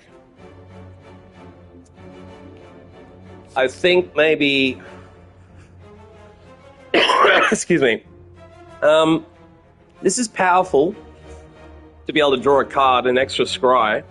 Especially if I upgraded it, it might give me extra scry. What's it do on upgrade? Scry 3. So yeah, that could be worthwhile. What does this do? Just gives you extra block. That is a pretty crap card, except for the ability to exit the stance. I guess I'm wondering, do I bother exiting the stance? Or do I just try and play for block and stay in Wrath? The other thing is, if I do enter Calm, I can exit it for extra points with this without entering Wrath. At the risk of it, I'm feeling like entering this... I need that exit stance function. Okay, so if I do the regen now, I can get back up to nearly good health. Whenever you add a skill into your deck, upgrade it. That's good, but it would have been better to get earlier, since I've got so many fucking skills and I'm not really going to be pulling any more skills. But whatever, we'll take it. That was a scary fight. You're goddamn right it was. Playing as the Watcher, there's a lot more scary fights and a lot more easy fights. It's like skewed in both directions. But we made it. So far, we're still making it. This is pretty good for my first ever run. Like, the fact is, I'm nearly up to the second boss, and it's my first time playing the character, so I think that's pretty good. I'm going to give myself a pat on the back right now. Good job, John. You're doing it. You're doing good, John. And I haven't had Wooper help, I haven't had Vato help, I haven't had random people stop in to tell me what to do, so it's all on me today. What are we looking at here? 21 damage?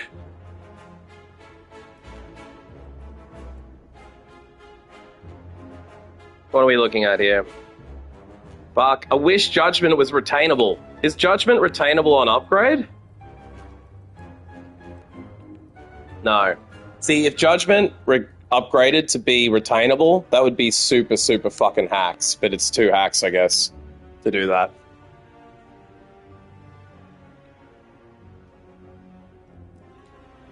I think maybe the gain this turn is just simply to do Mantra gain for the future, do Wrath, draw 2 cards now.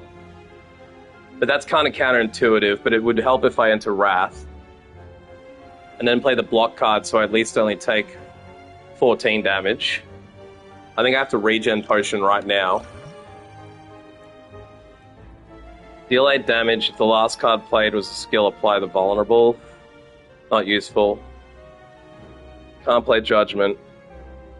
I think the play here is to gain the Mantra and hope that I'm going to pull into Divinity.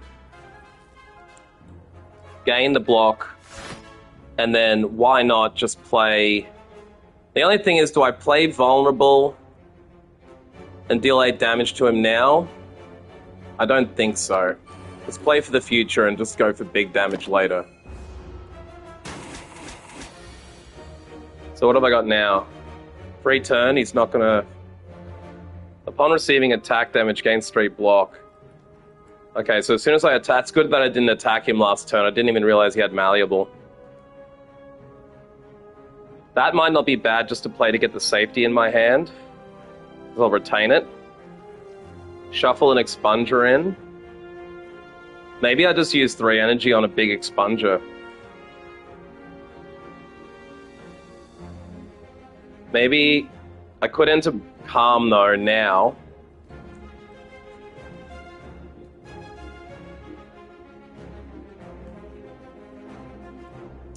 I could also play this one and get a Through Violence card. So many options. I think the play here, though, is either to draw one of the... I could basically draw... I could do a little bit of damage now, 6, and then add a Smite in and do the other one, and then with the last point play, add the safety. Just keep it for later. Or I could triple up on an Expunger and just have a ridiculously powerful Expunger punt coming. I think that could be the option, because then I could potentially enter Mantra with the Worship card when I pull it, and just do big-time damage. But I'd have to pull Mantra before I pull the Expunger to make that really powerful, so it's a bit more risk at play. I don't see any points. I mean, if the other option is I could enter Calm, knowing that if I then leave Calm to go into Divinity, I'll gain 2 energy plus 3 energy. Is it better to pull a 12 damage and a 20 damage, or to go for a 9 times 5 damage for 45? That'll give me 32 instead of 45, and I can deal 16 damage now. That's probably the better play. It's less risky, because I can retain both of those. Yeah, I think that's the better play. Yeah. We'll find out. Okay, what's he done? Frailed me and weakened me? So now he's going to do 21. That's painful. Okay. Interestingly, I have 4 energy now because of the flower pot, so I can Omniscience. I could Omniscience my worship and enter Mantra right now. Because I can pull that out of my deck, play it twice, and enter Divinity, and have 3 extra energy. So I can swap 4 energy for 3 energy, basically. And then with the 3 energy I have left...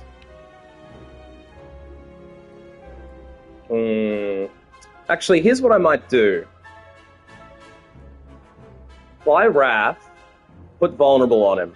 Then play my Miracle card to get back up to 4 energy. Halt to gain the block and get extra block. Then play Omniscience, pull Divinity out, go into Divinity, and play Flying Sleeves for 3 times and Wheel for 3. No. I could play this for more. I can play Smite for 18, and then play that for 22. Actually, that'll be 3 times, so that'll be 27. So that's what we do. We go Indignation, enter Wrath. Oh, I'm not getting the Vulnerable, though, because I'm not in Wrath already. So let's enter Wrath. Oh, and I pulled cards. Oh, I got my Through Violence card. I think we can beat him this turn. Okay, so now we halt for free. Then we Miracle and Omniscience my worship. Enter Divinity. Now I'm out of Wrath. He's back down to 21 damage. Now I can deal 45 damage.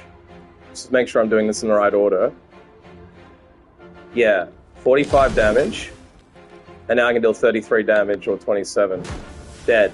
Yeah, boys, we did it! We did it! We did it! We did it! We fucking did it! Celebratory scotch. Can you hear that sound? That's the sound of scotch being uncorked. Oh, that scotch puts hair on your chest. Oh.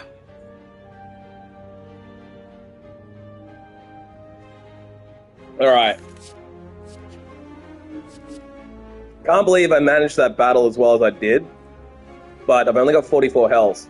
Squeaky. Yeah, squeaky as hell. It's cork and glass, that's why. This is a bottle of Glenfiddich 12-year-old original Scotch whiskey. 12-year-old Scotch whiskey is good. I don't know if you like to drink or not. If you do, what do you like to drink, chat? Anyone got favorite drinks out there? Right now I've got beer to chase down Scotch. Because I'm a real Australian drunk convict. We don't chase our booze with soft drink. We chase our booze with beer. It's the whiskey-beer combo. Hits you with the 1-2.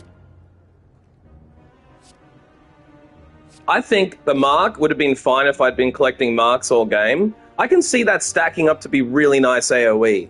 11 mark, all enemies take that. If you play that a couple times, vodka, mixed drinks. Oh, my favorite back in the day was a vodka orange, a screwdriver they call it over there, I think.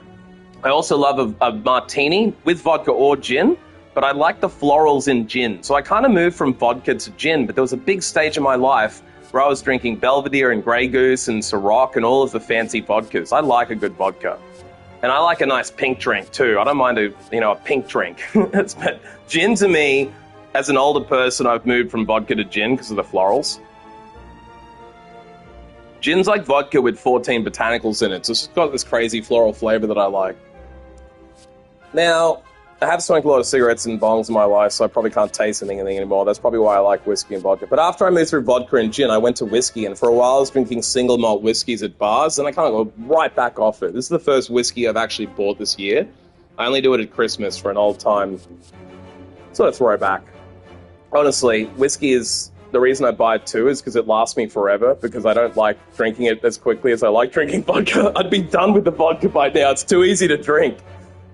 Oh shit, I just realized I left the milk in my fridge. I think I'm going to take the empty fisk here. Empty fisk? The problem with empty fist is it only really helps me exiting... Well, I think it helps me if I would need to exit Wrath. It also helps me deal 14 damage, which with Divinity can deal triple. So, because it's already upgraded, let's go for the empty fist. At the risk of having too many cards, I can scry my way out of that. Alright, let's hope for good luck at the shop here.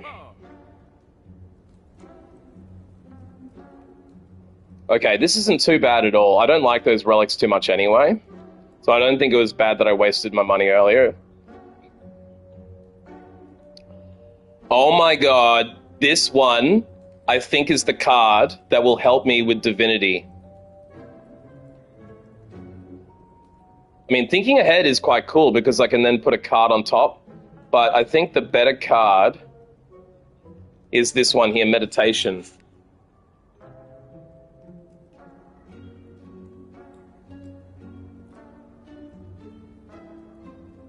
Wow, lesson learned is amazing. Deal 10 damage if fatal, upgrade a random card in your deck. If you had a really small deck, lesson learned would be fucking cool. I kind of want to build around that one day and just have a fully upgraded deck.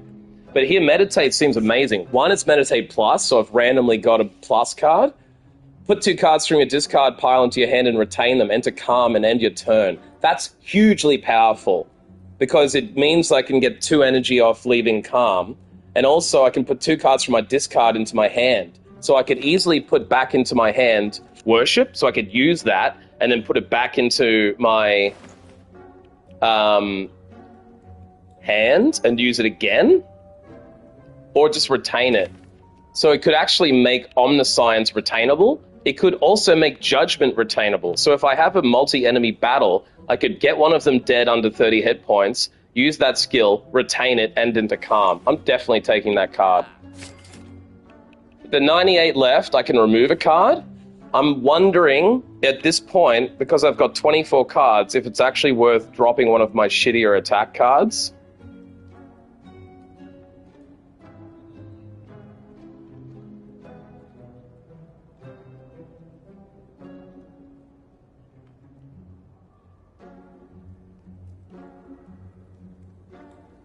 I mean, I could lose study.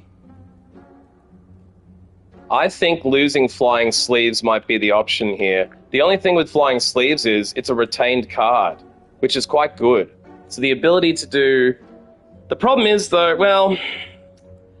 With Wrath, it will do 16 damage. With Divinity, it will do 12 twice, so it'll do 24 damage. So I probably do need to keep flying. I feel horrible that I've got a big bloated deck, but I've had bigger decks than this and won the game. I've won the game with like 35 or 40 cards before. And with Scry, I can cook the books a little bit. Unless anyone has an opinion here, I don't see any cards that are really worth ditching here. Anyone in chat, speak now or forever hold your pieces. I think I'm just going to keep all my cards. I don't see anything worth losing, really.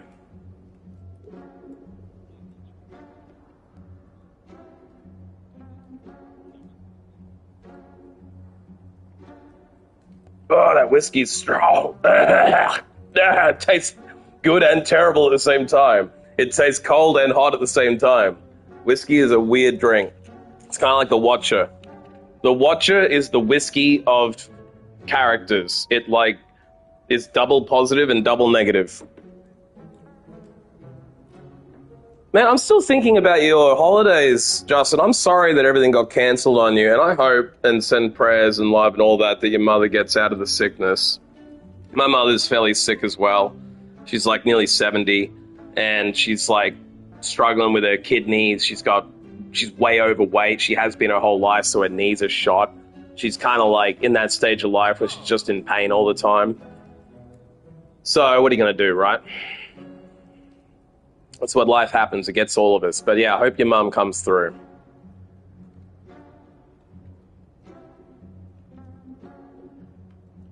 Rip. Yeah, rip mummy. She's probably, though, going to last another 30 fucking years with medical science the way it is. Like, it's crazy that, like... And they also say the good die young and assholes live forever. And my mum's not the nicest person. But, you know, I still don't want her to die. I'm just saying, like... It's just kind of like, you know... We had a very rough household upbringing because she married a douchebag who beat the shit out of everybody in the house. Except for mum. He lied to mum and just abused the kids. So I kind of have this long-standing issue with mum not wanting to talk about that or do anything about it. Anyway, enough of that shit. This is a good option here. What I'm actually wondering, for a bit of a smart-ass play... I think the 3 cards I might play now, I might actually just play Judgment and play Deceive Reality. So I gain 7 block, add a safety into my hand. I then play Judgment, even though it won't work. Then I meditate. That will then allow me to put Judgment and Deceive Reality back into my hand retained, enter Calm, and end my turn. So let's try that out. Let's block. Now I've got 3 damage coming at me. I can deal with that. We'll Judgment for nothing. And then we'll meditate and bring the 2 cards back retained. So now for the next hand, I've got an extra energy. I've got safety. I've got Deceive Reality retained. Oh, my Jesus. I've just now realized it's not a permanent retain, I don't think. It's only a 1-turn retain. I thought it turned them into retained cards. Unless I'm wrong, these are now going to leave me this turn, which is kind of fucked. I've also just done the double asshole move of pulling Omniscience and Worship, which means I can't Omniscience my Worship and enter Divinity to get the points to use everything. This is horrible. The worst possible situation is to pull Worship and Omniscience at the same time. What the fuck? What is in my hand that I could play twice, though? What I could do is play a block card twice.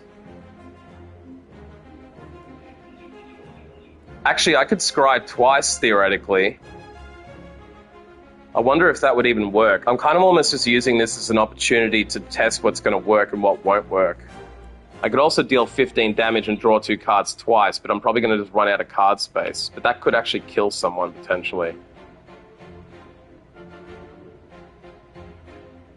I think we do that. I think what we do here is try and kill off the cultist.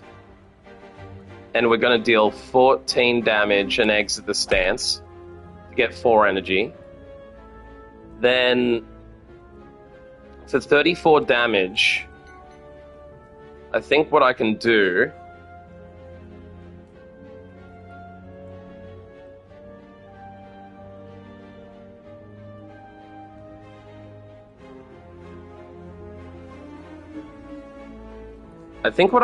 here is play... I can't kill him. Hey, Bato, how you doing, homie? What's happening? Hola, amigo. I'm on the cerveza, and I got some Scotch whiskey. I'm also... what are we at now? 60% of the way through this run? I'm actually 75% of the way through Act 2. This is my very first run with the Watcher. I'm trying to play towards Divinity, because I've got Omniscience and I've got Worship, but I've had the worst luck this hand, and I've pulled Omniscience and Worship at the same time, so I can't enter Divinity. I've just exited Calm for extra damage. What I'm thinking I might do... Also, I pulled this card, right? Meditate. It says pull 2 cards from your discard pile and retain them. Enter Calm and end your turn. I was an idiot. I retained Deceive Reality and Judgment, thinking that I could retain Judgment for the rest of the battle. I think what that card does, Meditate, it allowed me to retain Judgment for 1 hand only. I thought it would turn it into a retain card. So I thought I was going to be able to retain Judgment forever and then just kill them when they're under 30 health. But that's not the way it works, apparently. But I think what I can do now is I can Omniscience my Wheel Kick. Oh, why did it do both of them? I thought it would do one of them. That's actually better in a way. So now that I've got that, I can now use my extra energy clutch card and Judgment him to death. So that, I think, is the play. I think that's the play. Is that everything I can do? That's everything. At least I killed one of them and take no damage. But as you can see, I'm sitting on 41 health with no heals. I've got the opportunity to go... Oh my god, I have to fight an elite next? I forgot that I have to fight an elite. I'm dead. I don't see any possible way that I can fight an elite on 41 health. I forgot the path that I took me on another elite. I've been way too hungry. I've taken way too much hungriness. We do have 4 energy now thanks to Flower Pot, though. So what can we do? We can enter Wrath.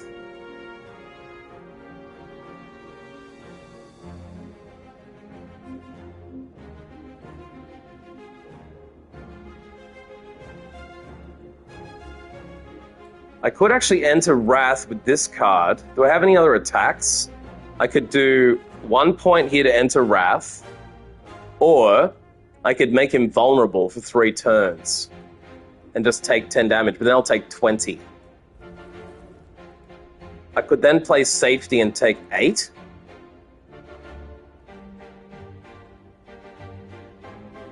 So if I play Talk to the Hand, that will give me 2 block and attack. I could play Talk to the Hand and Safety, and then play Indignation. No, I can't play all 5 of those. That's 5 points.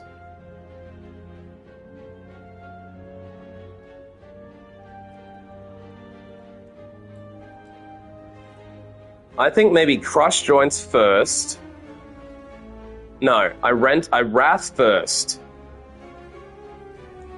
I think I skipped the 2-cost card. I Wrath first, then I Crush their joints for 16 damage. No. Wrath first, Talk to the Hand for 10 damage, gain 2 block off Crush Joints, and get 16 damage. Deal 5 damage twice for free, and then do Flying Sleeves for another 8 damage. But I could then also just skip that and do block. So why don't we just go down that path? I think what I do here is Crush his joints. No, Wrath first. Then Crush his joints.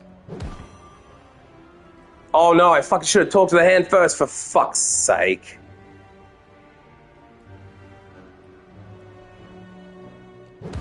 I just robbed myself of 2 block.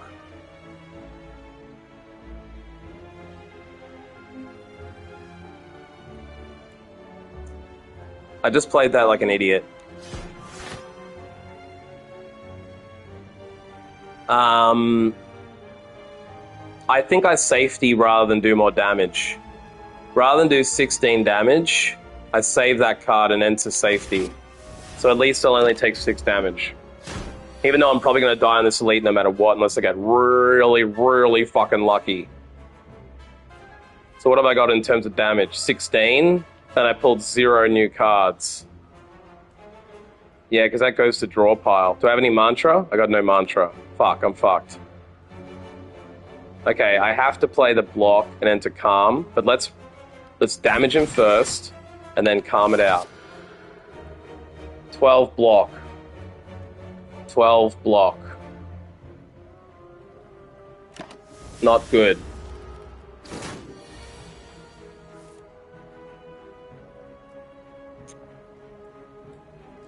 What have I got on me? Vulnerable. Oh, he's not going to attack me now. That's good.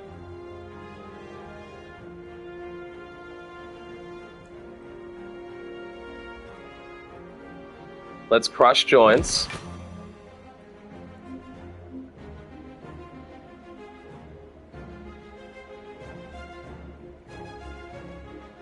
I think I Crush Joints, and I either worship, and there's no point in worshiping at this point. It's too late in the battle.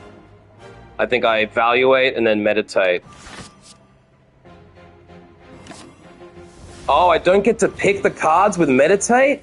So meditate's only really good. Oh, do I? I only had 2 cards in my pile. That's good then. Okay. So I got 16 damage coming at me. He's only got 11 health. Do I have anything doing damage? 7? Are you fucking my ass? 7 and 6 is 13 though. I'm good. I'm good. I win. Boom. Okay. We're still alive, but we've only got 33 health for an elite. So depending on the elite, I think this is run over. But let's see how we go. Just lucky. Holds, gain 4 block from in Wrath, get an additional 14 block. Retain, enter calm, exhaust. That's actually not too bad. The ability just to always go back into calm for no points required.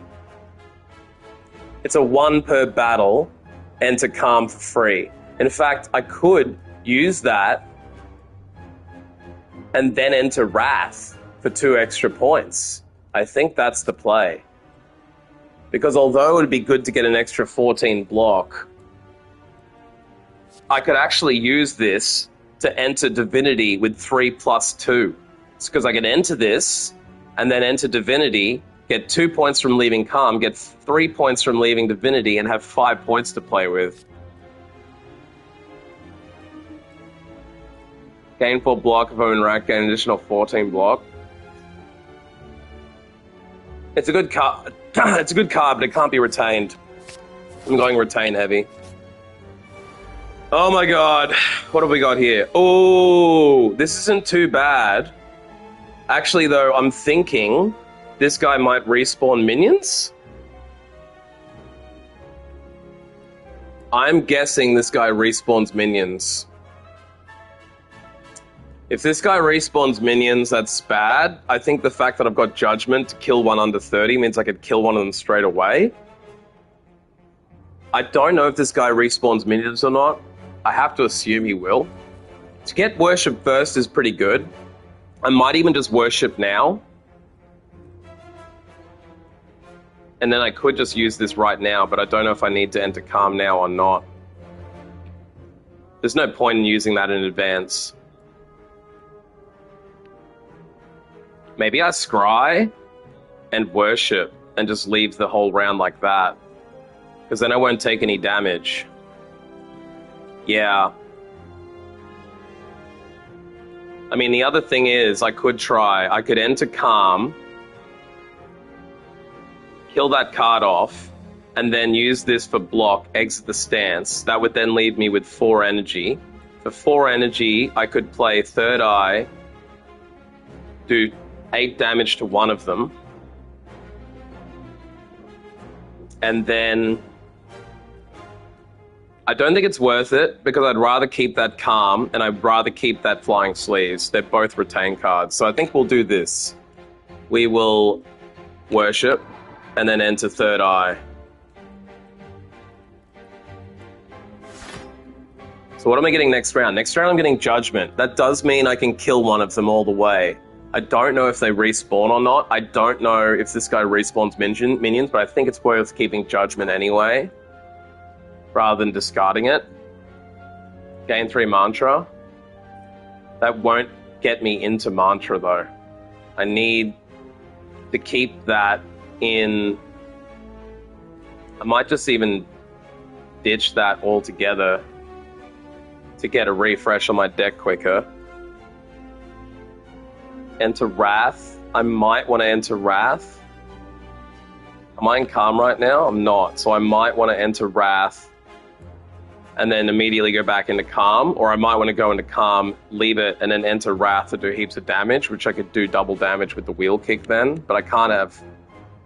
I won't have the Happy Flower Pot for the 4 energy. I could use Miracle to do that.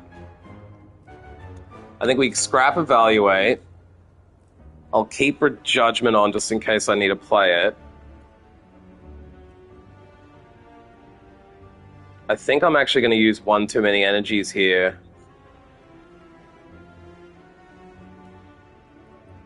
I wonder if I keep Prey or not. I don't think I'll end up using Prey.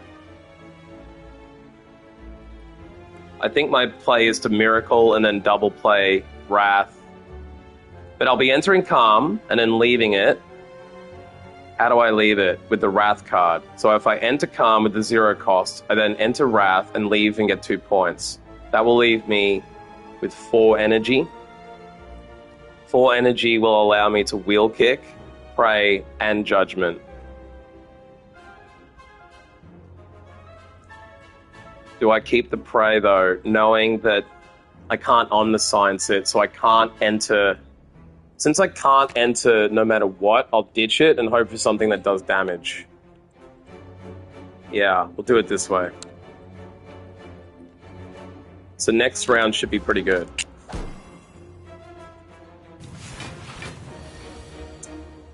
Okay, so the play here, I got Empty Fist. That's actually not bad to exit Wrath at the end of the round instead.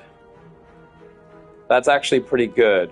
I'll still be taking 27 fucking damage, though. That is horrible. That is horrible.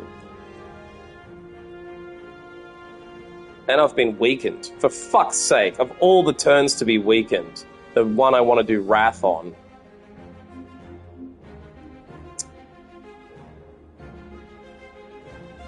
Okay, so I think here's how we play this. Here's how we play this. We judge off the guy doing me a little bit of damage now. We'll take the random effect from middle dude. This is also a test to see if he respawns them. We will enter Calm for free, and then Wrath. But where do we attack? I think it's better just to focus fire the big boy.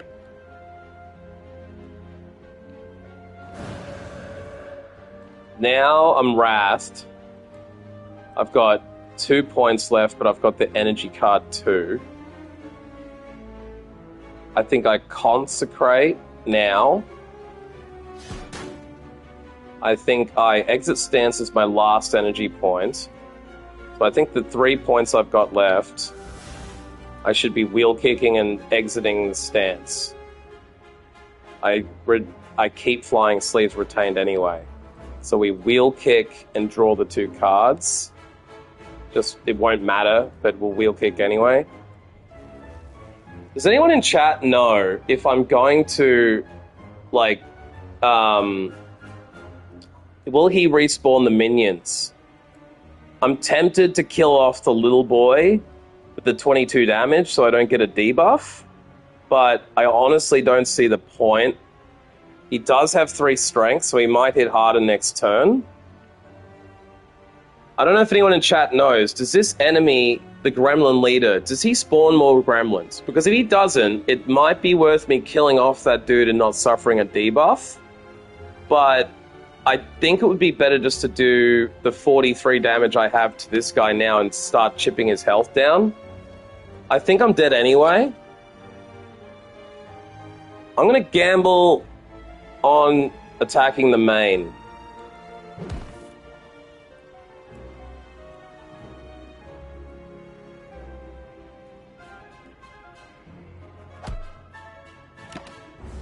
Yeah.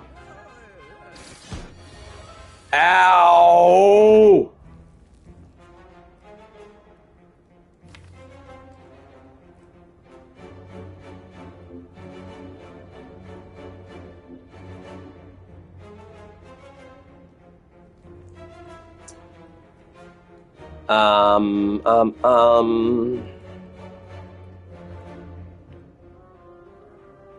I'm dead. I'm dead. I'm dead. I'm dead. I think I'm dead. I don't have it. Oh, I've got 4 points from the flower pot. I could probably block this round out, but I'm pretty fucking close to being dead.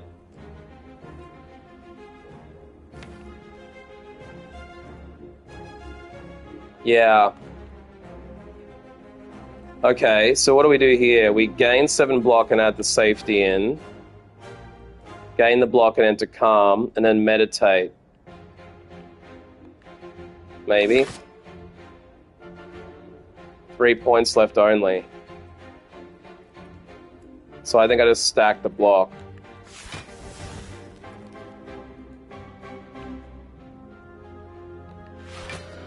Yeah. Far out. Oh, he does respawn. So there is absolutely no point in killing people off unless it's with judgment. So I've got 4 damage coming at me this turn. I can actually survive this turn.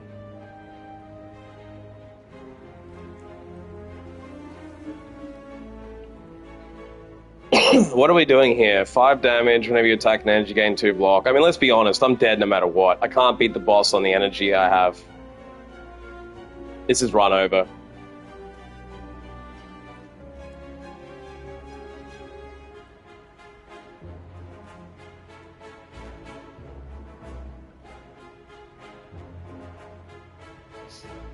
Yeah, this is run over.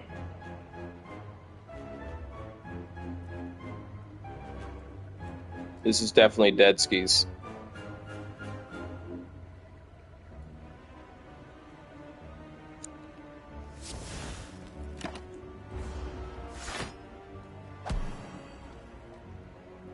Yeah, I conjured the blade just like you thought, Justin. I thought that was my best play. 6 5s, a 30. So 30 is not going to do it. I can't enter Divinity. I can't enter Wrath. I'm dead. That's it. Dead as fuck. That was my last play. If I'd managed to enter Divinity, because I've got 5 Mantra, if I'd pulled the right card, I could have gotten the Divinity off and had the 3 energy and then killed them with triple damage, because I could have done 90 damage to him. So I could have finished this fight, but I would have had 1 hit point going into another battle, and then I would have had to get to a fireplace and had 30 health for the boss. So it's pretty much game over.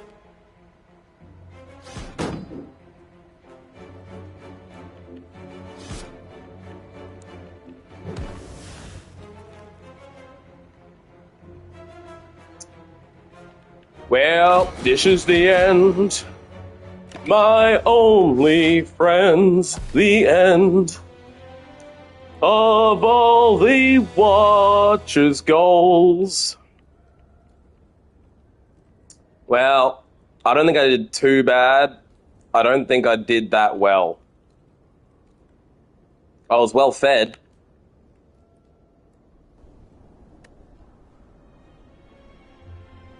Well, I don't know. I've still got a bit of energy in me. Does anyone in chat have any preferences? If you want to bail now, that's cool. I'm totally open to that. If you want me to play a bit more, I could easily go a couple more hours and do another run. I could do another run with anybody on Ascension. That deck was ugly. I know, brother. I transformed all of my deck into a... I transformed it with Pandora's Box, and I just got random crap. And I just realized after doing it that maybe, like, doing all the strikes and defense into random cards wasn't actually as good as having strikes and defense. But I was kind of gambling. Instead of having an extra energy, I was hoping I got another relic that gave me energy, which I got. And I'd hoped the transmute on Pandora's Box would turn out nice, but it didn't.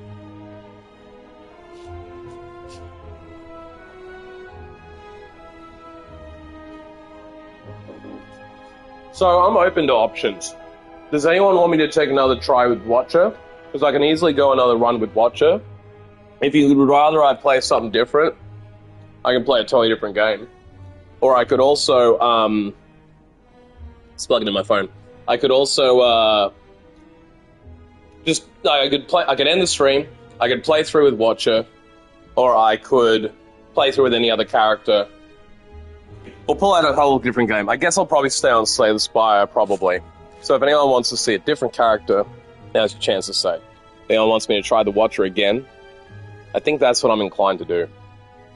Because, yeah, if I try the Watcher out again, having just had that experience, I might be able to do a complete run. Now that I know the character a lot better than I did at the start, I probably will do a lot better. I'm thinking... Yeah, the main challenges I had there was I didn't go for a Wrath build, I went for like a Divinity build, but that's just because I managed to pick up a couple of Divinity cards early.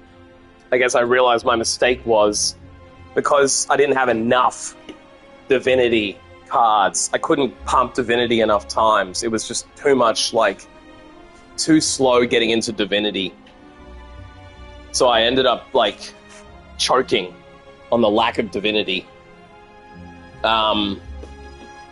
So yeah, I think maybe I just do one more run with the Watcher, see how I go. If you have any other opinions, this is the time to speak or hold your pieces. I will give you 10-15 seconds to think about that while I roll myself a cigarette. A nice healthy cigarette.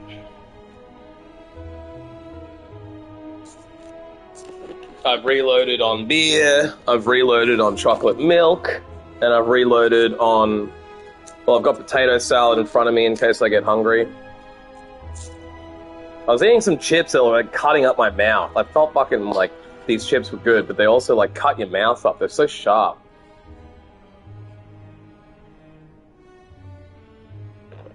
Oh, that's good milk. Now, this is not homemade potato salad, but it was on special.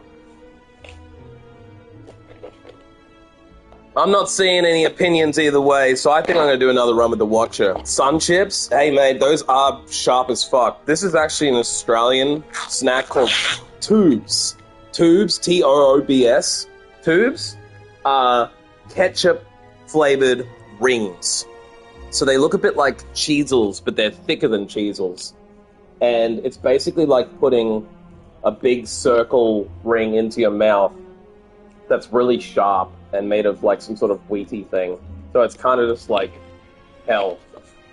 I'm switching from Tubes to potato salad and chocolate milk and scotch and beer. Excuse me. Excuse bad manners, folks. Got a lot of beer to burp up here. Now, I'm going to do another run with the Watcher, I think. I've got an interest to see if I can do any better.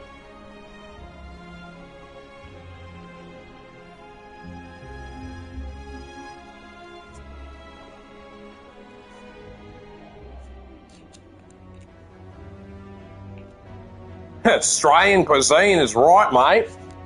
Down under, we like our chips to taste like tomato sauce. You calls it ketchup, and you call them chips, I think. But here, chips is both potato chips and hot chips. Hot chips are what you call fries. We don't call them French fries. We call them chips. We also call potato chips chips. So if someone says you want some chips, nobody knows what the back you're talking about, mate, because we don't have any fucking different words. We just keep it all the fucking same. And no one can be bothered saying, I want hot chips. They just say, give me some chips. It's like the English language, but even fucking stupider.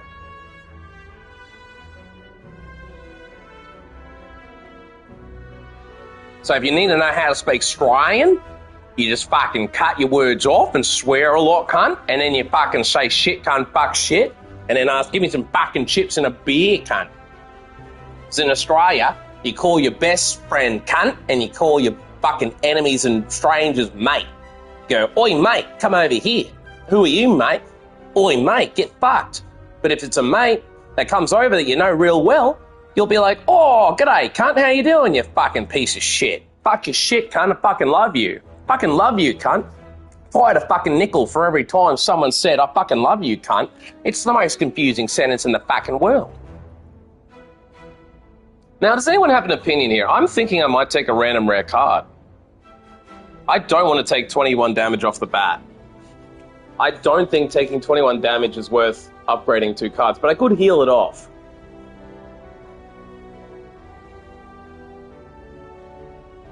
I'm thinking the best play here is to obtain a random rare card, because there's no downside. If I transform 2 cards, the odds of getting 2 rares is pretty low. I think I'll just end up getting 2 random-ass pieces of crap like I got last time and start the game with less energy. So, screw that. Not energy, health. I don't need to make the enemies weaker at the start. I think that's only if you're doing a speed run. And I don't necessarily want to lose the starting relic because I've noticed how important energy is with this character. So I really don't think losing the relic is any good for the Watcher, especially when you're this early into playing it like me. I really don't see any point in that. So why don't we just roll the dice and see what kind of random card we get. Because I'm not really confident enough with this character to sacrifice 21 damage. That's a fair bit of damage. I also then don't want to have to, like, if I get really good cards, I'll want to upgrade them. If I take 21 damage, I'm basically sacrificing one of the fireplaces guaranteed so that I can upgrade a... Like, I'll have to heal instead of upgrading at a first fireplace I find. So fuck that. I think let's get a random card. What'd I get? Oh, I got a Goldie Brilliance. Deal 12 damage. Deals... Oh my god, it's a mantra card. Do I abandon the run now? I'm wondering if I just abandon the run now. Because the thing is, I just did a mantra-based run. It failed. If I keep this card, I'm probably tripling down on doing more mantra stuff. More mantra, more divinity. I was going to try and do a wrath-based run, but now that I've got this, I might just have to go in for another divinity try.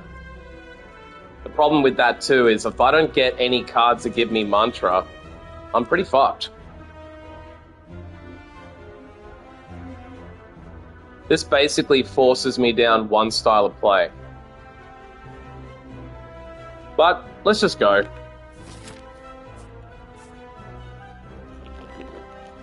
What do we got here? Merchant on the right, merchant in the middle.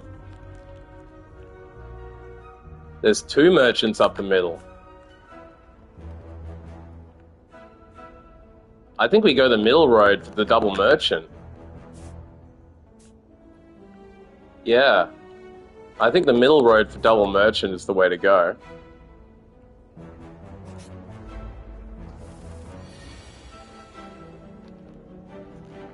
I guess at least, if nothing else, that's a 12 attack damage card. So if nothing else, I've picked up a 12 double my regular damage card for one. And if I get any mantra, I get any mantra. You know what I mean?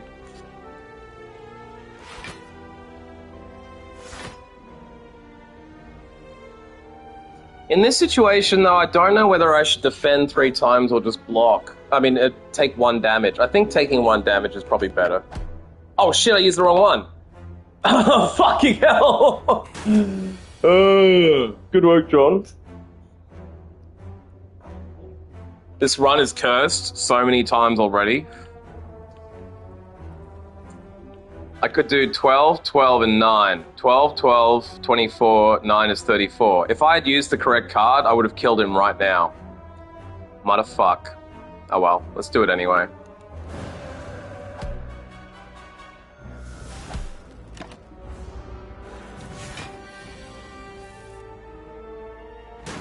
Dead.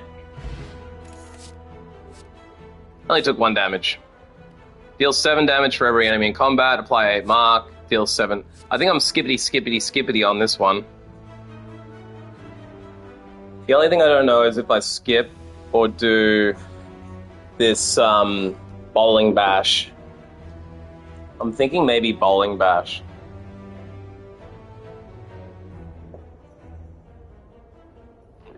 I mean, I don't know though. Like, with Divinity, it would do 21 to everyone. 21 AoE is not bad. I mean, if I take this, I'm sort of committing to doing an AoE deck. They're not really good cards. I want to avoid the bloat. Do I take the Merchant on the right, or do I go up the middle? I go up the middle.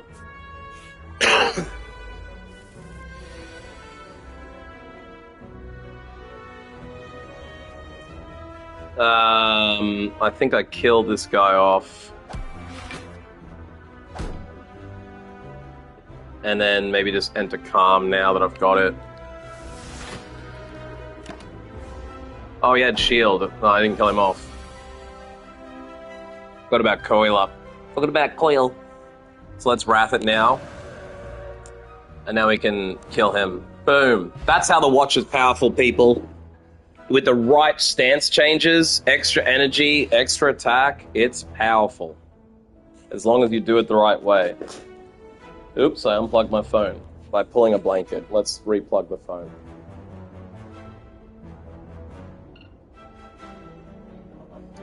Gold. Blockity block. 12 block potions, pretty cool. I like the block potions. See, at least this round I pulled 3 blue cards. At the end of your turn, shuffle an insight in. Whenever you gain block, apply a weak to everybody. That's a pretty good hand. That's a great defensive card. A 0 coster here. 4 damage whenever you scry. Return this card. That would be good if I was holding scries. It would also be not bad if I gained the scries. Does anyone have any opinions on what I take here?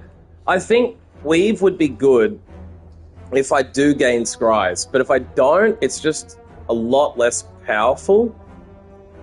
I almost have to have a whole scry-focused deck to get that, and I only came across like 2 scrying cards at max last game. I would have to start spamming on scry.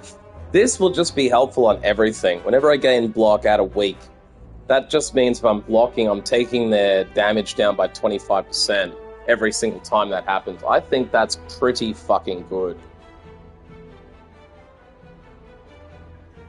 I think I'm going to take the block and... I think I'm going to take the block and skip off the scry. Only because I did scry last round. I also can't guarantee I'm going to get any scries. But scry was really powerful. I think with a smaller deck, though, I wouldn't need to scry as often. I think I'm going to take the Wave of the Hand, just because it's something different. And it does mean it... I was taking a lot of damage last game, so I'm going to go for this.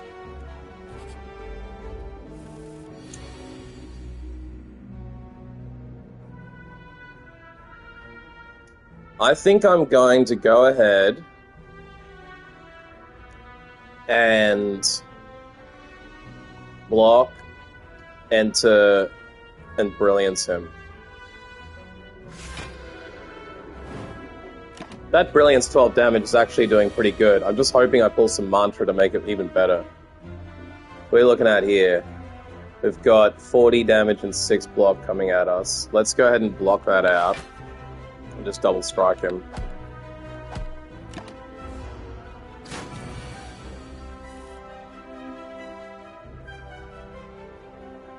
I've pulled nothing to make Wrath worthwhile, unfortunately.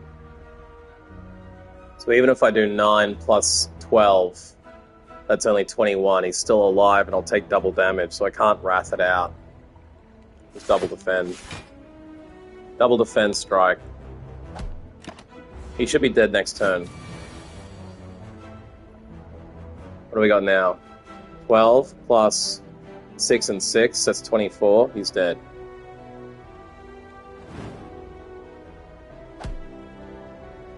Boom. Only took 1 damage. Pretty good. What do we got? If I'm in Wrath, apply 3 vulnerable or enter Wrath. Gain 3 block. If I'm in Wrath, gain block. Oh yeah, Key, I saw that Badlands uploaded. Have you watched it yet? It looks like he's wearing a Santa hat and he was chugging Sprite Chill, maybe? If you guys don't follow Badlands Chugs, he's the best YouTuber on the internet. He's probably the best content creator in the world. He is the only motivational speaker that brings me up. He's got rap songs that make me feel better about myself, and others that just fucking bang. I would recommend Bus of Champions by Badlands Chugs. He goes by Badlands Booker when he raps. But Badlands Chugs, Bus of Champions, that song absolutely pumps you up to do anything in your life. Any opposition. It's really good. And then also, Indignation. Oh yeah, and he also just chugs shit. He's the world's fastest chugger. And he, like, loses weight by being a competitive eater. So people are like, oh, you're fat. It's like, bro, he's lost like 200 pounds in the last couple of years by controlling his calories. He, like, plans all week so that he can chug stuff. And he does a lot of zero energy stuff, so he's not really chugging any sugar anymore. So Badlands Chugs, check that shit out. Leave this video now and go watch Badlands Chugs. On a frozen beach, what a madman! This man not has only chugged the ocean with a life straw, now he's chugging Vanilla Frost Chug on a frozen beach. My goodness! Oh my goodness! That is crazy, Kia. I cannot wait to watch that video. I think I'm going to take this Indignation to have an extra chance of entering Wrath or making my Wrath more powerful. That's a good card. In fact, I'm going to stop my run briefly so I can pull up my Badlands video and leave him a comment and say, oh my goodness, Frozen on Frozen. Oh my goodness, Frozen Sprite on a frozen beach. This man cannot be stopped.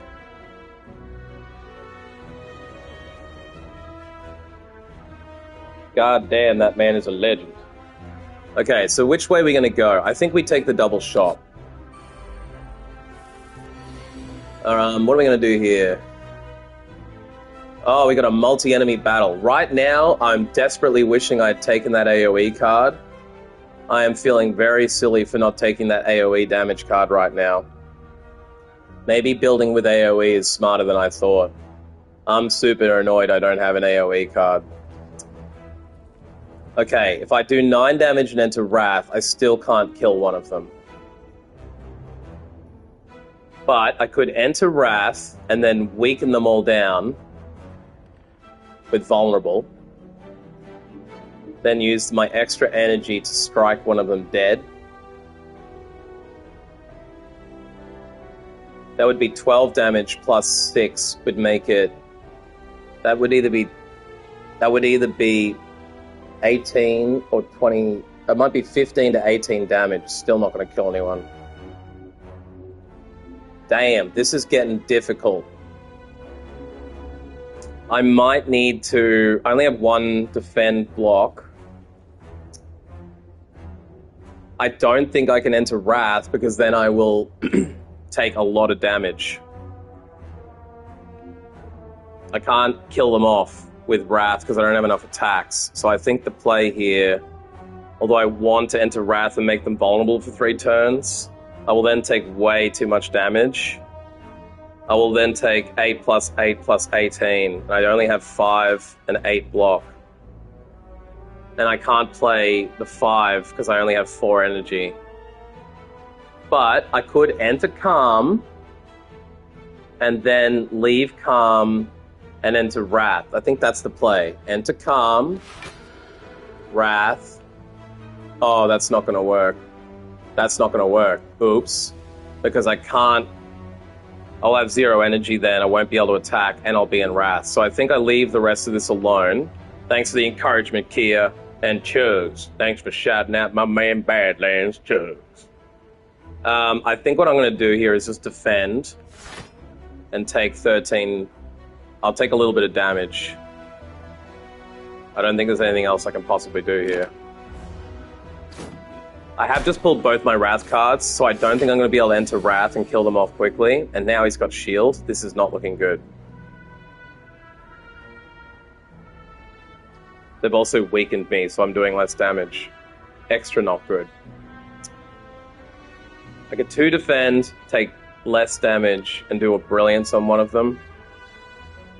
Or I could start doing damage and just take more damage. Why don't we just go defend, defend. So what's that now going to leave me with? So I'm looking at, what, 17 damage, 16 damage? 8 plus 9 is 16. Or 17. 17. So if I don't block anything, I take 7 damage. If I use my miracle now, I could play another defend and take 2 damage. And then I could deal 9 just to get someone weaker. What's he going to do next turn? He gains strength. I think I save the energy and I just start chipping these people down. I'm already taking too much damage, but I can possibly heal it up. Okay, so I could enter Wrath and deal 8 damage twice. But then I'm going to take... So if I deal 8 to him, he's dead. But I can't kill the other one, then I'm in Wrath. That's bad. Far out. So maybe I strike, strike, defend.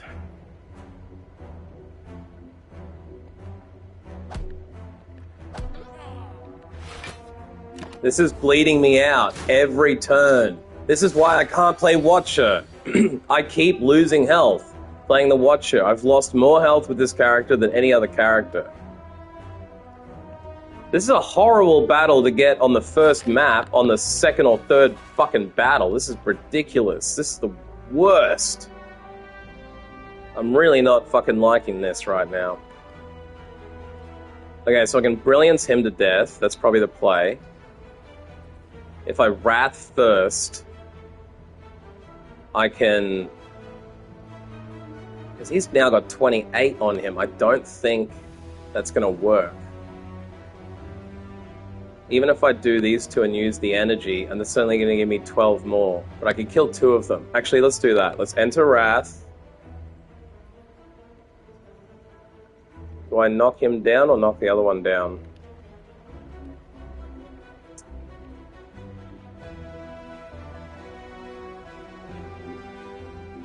I think the play here is to do this.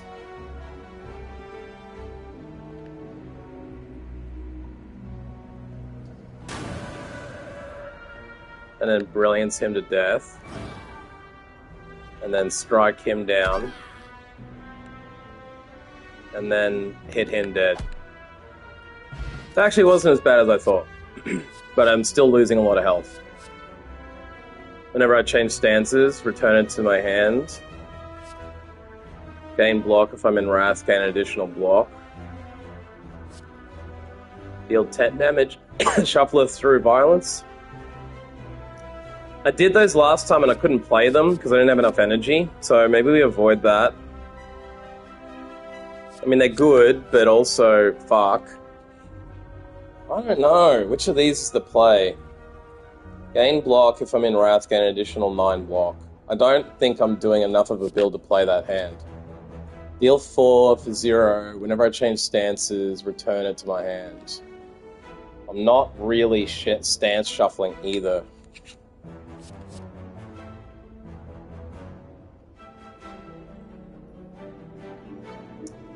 Do I take Reach Heaven or do I leave it alone and skip? I'm almost thinking about skipping this at all.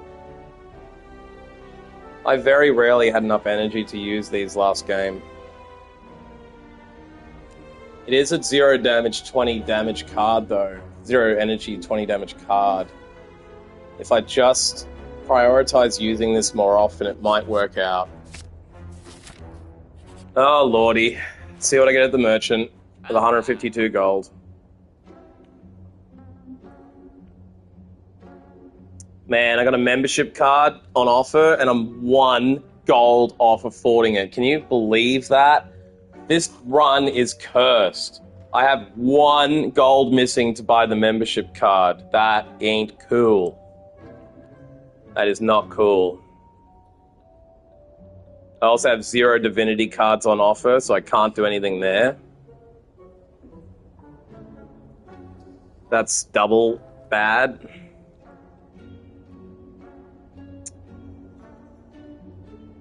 I could pick up Trip and just make them more vulnerable to make Wrath even better. I could also look at this follow-up. I think the play here might buy follow-up, and then I'll remove a card. Deal 7 damage if the last card played was an attack, gain energy. I think I'm going to do that. I'm going to pick up follow-up, and then I'm going to remove a card, and I'll just take a strike out. I would get rid of a block, but I'm like super dead anyway most of the time in this game. I don't think I can take that elite. What could I upgrade? I should probably take the healing and just go back to full health. That will get me to exactly full health. What does this do? 11 damage. It's not bad for 1 energy. What does Brilliance do upgraded? 16. This is gaining 4 there. Or I can upgrade this and gain 4 there too.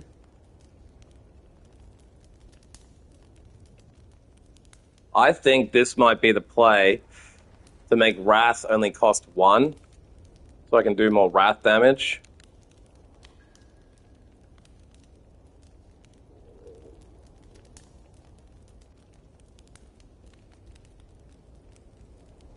Weak for an extra turn might actually be good too.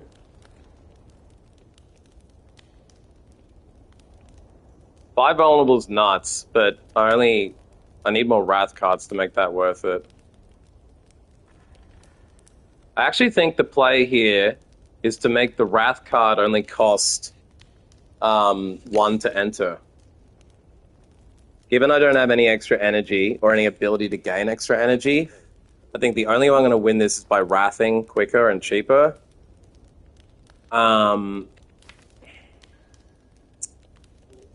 Yeah, I think that's going to be better.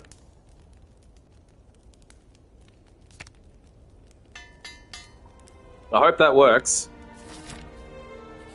Oh, I forgot I had an extra merchant. Oops.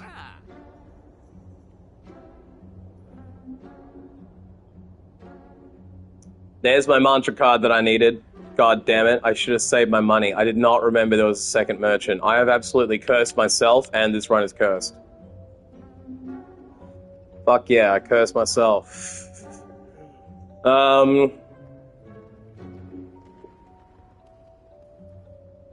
Well, literally the only thing I can afford is the sale card. I think I'm going to take this. It helps with Wrath. Among the stones and boulders, you notice an intricate large bird statue resembling a wing. I find gold spilling from its cracks. Maybe there's more inside. Ooh, I can remove another card, or I can gain 50 to 80 gold. Now, I don't see any more merchants on this map, but there will be one in the future, and I'm now poor as hell. What could I remove? I wonder if I just remove another strike and start getting rid of some of the junk so I have a smaller deck.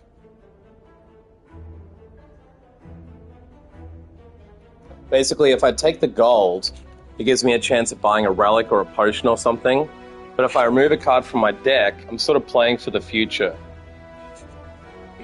I think, like, that might be smarter, because I can remove a card for 75.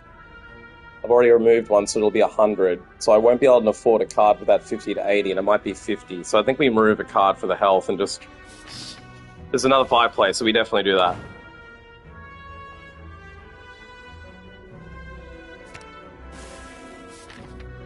Now we can get an extra treasure. Whenever I play a power card, a random hand in your card costs 0. Ooh, so how many power cards do I have, though? Oh my god. I got a relic, and I have 0 power cards? Okay, I'm serious. This is a cursed run. That is a great card if you have power cards. I officially have just received a relic for something that is useless to me right now, and unless I start getting power cards, it's still going to be fucking useless. And even if I get another 5 power cards in the next 5, I'm still... Like, I would need to get, like, 5 power cards to make that worth anything, for fuck's sake. This is not going well. On the basis of it not going well, I can either go through a random, an enemy. I'm not going to do an elite. So it'd be random, enemy, enemy, random, fire. Or enemy, random, random, enemy, fire. Well, either way, I have to do 2 randoms and 2 enemies. It doesn't make any difference. Unless I go left. Then I can do 3 smaller enemies. Is it worth going through the smaller enemies? Probably. Probably. I just wonder if I'm going to start losing health by doing so many smaller battles.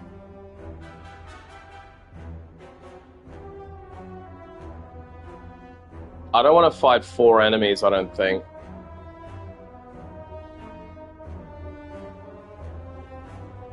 I think I'm just going to go the double random road, even though it's probably not smart.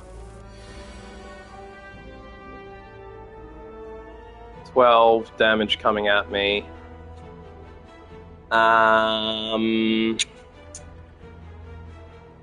Actually, now that I look at it, taking Wave of the Hand is probably useless. Unless I'm... Well, I could play that now and double defend. And then I'll have him weak for next turn. Oh, I didn't... Oh my god, I played it in the wrong order. I'm basically just going to quit this run, I think. I have just made a mistake.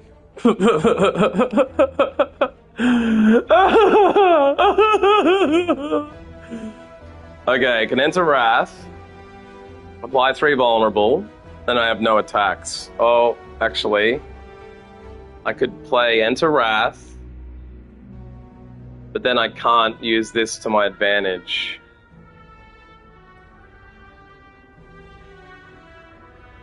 Hang on, I think I can, but I'll lose damage on the vulnerable. I can make him weaker at the price of having vulnerable on for this turn, so it'll only make this do 12 damage. I think that's the play. Oh, but then if I'm in Wrath, I do double. He does double damage.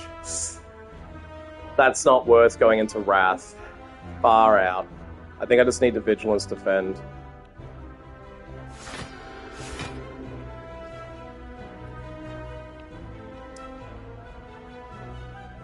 Yeah. 7. That's a bit better.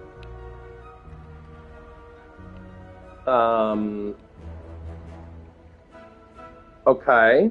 That's good. I could do Reach Heaven, then gain an energy off that, play Brilliance, and defend 5 of the 7.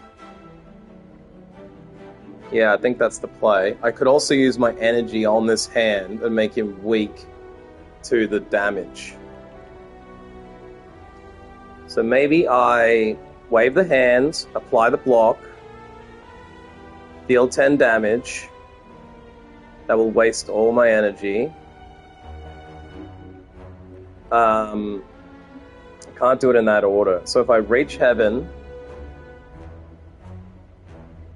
then so I Reach Heaven, deal 10, spend 2, spend all my energy on that, gain a point back, then do Brilliance, then spend an extra energy. I can't use that because I can't block as well. Okay, so we just ignore Wave the Hand and defend.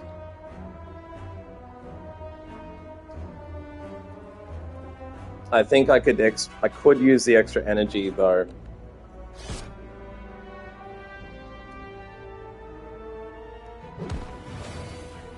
So at this point, I want to do Brilliance and take 12 off him, but I probably should defend, gain the 5 block. What I might do is Miracle, Wave, block, and now I won't take any damage. Now 30, I can beat him. If I enter Wrath, I can do 30 damage. Done. Took no damage and killed him. Let's go.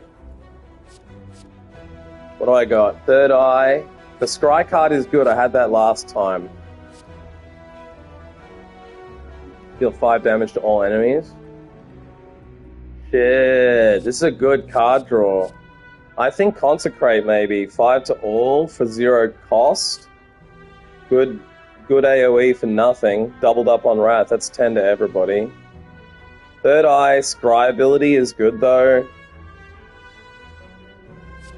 Deal 7 damage, Scry 2, draw a card. That could be good too. It's basically swapping a card out, gets a new card in. You get to pick a little bit of it by 2 scrying it, and then deal some damage on top of that. Pretty good goddamn card. So I guess it's just a choice of whether I take AoE damage, more draw power and scry ability, or the block scry. I think because I had this one last time, this one might be the better choice. It only goes to 3 scry, whereas the other one goes to 5 scry, but it does do the damage in the draw. This one will eventually do up to 16 damage AoE. I think going for a block strategy when there's a Wrath build is kind of pointless. But AoE, I've been missing AoE a couple times now. I've said I wish I'd taken the AoE. It's also 0 cost. I think I'm taking the 0 costers.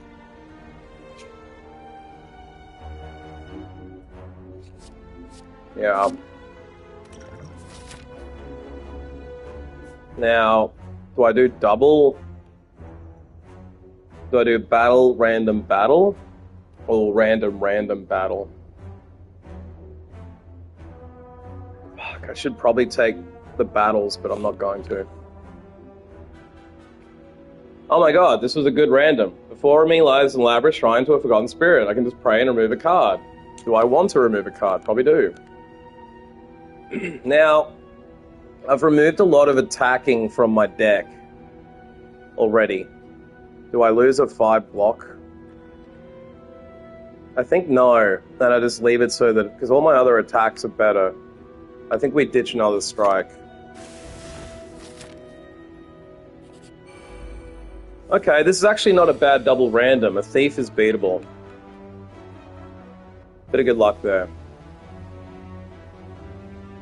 So by Wrath, I can do 9. He'll be down 34.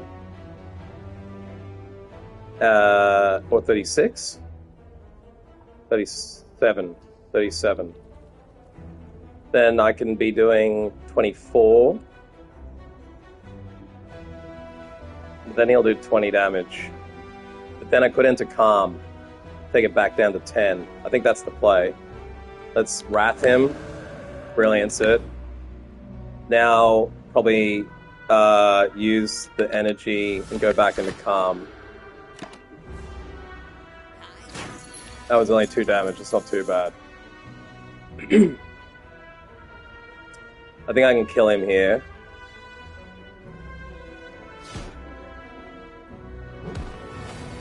Yeah. Not too bad. Lost 2 health. Do have to start using potions now. I think I'll use the skill potion next battle, potentially. Ooh, another couple 0... I got a triple 0 cost option. 4 damage whenever I change stance, return it to my hand. I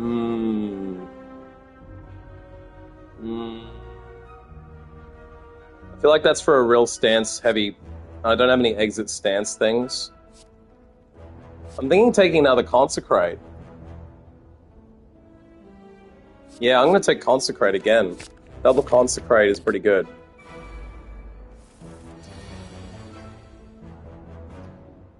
Another Thief and a Blob.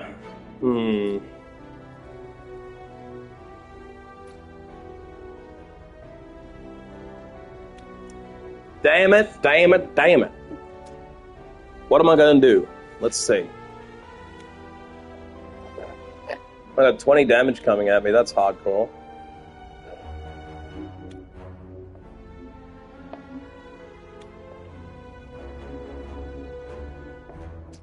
Well, I guess just Consecrate to start.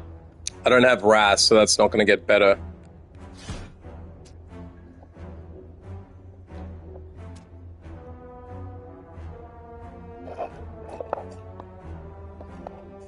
Man, I finished that milk quicker than I thought. What next? I think maybe weakening one of them is the play. And then... Well, they don't have any block. No matter what, I have to take 20 damage this round. This is why this character is kind of fucked. I've removed all but 1 strike in my deck, and I pulled it. Out of all the block cards I could have pulled, and I managed to pull the only fucking strike cards. I pulled all strike cards, but with no Wrath. This character is so fucking hard to manage. You just lose health all the fucking time. I think I'm going to use the Fire Potion to kill one of them off and not take 20 damage. So I want to weak out the bigger boy, but I'm going to leave alive. 12 damage, 10 damage, 8 damage. Okay, so I think 3 cards here are the ones to play. I think I strike him, Fire Potion him, and then use the 2 damage I have left. I could either pull that and do more damage next, but I think it's smarter if I just straight up weaken him, because I have to take damage. Now, I can do 12 now, or I can do 10, and then shuffle it through violence. That's the better play. Now he's down to 24.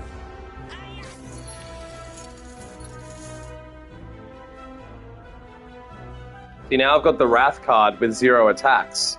Now I've got 3 violence, so I can win this. Wrath, 3 violence. Win! See, even though I'm winning pretty quickly in 1 or 2 rounds, I'm still losing health every single time. So I think, like, with this character, the way that you have to play it Maybe you just have to use more fireplace for heal, or you have to be really fucking good at managing your deck and picking cards better than I am. And maybe you need more luck, I don't know. Wreath of Flame, your next attack deals 5 additional damage. Sanctity gains 6 block. The last card played was a skill, draw 2 cards.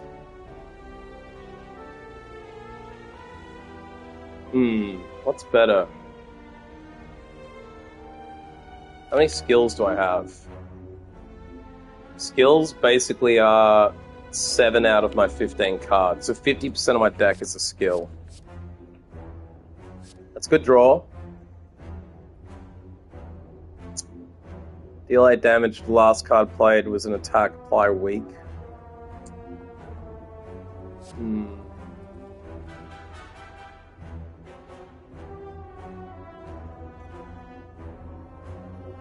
See, I would take Wreath of Flame, but I don't know if that will double to 10. I think that would probably double to 10 with Wrath. A 10 damage card for 1 point isn't really that good. I think the better card to take here is Sanctity, or just just leave it altogether. But based on the fact that last round I wasn't pulling enough cards, I think I need more draw, so I'm going to take Sanctity on. Now, does anyone know, is this the boss I fought last time? I think it might be. This isn't the Hexagon guy, though. No, it's not. This is the boss from Act 2 that I didn't make it to. So do I need full health to take him on? Do I need full health? What have I got up here? A skill potion and a block potion. 56 out of 72. 21. It's kind of a waste because I only need 4 plus 12. I only need 16 health. I think based on the fact I would only be getting 16 out of the 21 health, upgrading is probably better. Sanctity Plus kind of sucks. It's just 3 extra block. Brilliance, what does this do? 16 damage. That's not bad for a 1-point card. Making Wave of the Hand last an extra turn kind of is good. It makes it more usable. I think Wave of the Hand is looking good.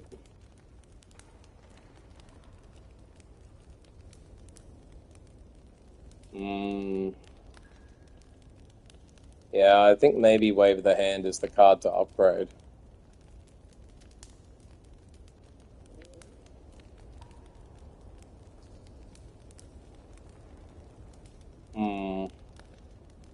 It basically takes that card, which only weakens him for 1 turn, and makes it 2 turns. With all the health loss I'm getting, let's just take a gamble and upgrade Wave of the Hand.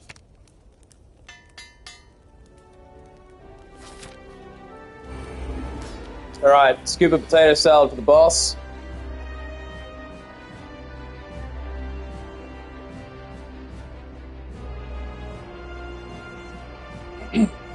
This is exactly who I thought it was, the Guardian. I couldn't remember his name, but I thought it would be this guy.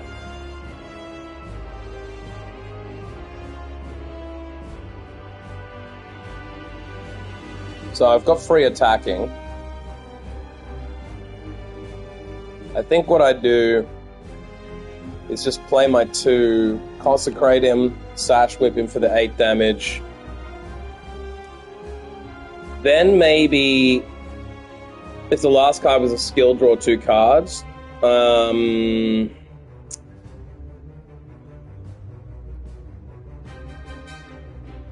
I could enter Calm instead of doing this random damage stuff. I could do the Consecrate no matter what. But instead of sash whipping him, maybe it's better to Vigilance.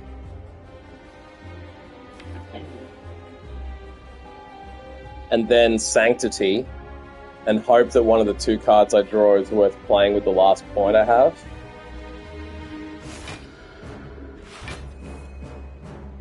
I didn't have a point. I forgot the... Yeah. Whoops.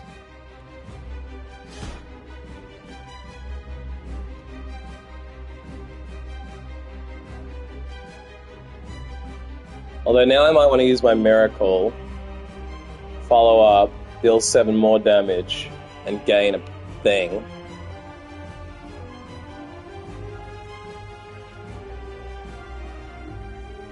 So I could do 7 plus 8, 15. He's had 5. No, I couldn't. Yeah, I could. Alright. I think saving that for a turn when I have Wrath is probably better, but I don't know how to play this character, so I'm just going to do it. What? Oh, I did it in the wrong fucking order. Oh. Fucking hell. That sucks. I played that in the wrong order. And of course I pulled the double Wrath on a round when I'm taking 32 damage. Yay. I think the only option I have is to try and bust him into defensive mode through 18 damage.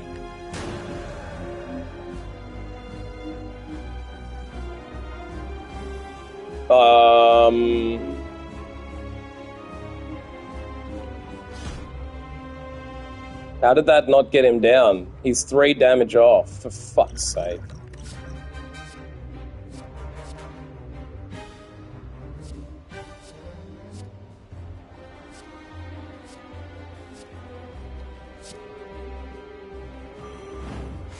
Woo! Got it. Thank goodness.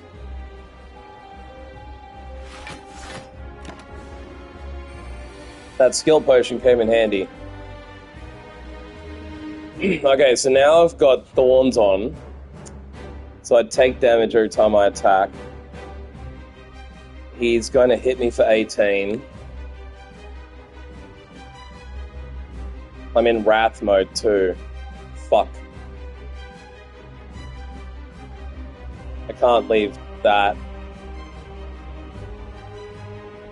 I could try and weaken him. I could wave the hand, play block, follow through. Won't work though, because I won't have played an attack. I was hoping I could follow through and then do brilliance. What would happen if I went 12 damage? What if I just ignore his blocking at all and use my block potion? I think that's the play.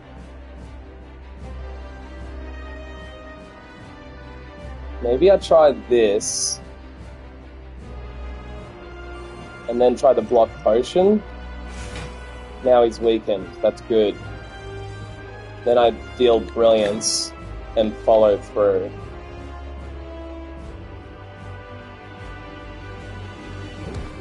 And then I can defend again. Now he's down to 148. That's actually not too bad. I'm only going to take 2 damage. Those potions really came in handy. So we're looking at 24 damage now. Now's the time I need to leave and then to calm. But I could consecrate now, then consecrate again. That's good. Gain 6 block. If the last card plays the skill, draw 2 cards. Okay.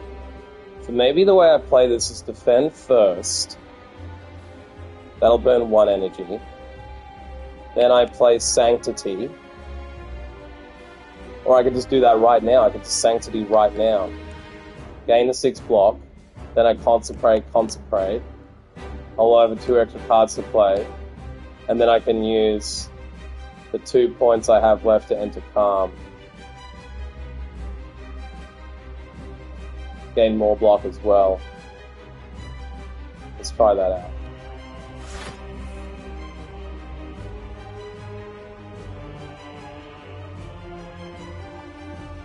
Now I could weaken him, but I think it's better just to enter calm and half his life. That'd be more strong.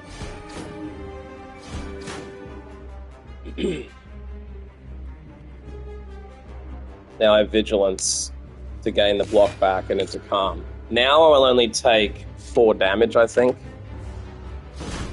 It's actually working out pretty well. I think this deck is viable. I complained a lot at the start, but I think this deck is actually viable.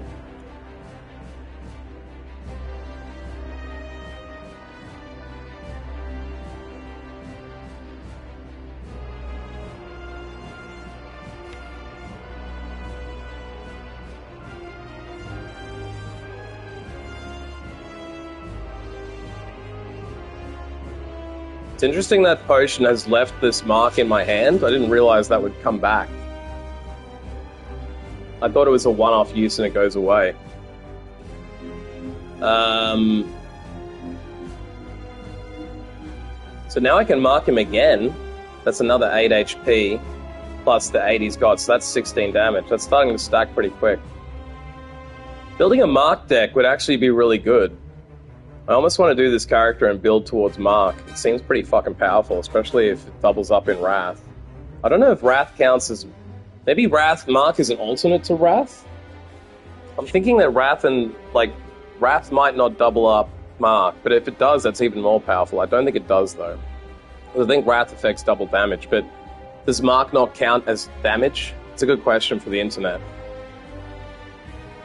So I could enter Wrath,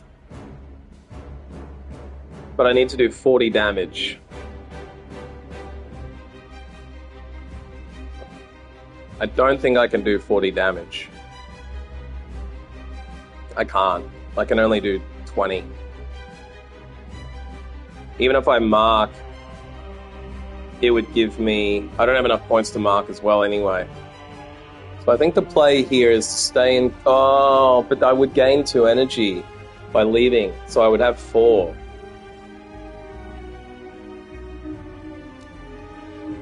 That would still do... Vulnerable will make it...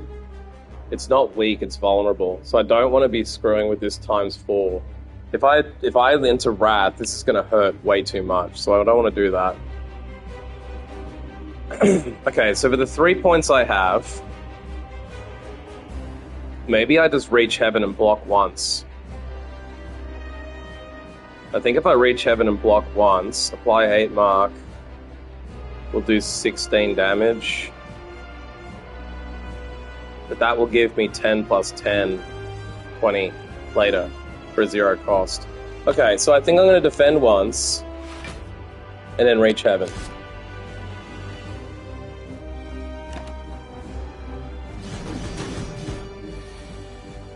A little bit more damage than I would have liked, but that's okay. I don't know if it's worth doing that one.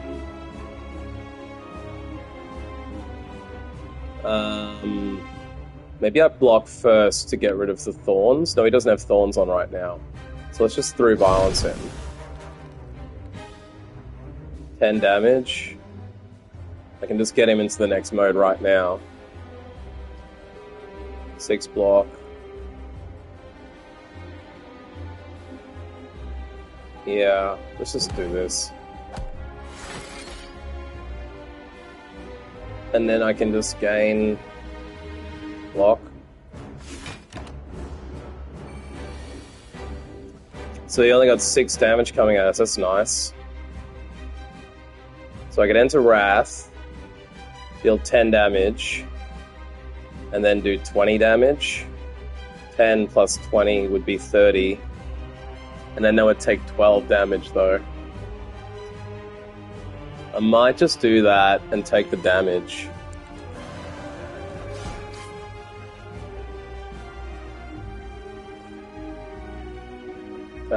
Defend 1, reach Heaven, defend again. That's only 5 damage. So now 24 damage, 40 damage. I think I'm good here. Yeah, I'm good. Cool, beat the boss. 28 damage. That was better than the first run, and since I did it with more health. I think this is a better deck. What do we got? Ethereal. So it's in my hand at the end of... If it's still in my hand, it's gone. At the start of your turn, gain energy and increase this gain by 1? What? Does anyone know what the hell Diva form does? I think Diva is a ancient, like, Indian god or something, like Vishnu.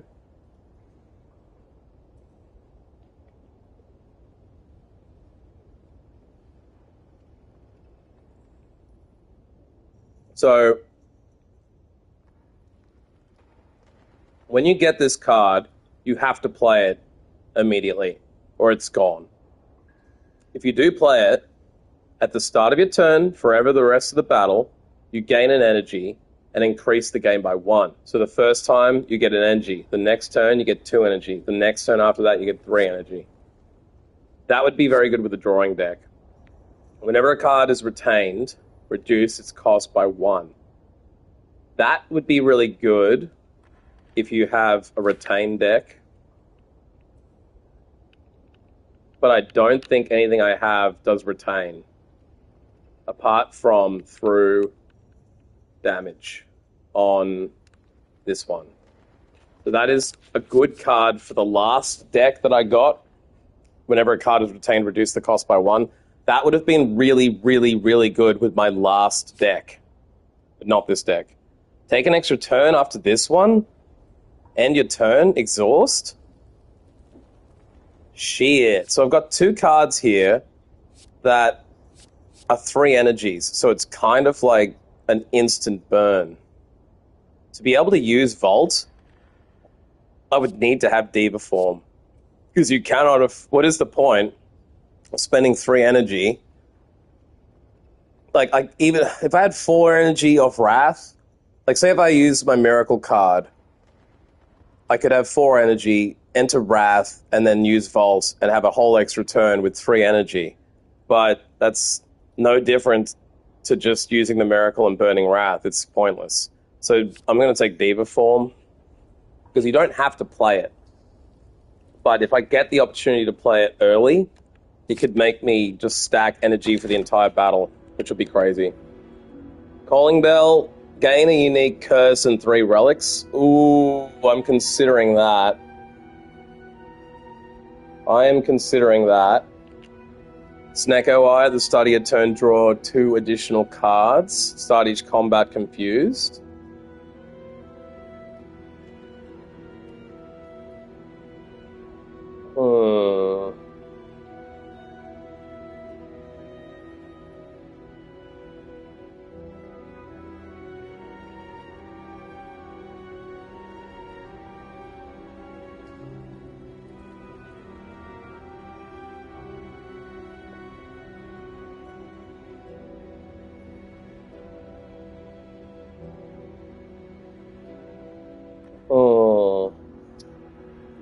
Draw 2 additional cards, start each combat confused. Tiny House, upon pickup, obtain a potion, gain 50 gold.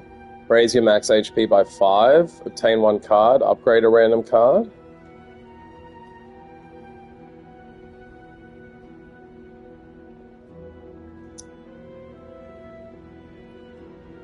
It's interesting. I mean, a 50 gold would be nice. 5 HP is not going to break the game, neither is 50 gold. Getting a card and upgrading a card. The card could be crap, and the upgrade is random, so I don't think so. It's just a generic booster. At the start of your turn, draw 2 additional cards, start each combat confused. So basically, for the first round, you've got to go through 1 round of randomized cost. But you draw 2 additional cards at the start of your turn for the rest of the game. So having a 7 draw is pretty crazy.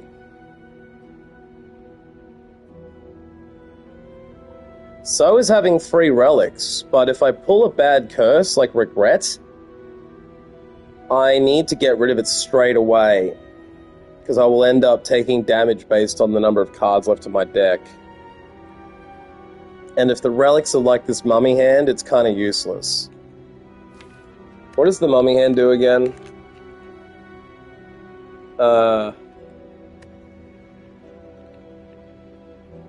Whenever I play a power card and a random card in your hand costs nothing. Well, at least I have 1 power card now. That's kind of ridiculous that I only have 1 to make that worth anything. Maybe I go Snecko Eye then, because if I play Urethral, something will cost nothing. That could negate that. And when I draw a card, randomize its cost. Randomize its cost, but it says only start combat like that.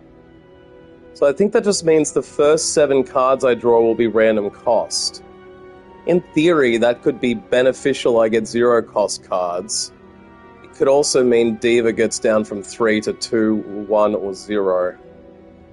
I think I'm going to take Snecko Eye based on the cards I've picked up and based on what I've got going on.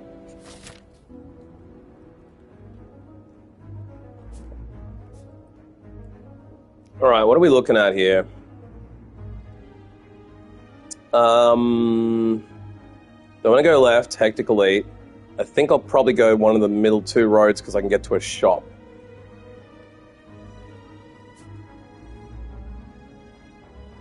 Yeah, I don't see any reason to go right. There is another shop on the right later. So I guess I'm just wondering, do I need to wait and go to the higher shop on the right? Also, both of these middle roads go through an elite.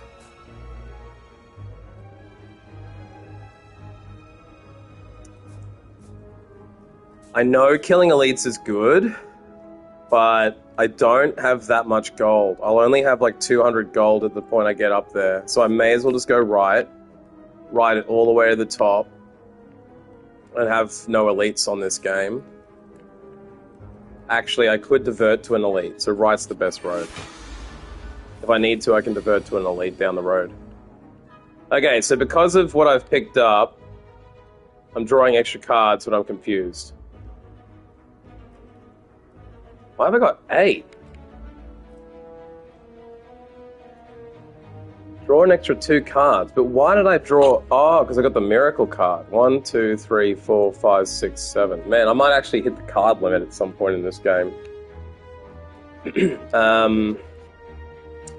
Okay, so Snecko has kind of hurt me now. I did get a free defend. Useless. Everything else has gone to 2 or 3 points. This is the downside of Snecko. This makes my first round suck. I guess I use my defend uselessly. And then maybe I sank. No, Sanctity's useless. It's too expensive to do anything with the cards I draw. I guess I could pull either Consecrate, maybe. I could just Brilliance him for 12, though. That's probably the better play. Could enter Wrath. I'm assuming he's gonna block this turn. Does that mean he's gonna be non-attacking next turn?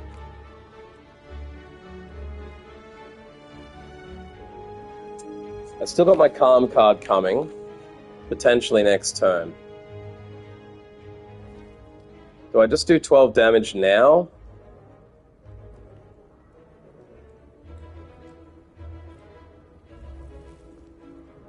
I could either enter Wrath now, or I could do 12 damage now. If I enter Wrath now, what do I have coming as far as attacks go?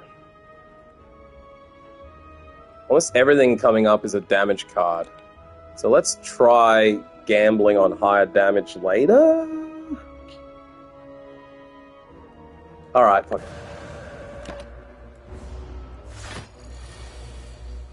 What do we get? Hang on. Why are my cards still... oh my god. I thought the Snecko Eye confusion wore off after 1 round.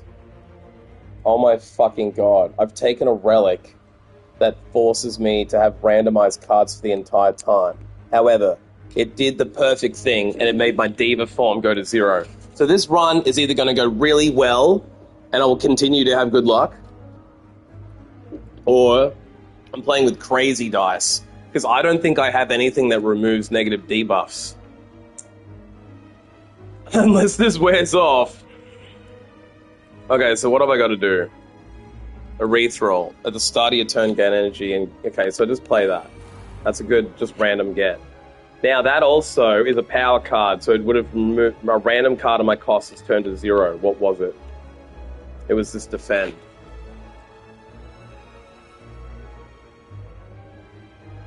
I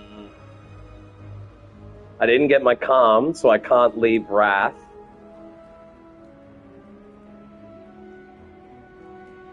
So what I might want to do is wave my hand, defend. So now I've got 5 health. I negated the weak on him, so I got rid of one of his negations. I was hoping he would just turn weak so I'd do less damage, but I forgot he had negate as well. I think I can do 18 damage with that one card. I think the play is to play the 18 damage card and then the 14 damage card.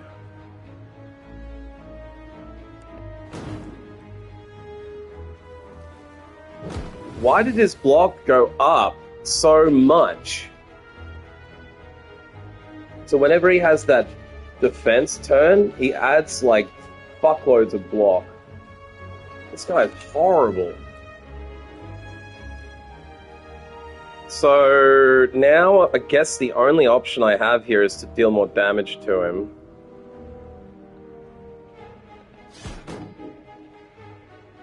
Yeah, and just cop 20 damage. Well, 15. It's not the best. Man, this Snecko might have just ended my run. I had no idea that confusion was permanent. I thought, based on the language of this, tell me if I'm wrong, it says, start each combat confused. Great. Now, how am I supposed to know the fucking thing is not going to wear off? Because all the other debuffs in this game wear off. Confusion is permanent. That's fucking hectic.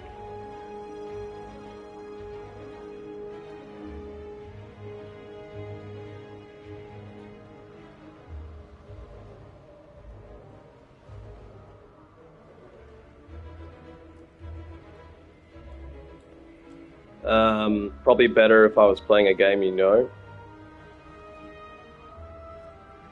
Alright, I mean, Snecko could help me a lot, but because it's made Reach Heaven cheaper, but it's also potentially going to kill me off very quickly here if I get bad luck.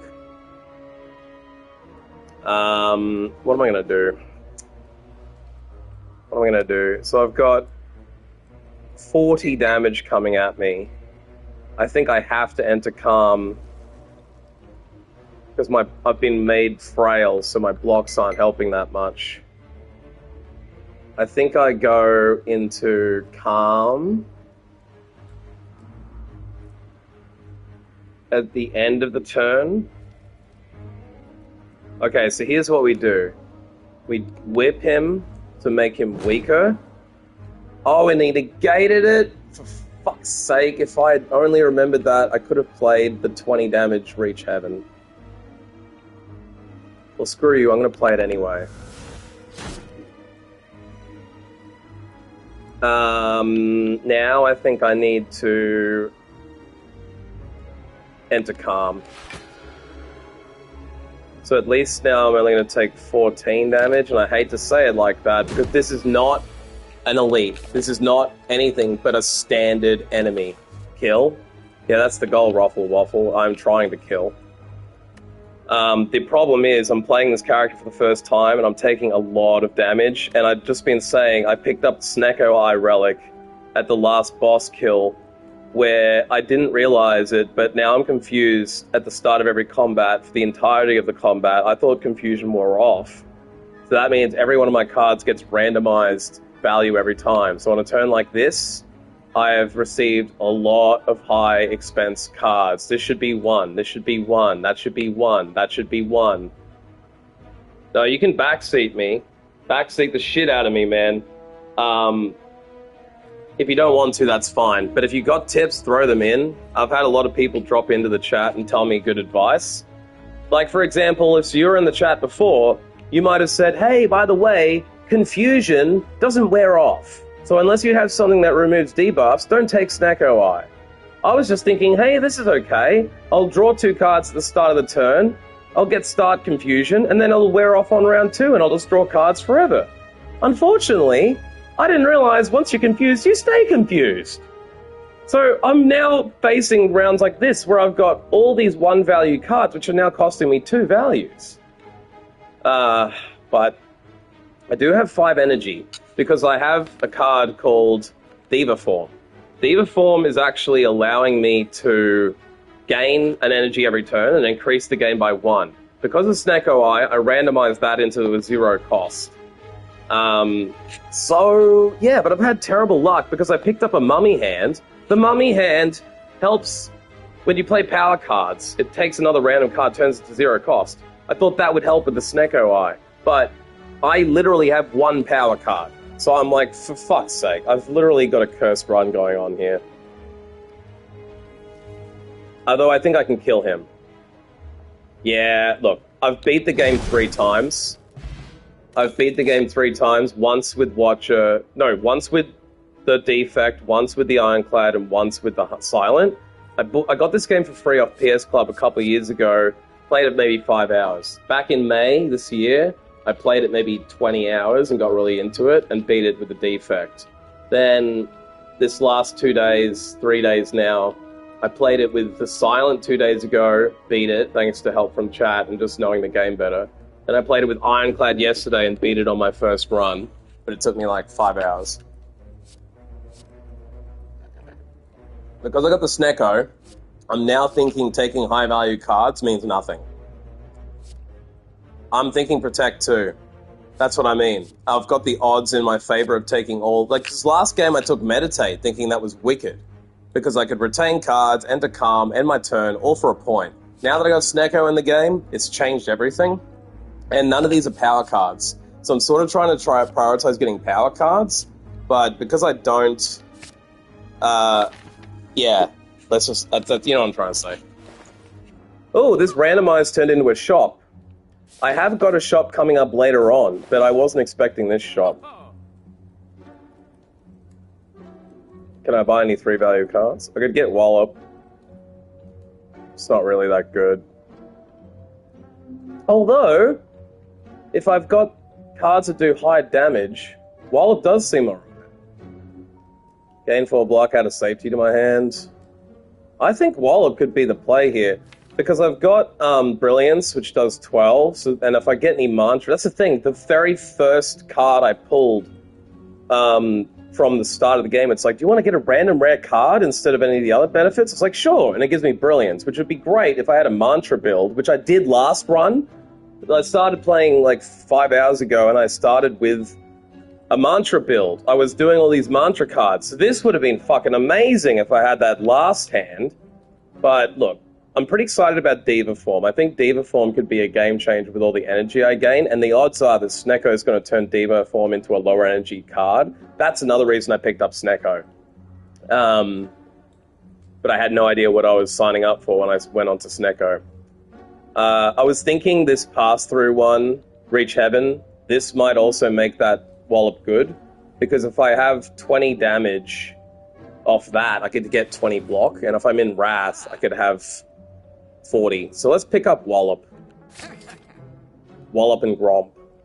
I can't remove a card, and I don't think anything else is worth picking up. I do have another shop coming later, so let's just go with that.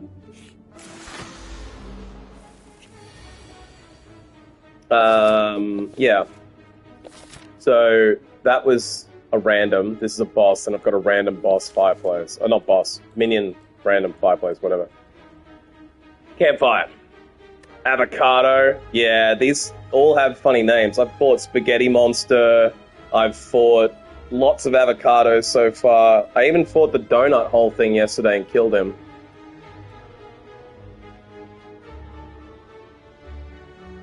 The advantage here is that I've picked up 3 0-value cards. 4, actually. So, I could enter Wrath with the 2 points. The only thing is that I would then make 20 damage. I'm just trying to do the math here. I don't think even with Wrath on I could kill him.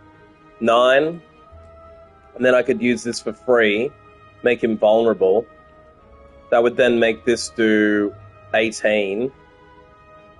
And this would do... I can't afford that. Even if I energied up, I couldn't afford that. That would do 12. Yeah, I can't wrath my way out of this. So, maybe I just start burning my cards. If the last card was played, draw 2. So maybe I defend... Fuck, the defend has got 3 cost on it. Do I have anything else with defense? Fucking hell. Because I really want to play the defend and then draw 2 more cards. Yeah. Miracle your way towards sanctity? Yeah. That's what I'm trying to thinking, yeah. Draw 3, I think it's draw 2. I think what you're saying is I'd have to miracle, defend, sanctity, and then hope that one of the extra cards I pull comes out good. And then I just use the attacks that I have on him for free. Let's defend... Miracle's a skill. Miracle's the card here, right? Oh. Oh, I misread Sanctity. Sorry, I thought it was if the last card played was a block. My bad. I mistook. Thank you. This is the kind of shit. I've been staring at the screen for 5 hours now, so I'm starting to go blind. And I'm also just a bit stupid, like I misread the card. Sorry, I'm pretty fucking stupid. I mean, I'm not bad at math. I can do the math in my head. But sometimes I literally play the cards in the wrong order. Like when it's like, use this and then gain block for every attack you're playing. And I just accidentally use it as the last card in the turn like a fucking idiot. Okay, picking up a 1 defend is not bad. I'm almost wondering if I just double defend here and end the turn. I'm thinking about a double defend. Yeah, it's a skill curve. Like I said, I'm about 50 hours into this now, and I was saying yesterday, this game is fucking crazy in the sense that you can get 50 hours into it and have barely scratched the surface. Some fucking AAA titles are barely 50 hours to play through them. Like, I loved Outer Worlds, but Outer Worlds was over in 50 hours. Each DLC for like 10, 15 bucks was another 10 hours on it, so it's a 70-hour game, max. Yeah, you can replay it, but you can basically exhaust almost all the storylines you want in one play. You can do all the side questing in one play. So it's kind of like a bit fucking short. Sekiro is like 30 hours. You know, maybe 50 if you're slow. So I think the fact that I've talked to people here that have played there's thousands of hours into this, and they're still entertained enough to come and give me advice, you know? So yeah, this game blows my mind because it's so simple on the surface, but it's so fucking complex. And of all the games I've streamed, in the last 3 days streaming this, I get people coming in and give me cool advice, and all the fucking people who come in are cool people like you, who are actually chatting and giving good advice, and nice people that are calling me a queer faggot, like all the other people do on my YouTube comments. I've got like this gang of little kids that keep leaving comments going, get a job, you're a pedophile, you're queer, you're gay. I'm like, I get it, you're just trying to be cool online, but get fucked. It's like, I don't care, because as you get more fans, you get more haters, right? Like, what the fuck can you do about it? Nothing. If you don't like that, don't be on the internet. So I'm exposing myself to it by doing this shit. But at the same time, I'm like, boy, it shits me sometimes when I just put up a post yesterday saying, I'm going to be live, and then someone posts, get a job. I'm like, it's fucking Christmas, and I do have a job. In fact, I've got 3 jobs. I shovel dirt, I go on YouTube, and I run a business doing marketing consulting. So I actually have 3 fucking jobs, but I'm not going to reply to that. I just delete the comment and move on. For a while, I was leaving the comments up, so it looked like I had more comments on my videos, and I'm just like, you know what, fuck you people. I'm not giving you the time of day. I'm not giving you the fucking air.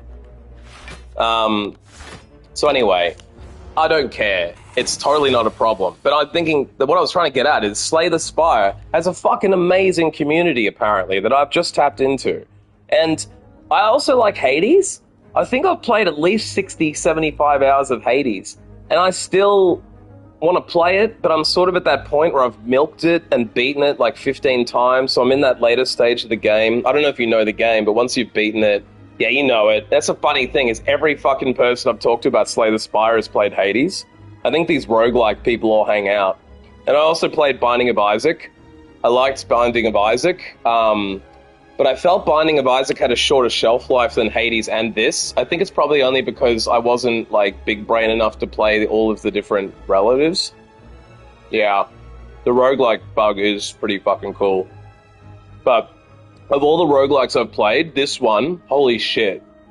There was also another one I played called Neon Chrome that was like a top-down shooter, and it had like different character classes that you had to go through. That is a fucking fun game. I have not tried Balatro. Let me just screenshot that, because if you want me to play shit, that's the number one rule of my channel is I will literally do anything. I will play any game. I also go on Twitch, and I've got a laptop, a Switch, a PS5, so I can pick up a game on any console. And I'm ordering an OBS card today, so on the weekend I should be able to put my PS5 through my computer, and then I'll have my face cam on and all that shit. Because when I'm on my laptop, I've got all these extra effects and setups that I use for Twitch and YouTube simulcasting.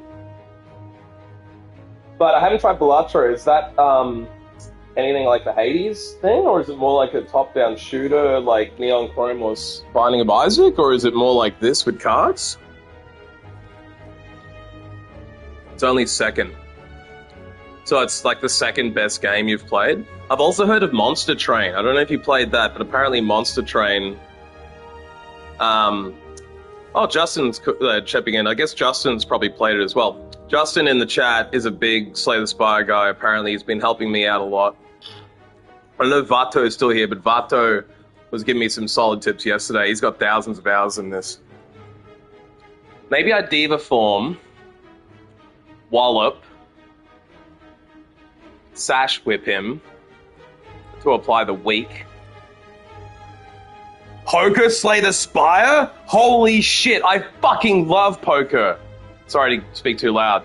I fucking love Texas Hold'em, so I think I could get down on that. Totally get down on that. Monster Train's great, but the numbers get bigger. Yeah, this friend I have, Lord Borson, who stopped by earlier, he plays a little bit of Slay, but he played a lot more Monster Train. He was telling me to get into it. He said there might be a third game that's kind of like Monster Train, but I can't remember the title.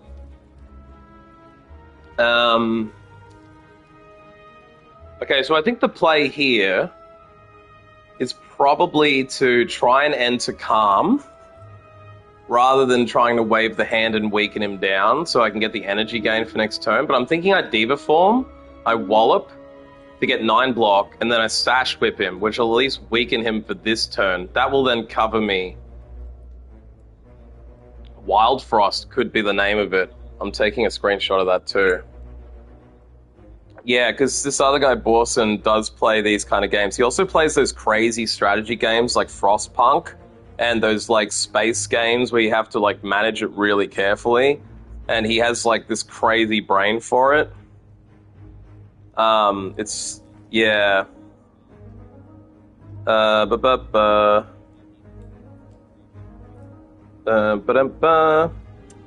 Train effectively races others. Last Man Standing. Oh, Across the Obelisk. Does anyone know Across the Obelisk? That is the other game he played. I do own Frostpunk. If anyone would like to walk me through how to play it, I played Frostpunk for 40 minutes and quit. Because I was like, this fucking hurts my brain. It's like Warcraft 3 without the battles and all of the town management from SimCity thrown into it. You have been playing Across the Obelisk. Okay, so he reckons Across the Obelisk is pretty fucking sick. Yeah, Diva form. It's much longer. You beat Frostpunk, yeah. You know how it is with certain games when you're trying to learn a new game and you go into it and you're just like, I don't fucking feel like playing this game right now. I just got itchy with all the management required in Frostpunk, and I hadn't watched any tutorials or streams of it, and I was like, fucking hell, this is too much for my brain. I quit. I just left it in my library. It's not like I could never play it. It's the kind of game I like, because I used to like the town management of Warcraft 3, but I didn't like SimCity. So I don't like hectic management games as much. I prefer those kind of cheesy ones like Pharaoh, where it's like kind of easy mode town management. I'm not a Civilization kind of guy, but I'm not opposed to it either. I'm really not. Okay, since I'm not going into Wrath, I think I just wallop him for free. Darkest Dungeon are you talking about? I fucking love Darkest Dungeon. I would be happy to throw that on stream. I've got it on my laptop, and I've got several, maybe 70 to 100 hours into it, I think. My challenge with Darkest is I never pushed myself to do full darkness runs. I tried to do them a couple of times, but my full darkness runs never went that well. I played Darkest Dungeon more vanilla, in the sense that I, like, just bought heroes, tried to keep them alive. I didn't big-brain it enough to think about, like, what would be the most overpowered team. I was just kind of, like, picking cool heroes to go with. And I kind of... The more you play Darkest Dungeon, the more it does your fucking head in, because you're like, damn, this hero would be good with there. Maybe I could put this guy in with him. But then I also weep when I lose my heroes forever. It's fucking... it's torture when you lose your people. You know what I mean? It's horrible. So, yeah... It's a great game, but it's also a difficult game.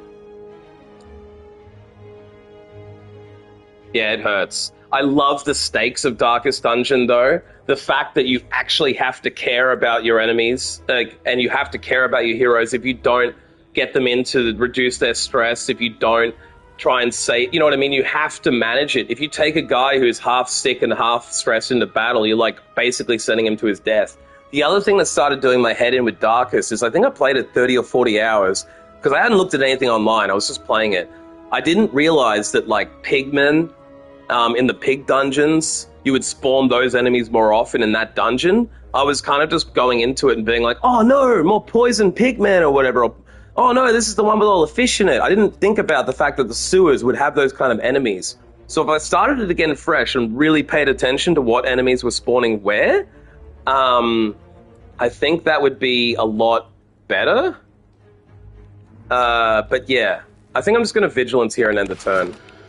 But yeah, basically Darkest is fucking sweet. So if anyone has preferences I want to play, I might start a little community poll up and just say, what do you think I should play? Darkest Dungeon, Slay the Spire, or I could just rotate it, you know? I might just make a little post and everyone can leave comments on what you want to see. If no one says anything, I'll just pull up whatever I feel like playing on the day. But I'm thinking it's Wednesday in Australia now. By Friday, Saturday, I should have my OBS card. And even without that, I could pull up Darkest, Frostpunk, or any of the other games I actually own tomorrow and actually have face cam and everything running. Okay, so Zero Defense seems to make immediate sense to me. I don't have anything that's going to boost off that, so we'll do that first. Eruption... I don't think I can enter Wrath and kill him, so I'm thinking with 18 damage coming at me, that's death. Retain and add block is probably the good one to play for a point. Now I've got at least enough block to cover me. Maybe I consecrate. No. That's even less damage. I think I just strike and then follow up. I would really like to enter Wrath, but I don't see any point, because I'm just going to take too much damage.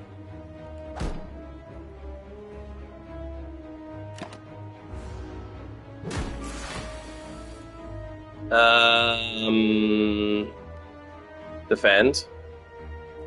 Did I have a defend? I probably did. Fuck. This is what I mean. I'm smart, but I'm stupid. It was staring me in the face, and I still didn't fucking think to defend. I had to defend. I could have not taken the extra point. Fucking hell. Bad John. Slap yourself in the face. Ow. Wake up. Wake up. Wake up. Wake up. Wake up. That one damage could be the difference maker in a run, you know. Even though it probably won't be. But the first run I did with the Watcher, I beat the first boss with 4 health. So yeah, it can be the difference maker on an elite or something. I mean, more on the bosses, because if you go to 1 health on an elite, you're fucked anyway.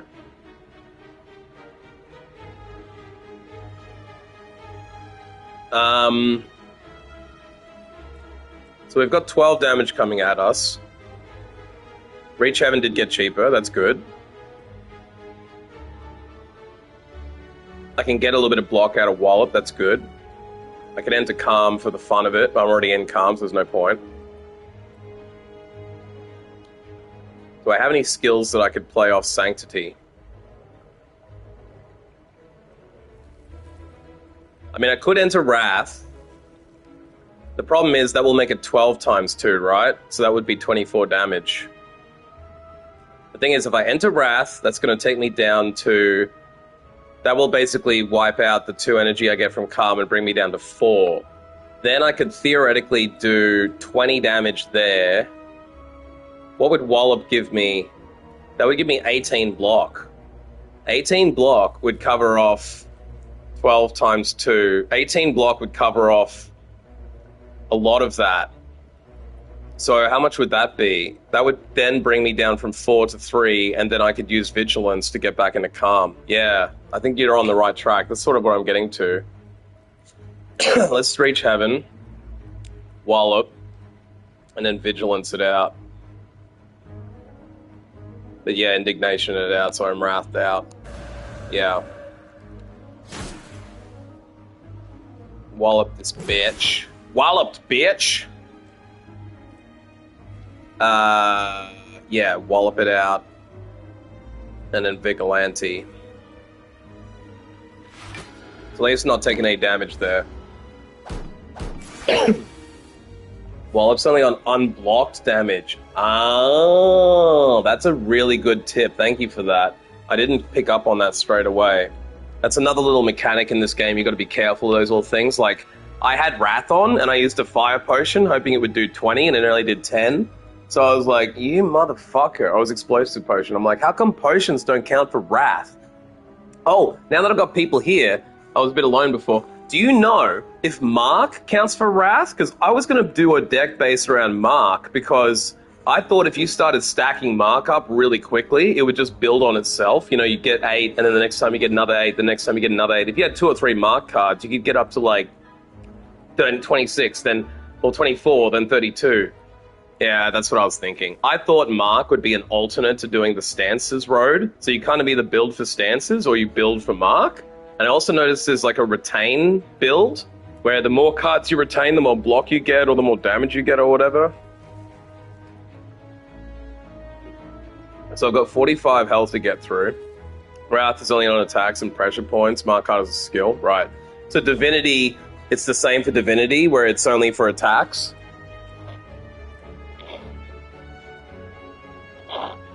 Man, it's kind of the most brutal thing about Snecko Eye, is that it turns through violence into a 0, or 1, 2, or 3 cost card. Thanks, Ruffle Waffle. I like your name, it's very fun to say. Ruffle Waffle. Ruffle Waffle. Ruffle Waffle. It's very addictive saying that. Okay, so he's weakened me. Or frailed me. I'm thinking with 45 damage, that's 20. That's 12. I can't, and I've got, well, I actually could do Sash as well. But that's only 8. That will take his damage down a little bit, though. So what's that? 1, 2, 3, 4, 5, and then I could defend? Actually, I can't follow up. That follow up becomes the most useless fucking card with Snecko Eye. Deal 7 damage. The last card played was you gain 1 energy, so it's like lose 2 fucking energy card right now. I mean, if it gets down to be a 0 cost card, it could be good, but fucking hell. I think that's the play. I think through violence him, and then Sash whip his ass, and then I will brilliant defend.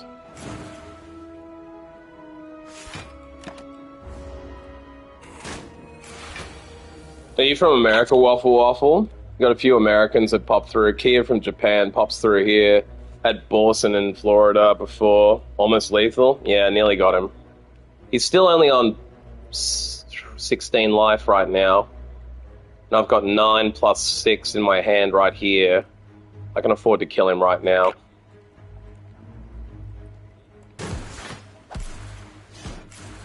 Dead.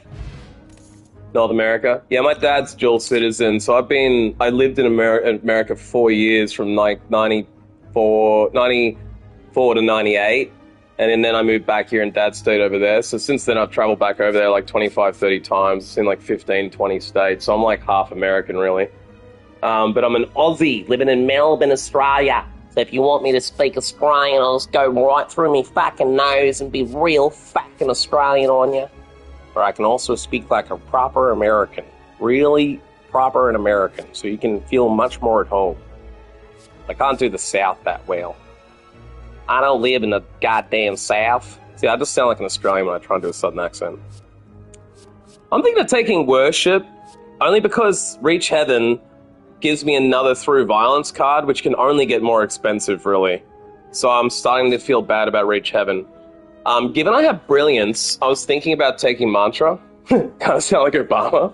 Yeah, probably do. I used to live in Minnesota, and they kind of do that, oh yeah, on the roof, you betcha? But it's like, I can't really do it anymore. I showed up, yeah. I don't even know if I can repeat that voice. If I want to speak like a proper American, I will. I'm going to give free healthcare to everybody at the cost of lots of taxes. So if you all want extra taxes, I will make sure that happens under Obamacare. I can't even do it now. I have to go back and listen to how I did it and concentrate on being a new Obama impressionist.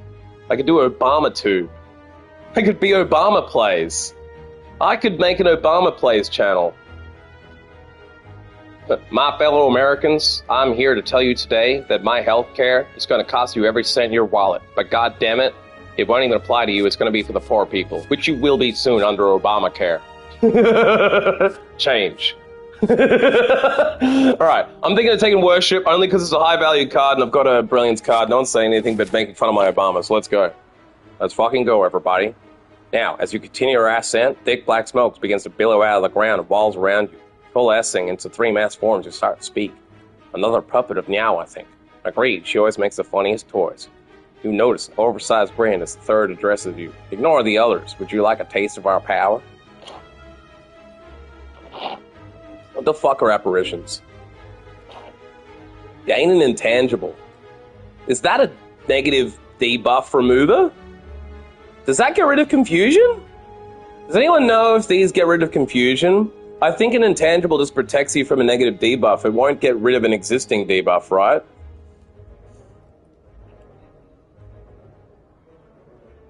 Oh, so intangible gives you a good buff. Can you buff away confusion? Oh, intangible's like the ghost in the jar or whatever, where you only take one attack. Right.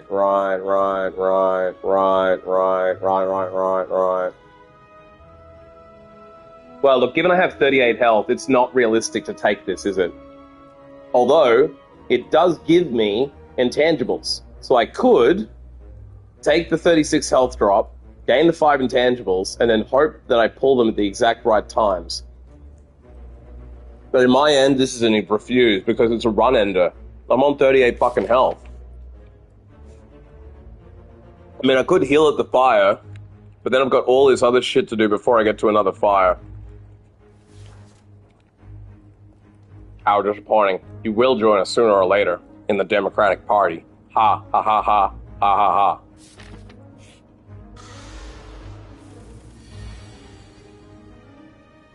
How the fuck did Diva Form stay at 3? That is rude. At least I got a free wallop. A free wallop and gromp. Wallace and Gromit? I got a free wallop and Gromit. I think the play here is to Miracle, Diva Form Vigilance, and then free wallop.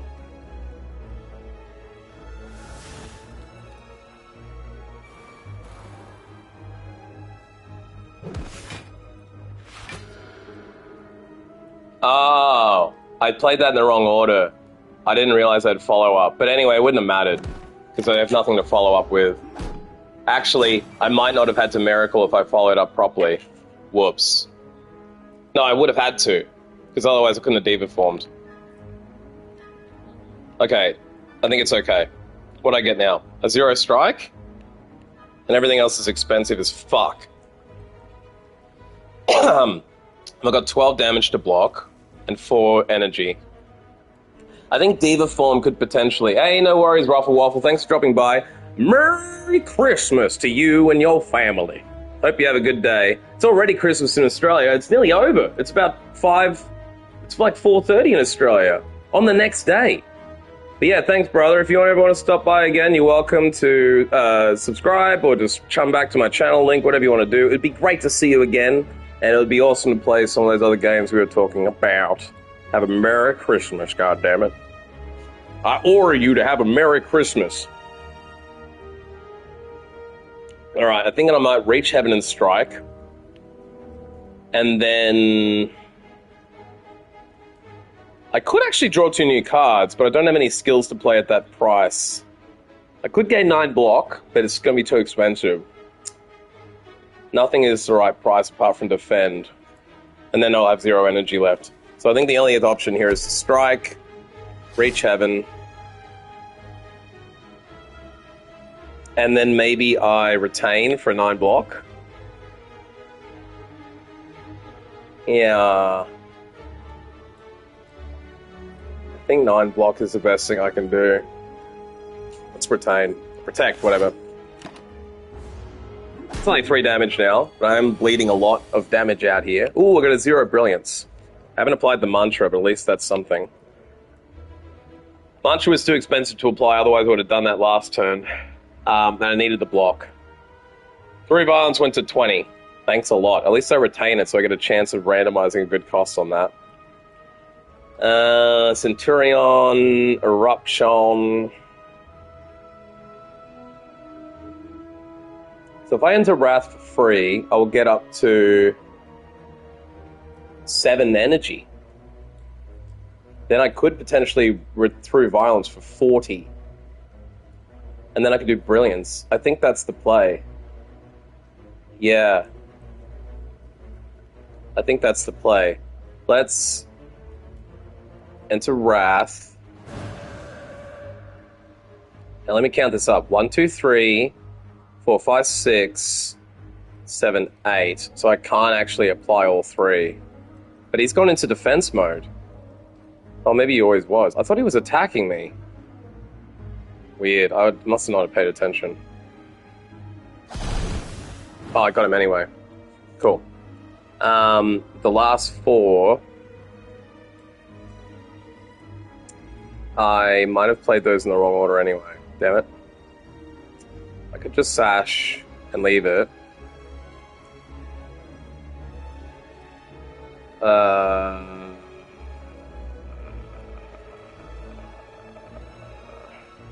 Maybe I wave defend. Yeah. There we go. Now he's weak for the next turn. What did he do to me? Nothing. How did he not do anything to me? I don't know. Gain 6 block. Draw 2 cards. Nice. Sash Whip for free. Nice.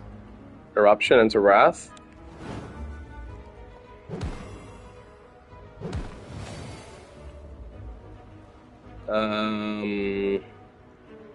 I'm only 2 damage off killing him. There we go.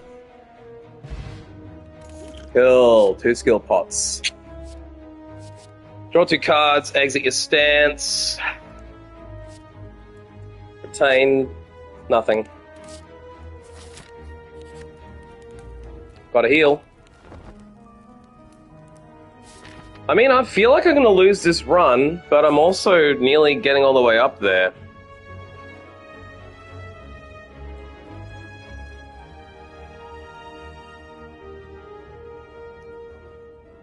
I don't think it's worth taking the elite, though. Not on 53 health. Not with a random Snecko deck. I mean, does chat, do you guys think I should fucking take the elite on?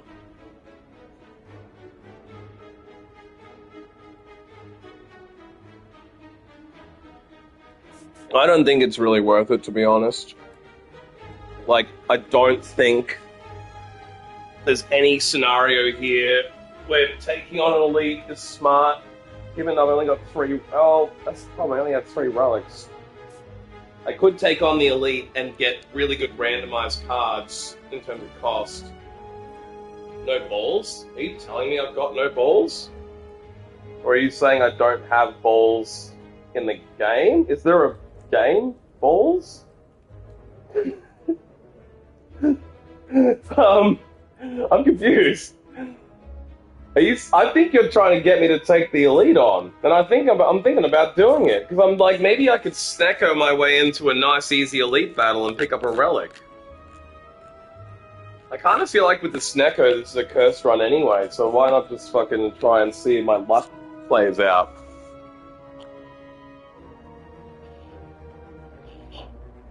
You know what? I'm going to assume you said I had no balls and do the elite just to show you how ballsy I am.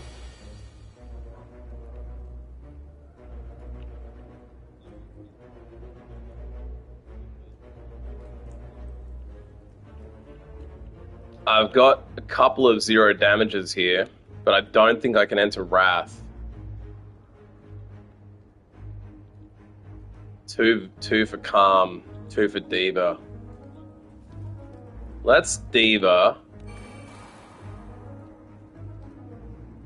And then I maybe do Miracle right now.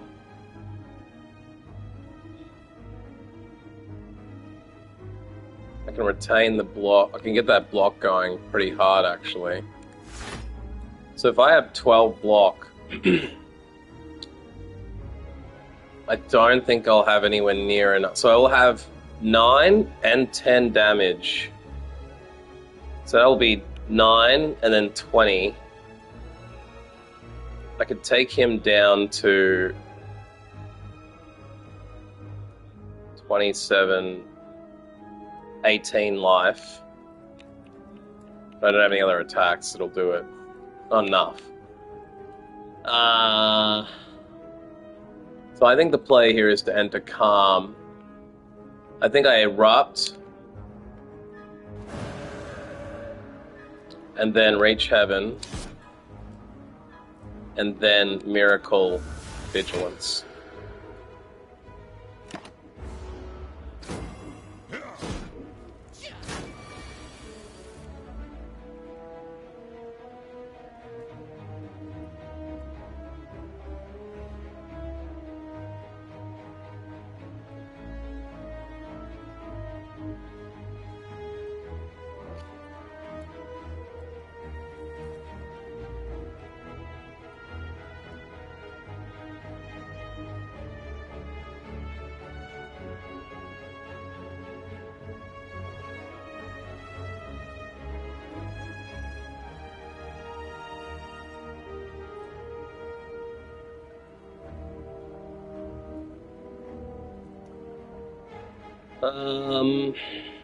Okay, so I can wallop him. I don't have the stance change. Actually, I do have Wrath. But don't think I can afford to enter Wrath. Because none of the other blocks are really... Well, I got a 0 defend. Because I've been made frail or weakened or whatever, that's kind of fucking me up. Maybe Wave of the Hand could work here.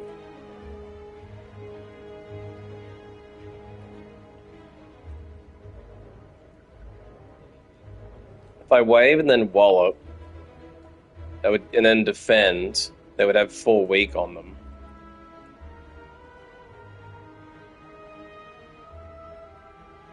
That's the end of my turn then. I don't have enough energy for anything else. I definitely can't enter Wrath. I don't have any attack damage. Like, I do, but it's all way too expensive. So why don't I try that? Wave. Weaken. Wallop.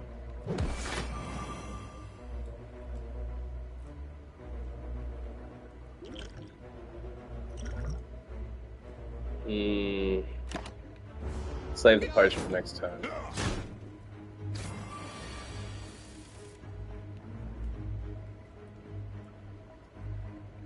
Interesting set of cards. Worship of 0 is kind of nice. So now I can Brilliance for 17. 20 through Violence. And then Consecrate.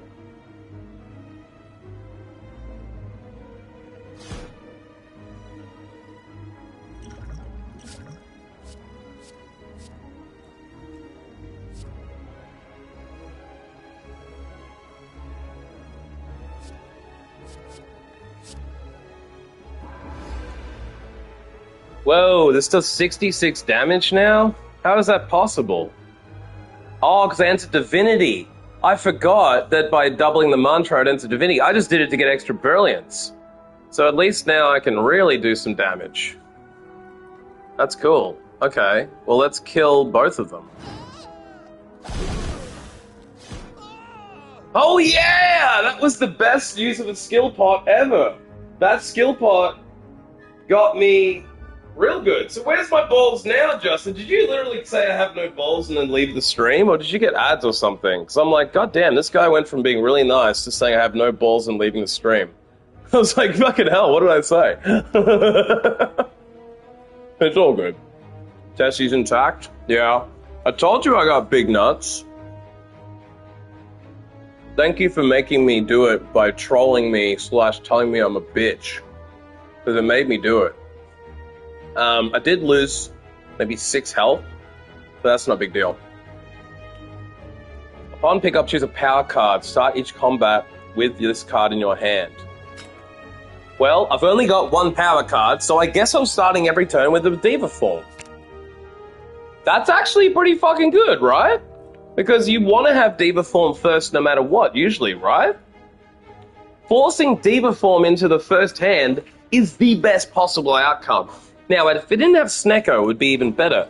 But let's think of it this way. Snecko will turn it from a 3 to a 2 to a 1 or a 0. We'll keep it the same. So, the combination of Snecko, plus when I play the Diva form, I'm going to randomly turn another card into a 0-coster. And now it's a Bottle Tornado, so it's stuck in my hand. I think that's actually a pretty good synergy. That elite helped a lot.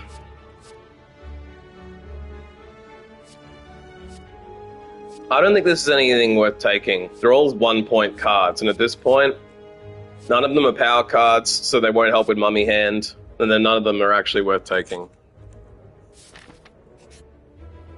In front of me sits an altar to a forgotten god. Atop the altar sits an ornate female statue with its arms outstretched. She calls out to you, demanding a sacrifice. I don't have the golden idol. Ugh, I can't do that. I cannot gain 5 and lose 18 health, because I'm, like, several battles off. I mean, I could get some health at the shop if there's a regen, but brother, So I basically have to take a decay. At the end of my turn, take 2 damage. Well, there's nothing I can do about it, is there? I really can't avoid it. I can't avoid this, because... yeah, there is absolutely no way I can play this with 18 health loss. I'd rather bleed out from 2 damage every now and then. I could also potentially get rid of it.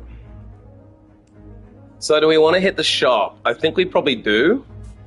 The shop will give me a chance. I only have 154 gold to spend, but I might be able to pick up an expensive crazy card.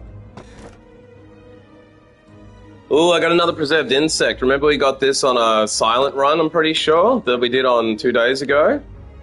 So we got the preserved insect. Enemies and elites have 25% less. Now that's even more motivation to take on the rest of the elites. This map, I skipped 1. No, I didn't.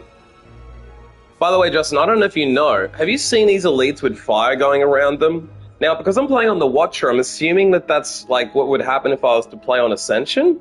But the Watcher doesn't have Ascension right now because I haven't beaten it. So I don't know how randomly I've started seeing this happen. But maybe it's because I've collected all 3 of the gems. Maybe it's just something that happens with the Watcher. And that because the Watcher is the 4th character, it automatically gets like random better elites. But I must assume that that's a really good elite. Basically, there was one road on the left which had another chance at an elite, but it meant you had to take the shop earlier on, and I didn't want to take that shop early on. Funnily enough, by going right, I ended up getting a shop through a random anyway. It's because I got all 3 gems. Right, so after you get all 3 gems, random elites will turn fiery, which I'm assuming, based on gaming logic, that fire means bad, and fire means more damaging.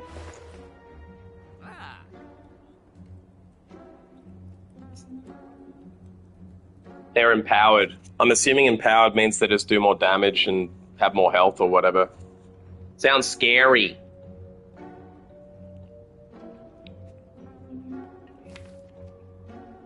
I'm thinking the play here is just to get rid of decay. Because there's nothing in this shop that I see worth buying.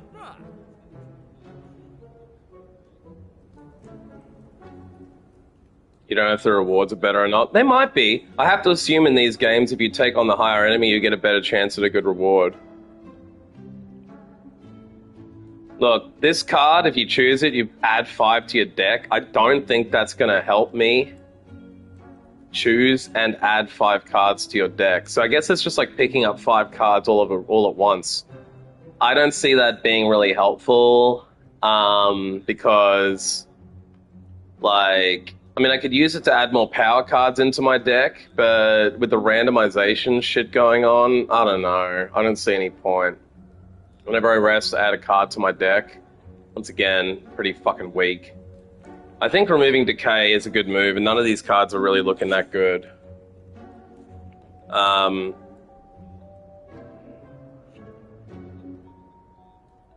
Yeah, because I can't afford the Violence card, and that one would be pretty good. Okay, just get rid of the curse.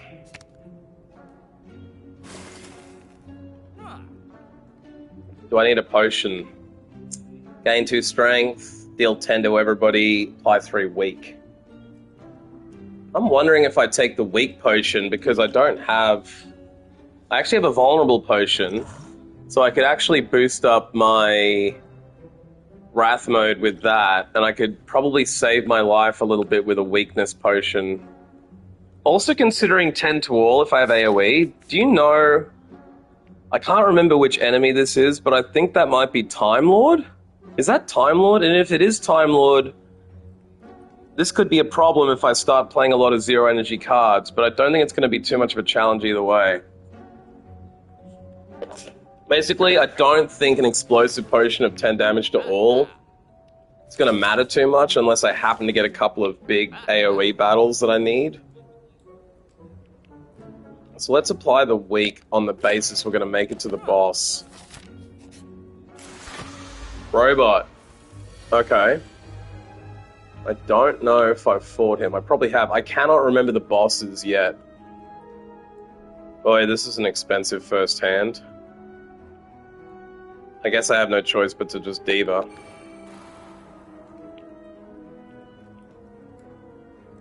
I can't block anything. For fuck's sake. Man, to get the fucking avocado enemy and a fungi beast, that's horrible.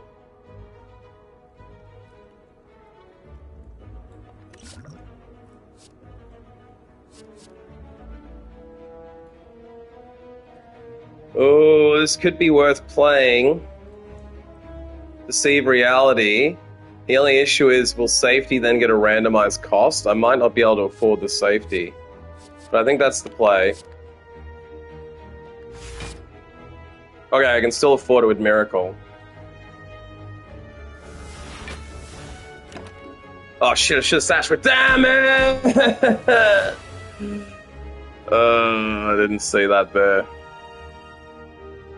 I could enter Wrath. I could enter Wrath. So I could enter Wrath and then get free Vulnerable. And then wallop them.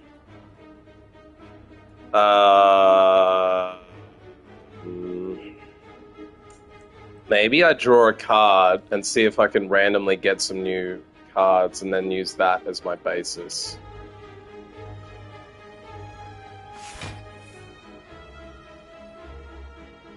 Yeah, I think this is gonna be what I do. My issue is, if I fucking enter Wrath, that's gonna be 12 times 2 and 18. That's too much fucking damage. Because I can't kill the big boy this turn. I just can't. Can't afford to protect. I have zero cost cards as far as that goes. Okay.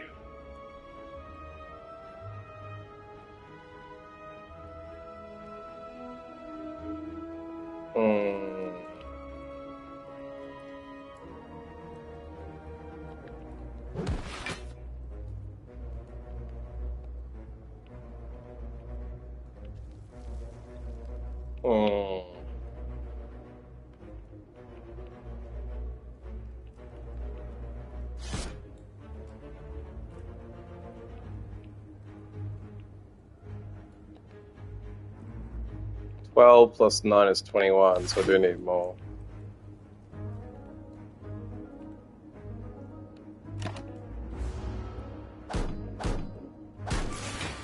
Okay, at least I only took 1 damage that turn. What are we getting at here?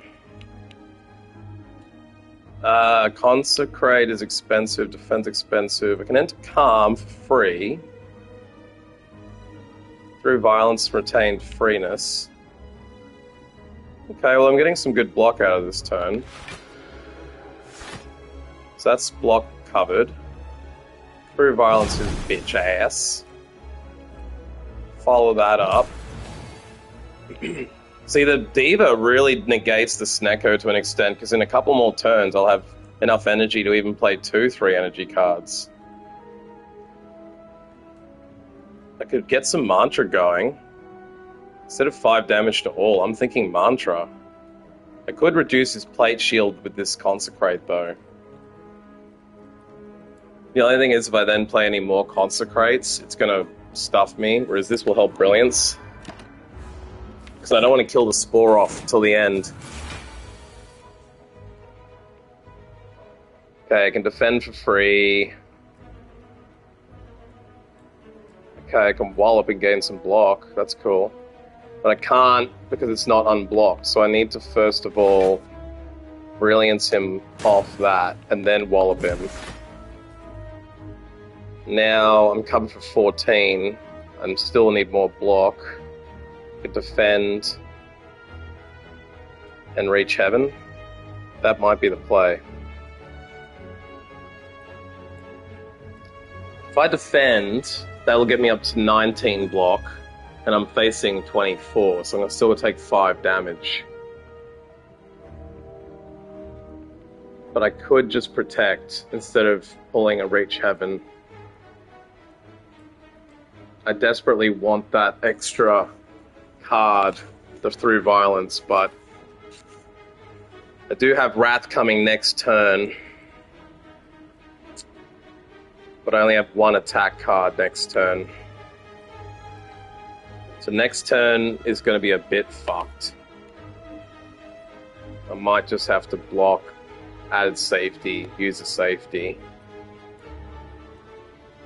Right. I guess I could... no, there's no other option. Let's play it safe. We're on really low health.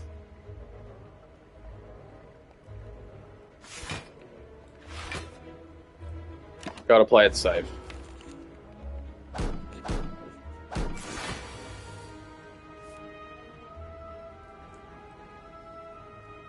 Gain 6 block. If last card plays with a skill, draw 2 cards. Yeah. Wow, I pulled 2 3-cost cards. Thank you.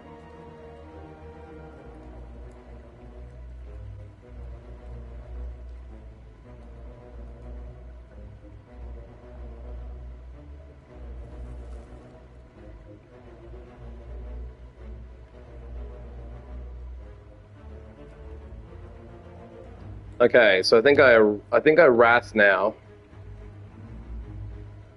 Can I kill him though?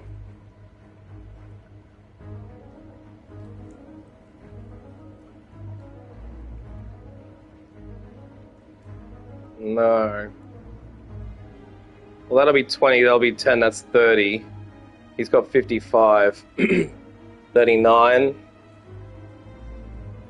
plus 16. 55. Ooh, that is exactly the right amount of cards. Okay, so let's not fuck this up, John. Let's not fuck this up. Let's go for Eruption, Indignation. Oh, I've got Indignation too, so it's going to be even better. And I forgot I got the extra energy too, so this is even better than I thought. Now we probably want to Consecrate, and then Whip, and then reach heaven.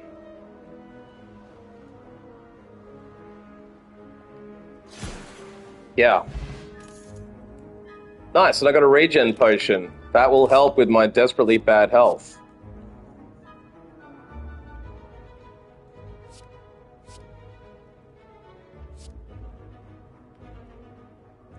I mean, I like the idea of Worship Plus because I've got more ability to enter Divinity, but my idea is I should be taking power cards and high cost cards, and I see Vault as being a mulligan, basically. You take an extra turn after this one, end your turn and exhaust. So I could either play a bunch of cards and then Vault, or I could just Vault if everything in my hand sucks and I don't want to play anything. So I think Vault is the card to take, especially because it's normally expensive and it's probably going to be cheaper. The more gold cards I can get into this crazy Snecko deck, the better. I also have no fucking idea if there ever is anything in the game ever that lets you get rid of confusion. If I can ever get a confusion-free relic, I'll be good. I'm thinking about going random here. Because either way I go, I have to go to a random. This might end up healing or hurting me, but let's go. Man with an eye passion, Dallas Grin, strides up to me. Interested in advancing science? I can make you stronger than any training or blessing. Ooh. I can get Jax? I think I did this once before. Lose 3 HP, gain 2 strength. Can't afford to do that. There might be one. Yeah. Transform 2 cards. Obtain a special relic.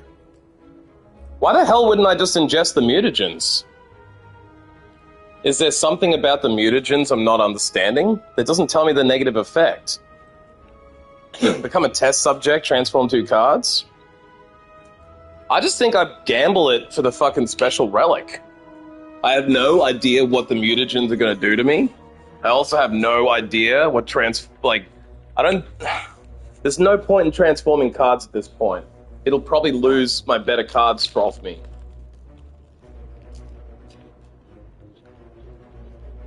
A 0 cost card when I'm losing health, that's only good if you're the ironclad. I think that's literally just a free relic. Start each combat with 3 strength. At the end of your first turn, lose 3 strength. So this basically just pumps up your first round with an extra 3 strength. That is kind of useless because of Diva, unless I get a really low-cost Diva. But we'll see. Oh, I remember this. The flying dude takes half damage? Yeah. Cancelled if dealt attack damage 3 times in a turn, though. Okay. So maybe I just need to smack him down.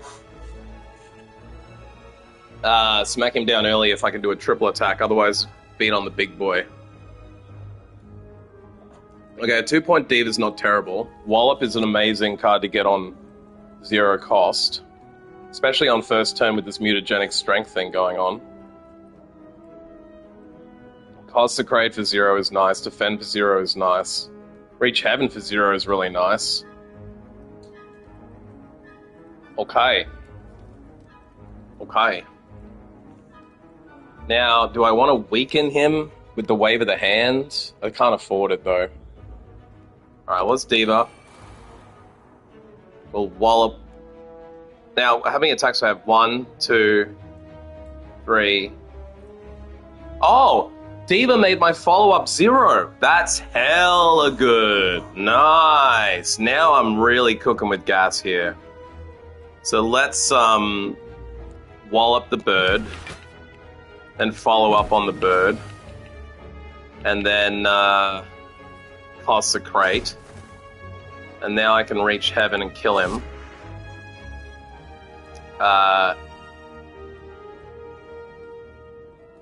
Maybe now I miracle, wave the hand, and defend.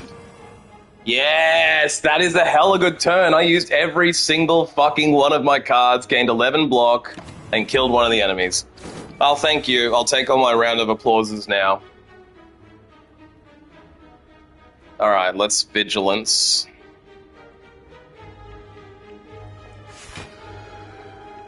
I think it's an easy call to violence him. And then probably Sash Whip his bitch ass.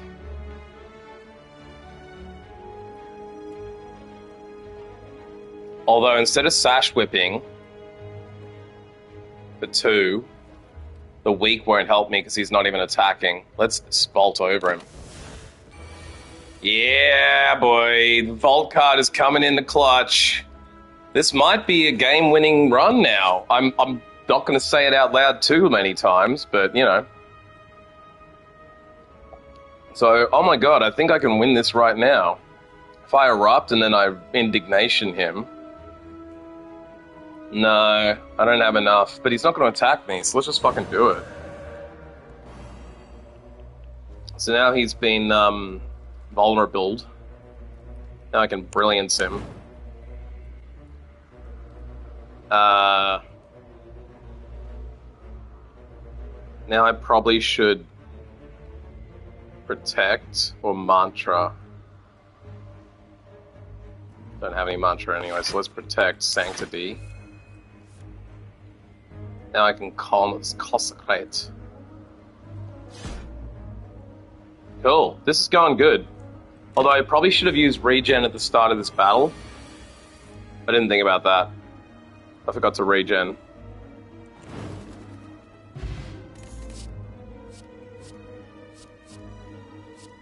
Nah, skip. Hell yeah, we're nearly at the boss.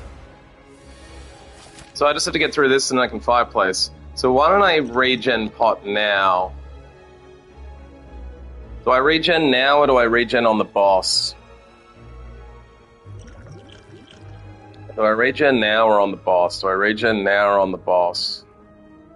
I think if I regen now, there's a chance I won't have to heal for the boss. What is it? 5 plus 4 is 9, plus 3 is 12, plus 2 is 14. That'll be 50. I'll still need to heal, but I could be at full. So maybe I regen now.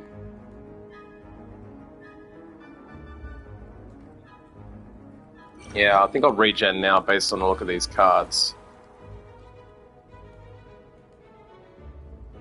Ooh, it would be nice if I could enter Wrath. That's going to do 20 damage.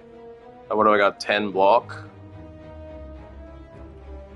I don't think I can use the follow-up on the attack, because if I have to do that, the only attack I have is Erupt. And that's only going to do 12 and then 20. And then I will have 10 block against... I'll take 10 more damage. I can't do the Eruption.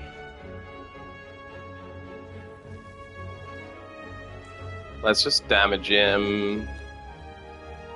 Yeah. Then double defend.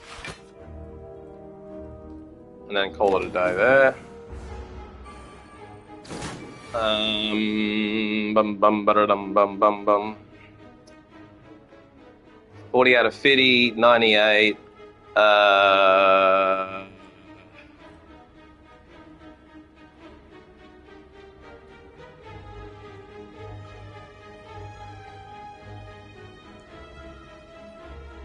What the fuck happened? Okay, what are we gonna do? We only got 6 damage coming at us. Don't have any ability to get into Wrath. We do have a low-cost Worship to bust out. So let's Worship. Strike. Worship. Brilliance. Oh, I might have wanted to Vault instead.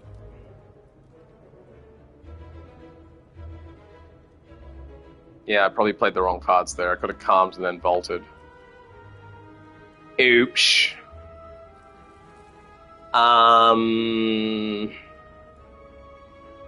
Well, rather than vaulting, these aren't terrible cards anyway. Maybe I do gain the block, enter Calm, Miracle, and then reach Heaven on him.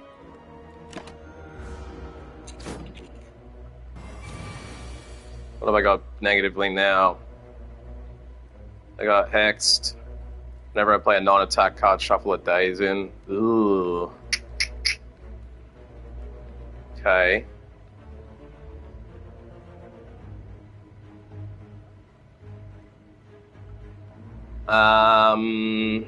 Not loving these cards too hard.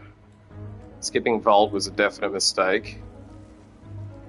Do I have anything to get me out of this? I might have just cooked this run by not vaulting that last turn. Lesson learned, always vault when you can vault. It's a completely free turn.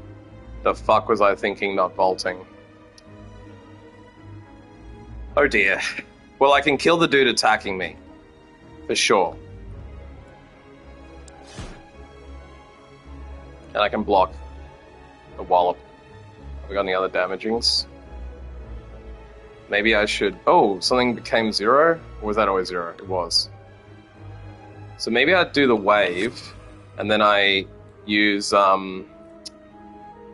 this one here. Draw 2 more. Yeah, now I could potentially Wrath before I Consecrate, and then everything's too expensive. I can only play one of these cards. So maybe I just Consecrate now. But I kind of want to enter Wrath now. Yeah, okay, so let's do that. And then we kill everybody out. And then Sash Whip him. And hope that Through Violence comes back cheaper. I probably should have Through Violence him. Oh, there it is. Yay, it's retained. I forgot. It's no cheaper though. So let's Consecrate.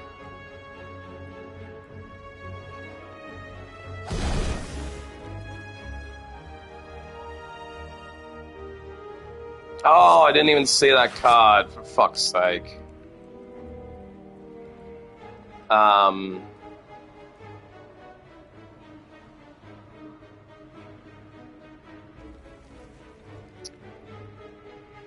12 and 5 plus 5, so that'll be 22.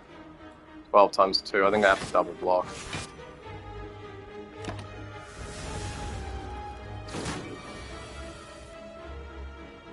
$30 damage. I think I got him here. Dead. Woo! Okay, because I've got the Snecko and everything's going crazy points, none of these are powers, and although I like having Mantra, I'm not building for Mantra, and if I buy it, it's probably going to be a 2 or 3 point card for 3 Mantra, there's no point. So let's go. I think we need to rest at the fire and take our health to the boss. We're almost at full health though, so I think we can probably take this boss. I hope we can. Let's see how we go. I got basic Diva, but I can worship for free. That's nice. I might be able to go Divine at some point this battle.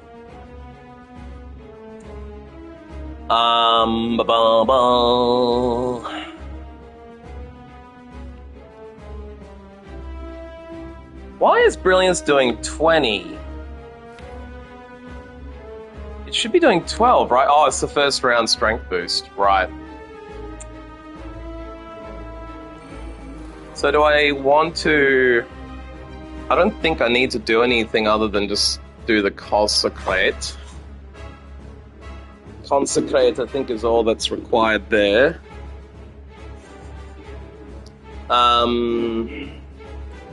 Yeah, I think I'll save the energy card. I mean, even though I'm starting to get Divaed, you never know what's going to start costing too much money. 20's not bad, but I could eventually play that with Wrath on and get much more out of it.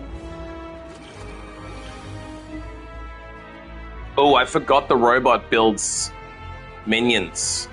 Damn. I don't have an AoE build either, so I'm just going to have to pump the boss.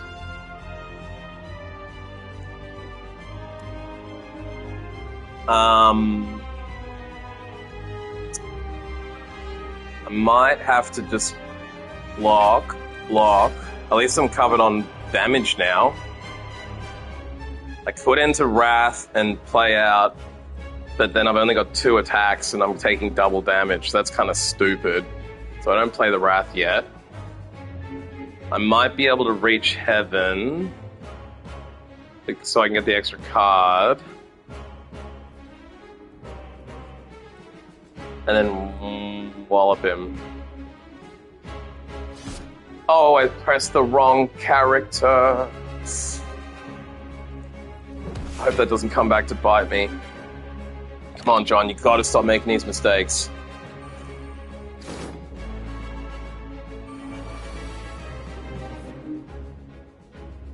So what did they do to themselves? Did he steal Vault? He stole Vault!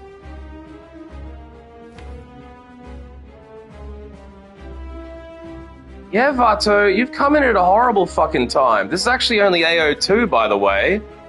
And I think these two little fuckers have a skill that steals cards. Status, on death, Vault is returned to your hand. Sanctity is returned to your hand. Am I correct in thinking that they just stole the ability for me to have an extra turn? I mean, Sanctity is not the worst. Oh, for fuck's sake.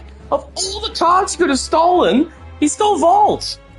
Vault, which is a 3-cost card, with Snecko could be 0 cost, then I get a free turn. They literally just stole a fucking free turn off me. They probably stole my most powerful card that I have left. I know I get it back when I kill them, but I might not kill him at this rate, for fuck's sake! Although, this is a good hand. I've got like 4-0 cost cards thanks to the Snecko Eye. This Snecko Eye has been such double fucking thing. It's a crazy dice. One hand is really good, the next hand is so fucking hard. Oh, wait. Snecko plus Diva is a great combination. And it also had Diva stuck in the bottle tornado, so it always comes out first. So chances are it's either going to be the same cost or cheaper. So it means I get an instant cheaper Diva most of the time. Now I'm getting energy every single round. So, and I'm only taking 16 damage this round. I'm thinking I might go into Wrath mode. Fato, do you know, do these little fuckers reset when you kill them? I think the robot will keep spawning minions, right? So maybe I kill off the guy with Vault right now. Maybe I engage... Okay, first thing I gotta do is follow through. Maybe I use... Yeah. They come back pretty quickly. It's probably just worth spamming the main. I don't have Wrath this turn anyway. So because I don't have Wrath anyway, I may as well just keep pumping the main guy. So I'll hit him up with follow through, get a free energy. May as well wave the hand now. I can, through violence him, I can just defend right now. That weakens them down a bit. Maybe I should enter Calm. Follow up on the big boy.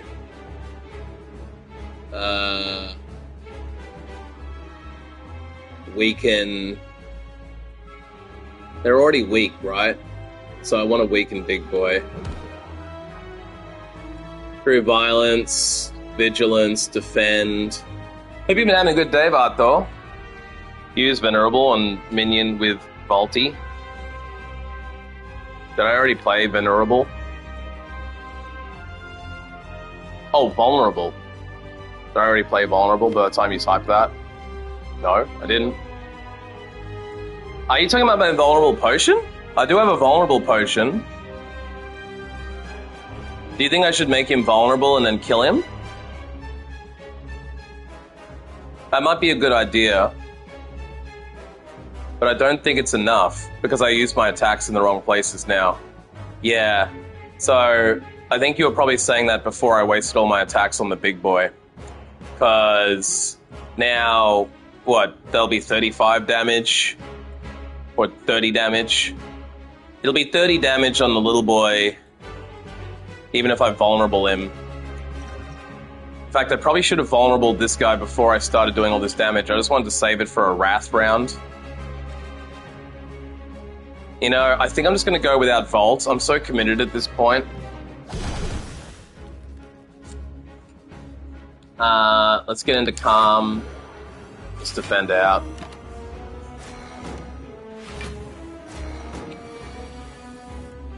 Whew! Okay, what are we going to do here now? Oh, I can enter Divinity.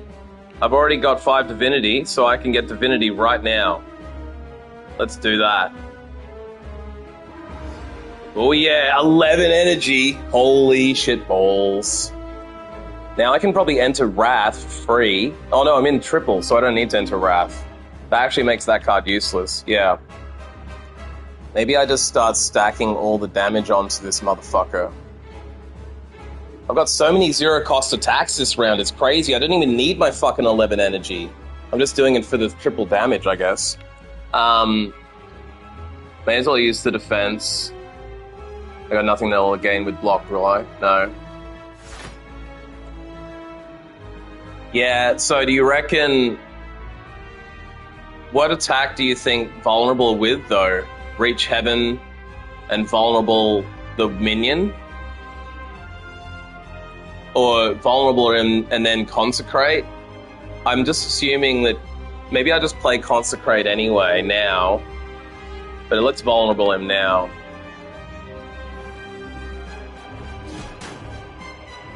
Now I can just do Reach Heaven on him. Which Min has Vault. Yeah, the little boy over there. This guy's got Sanctity, which I don't need back. There we go.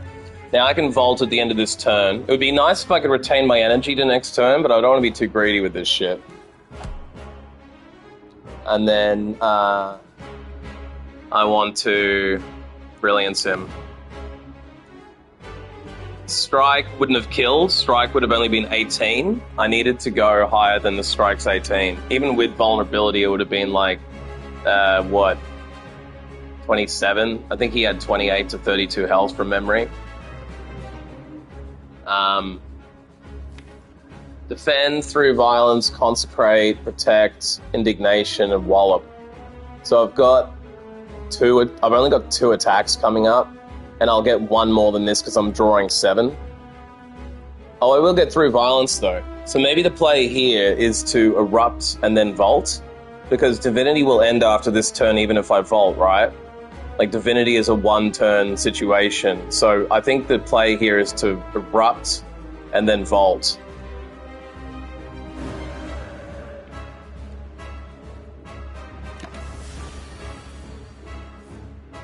Now I think the weakness potion probably should be played. If I weaken the boss, because 15 by 2 will get right weakened back down. I can wallop for 18 damage, which is nice. Indignation first. Yeah, you're in Wrath, play 3 vulnerable to everybody.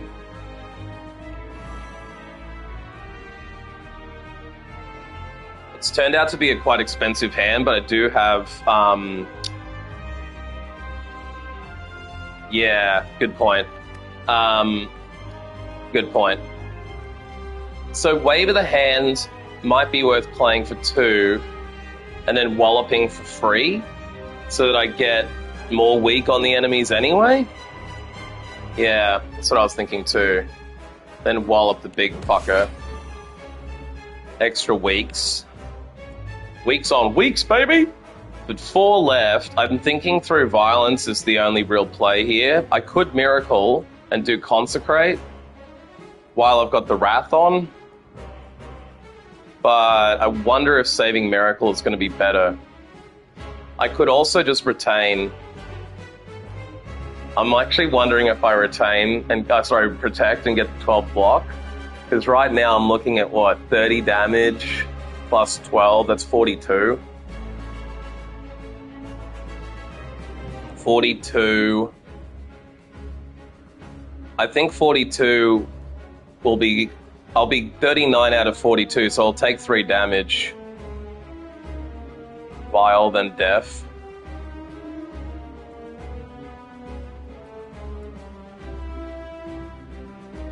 He gives me back Sanctity, which is just gain 6 block, and if it was a combat, it was a skill draw 2. So it might actually help, because the draws are helping with the Snecko. What I'm wondering is, do you think it's worth Miracling this round? Because what you're suggesting will take 5 energy. So I could Miracle and do what you're saying. I could through Violence the mini boy and get rid of him altogether. Then I'm only taking 30 and my block is covered by defending. So probably worth using the Miracle this round and then doing what you're reckoning. Through violence him, get the card back, and then defend. Just don't want to waste my miracle, but I think that's probably the only thing that makes sense to me. I've also got fuckloads of strength. Do Vial. See how much Sanctity.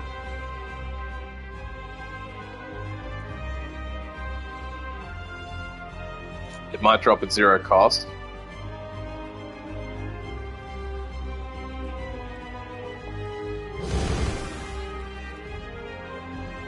No such luck, but I could play it anyway. No, I can't.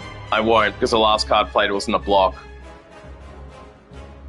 But look, I think now I just play Sanctity and end the turn with enough block. I think that's the play. Save Miracle, play Sanctity, and just end the turn with with enough block to cover everything. And look, he's got 100 fucking health. I think I'm gonna kill him. I think he's dead next turn because I got Wrath on. Yeah, I can get but I can't get the block because it costs 2. Yeah, I mean, I can't. I saw you meant on death. Yeah, no, I'm just gonna get the block. Yeah, that's what I meant. No Miracle. I agree. That's what I was saying. No Miracle. Okay, I think he's dead. I've got free 14 damage. But I won't play that yet because I need the energy off of it. So I think Brilliance first. And then follow through. Now, maybe free worship, why not?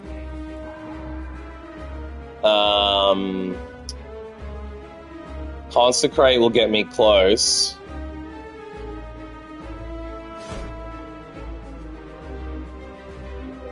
I don't think it's worth entering Calm, because he's so close to death.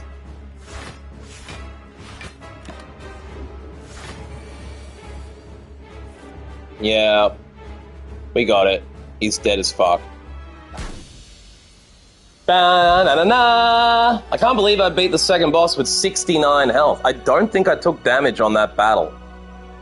I don't think I took damage, although I already have the trophy for beating a boss without taking damage. Oh, do you know, Vato, how would a Conjure Blade be affected by Snecko? Will this stay as an X? Because if so, this could be an extremely good card to pick up with Diva, constantly giving me energy, because I could use that to pull a card. The only issue is Expunger could get expensive, but even though, it could be like 8 energy, 9 times 8. It could be a really powerful card. I don't see anything better than getting... I don't see anything better than getting Conjure Blade, but I don't know much about Master Reality. That looks like whenever a card is creating during combat, upgrade it. It will stay X. So given I've got Snecko, that seems like the #1 thing I should be going for there. That seems like it's got to be the #1 thing that's better. I don't have a lot of retain cards. And also, doesn't that retain get... With Snecko, doesn't that become useless? Because if I'm getting its cost reduced, it's that... Does that even get remembered if it gets randomized at the beginning of every turn? I don't think it does, right? The only cards I have that will retain are when I play...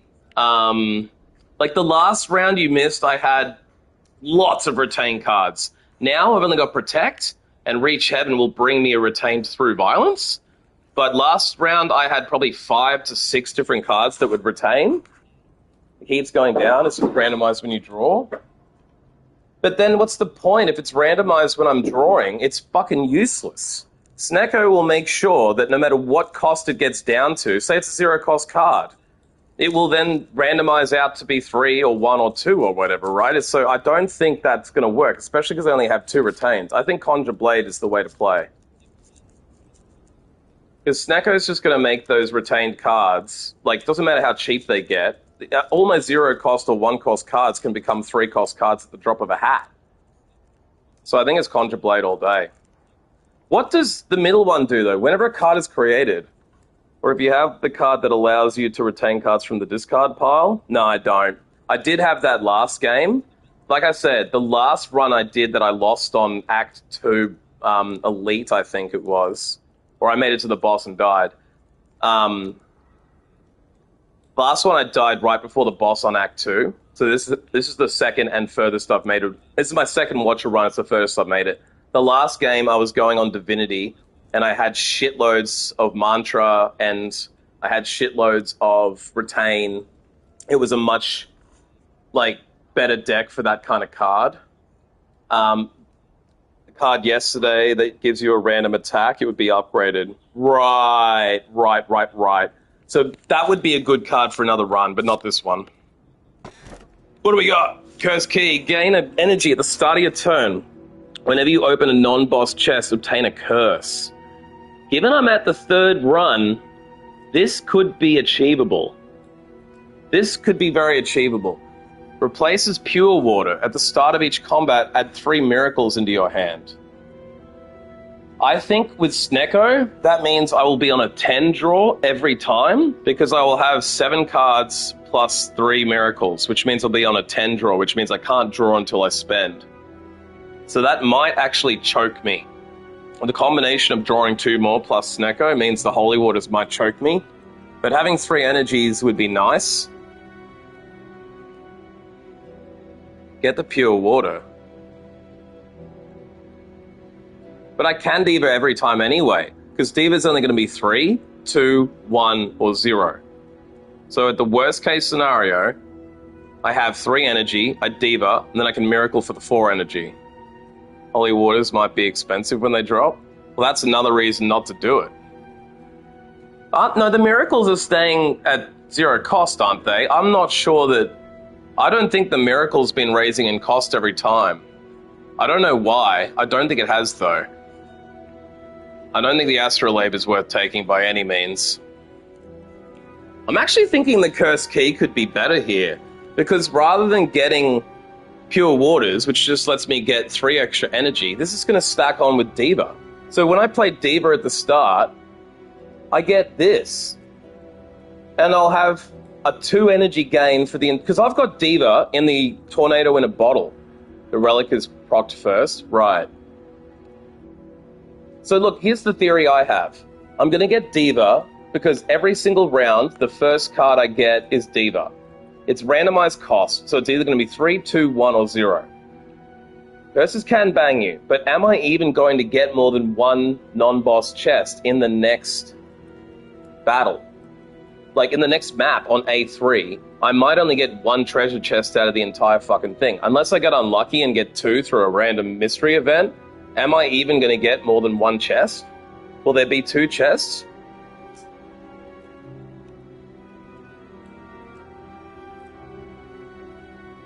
Yeah, Diva is bottled. Yeah. At this point, bro, I'm not getting rid of any fucking cards. I don't see the point. With Snecko, there's no point in ditching a card. It's going to be randomized, so every card is effectively viable in my mind. I don't see any waste cards in my deck. I honestly don't see any point in wasting cards, and I don't see the point, because think about it pragmatically. Holy Water... Look at the 22 cards I've got. But here's the thing, bro. What the fuck would you take out when Snecko randomizes the cost every fucking round? Like, what is the point of dropping a card? I could get rid of 1 strike, sure. I could get rid of a couple of blocks. But the strike could be 0 cost, it could be 3 cost. Like, the whole point of removing cards is so that you can control your play and have awesome cards and stuff like that. You're going to get rid of a 0 card, it's going to either... But it could stay 0. You don't know. Like, there's a chance that the 0 cards could stay 0. Okay, sure. So let's just play that out. You want to get through to 3 cards, right? Fine. Kind of irrelevant in the sense that, like... Okay, so here's the thing.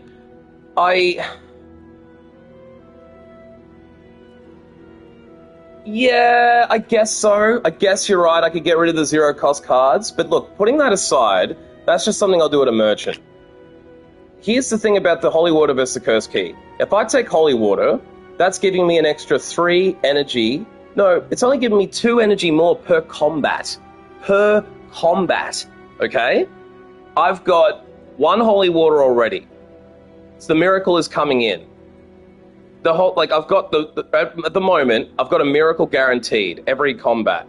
This will make it 3 miracles guaranteed. It's also going to bloat my hand out to 10 cards at the start of the match, and then every round after that until I spend the miracles. So it's going to put miracles in my hand, and it's going to force me to burn the energy. This Cursed Key is a guaranteed energy at the start of every turn. So from turn 2 onwards, I will go to 5 energy. Turn 3, I will go to 7 energy. Turn 4, no, I'll go to 8 energy. Turn 4, I'll be on 11 energy. By turn 5, I think I'll be on 15 energy, because Diva keeps stacking on itself. So Diva will give me +1, then +2, then +3, then +4, then +5. And yes, water makes turn 1 good, but isn't it much better to have 15 energy by turn 3 or 4? You haven't had a hand yet with all 3 random cards? You haven't had a hand yet with all 3 random cards. With all random 3 cards. No, I haven't. No, I haven't. I have not had one turn with all random 3 cards. Every single time. And let's play that again. Let's say I keep getting longer battles. Right, I get you all costing 3. Well, if I keep getting all longer battles, the stack of energy is insane. Like, having 15 fucking energy by turn 5? Because think about this. Diva's going to give me +1, +2, +3. So by the 1 extra, it'll be +2, +4, then 5, plus the 3. That's what I'm thinking. Get Cursed Key, spend the money to reduce the curse. Astro could actually work. You're right, I could take the 3 energy, the lower energy cards down. I don't know, am I not insane? You tell me if I'm insane, because you guys have way more hours in this than me. I can't see anything better possible in this game than having an unlimited energy font. Even at the cost of a curse. Because, like, the idea that I'll be able to finish battles quickly right now is basically impossible, because I have Snecko. So yeah, this makes a round 1 really good, but then, okay, here's the other factor. I do have the extra +3 strength on round 1, but there's no guarantee I'm going to draw enough attacks to make round 1 viable.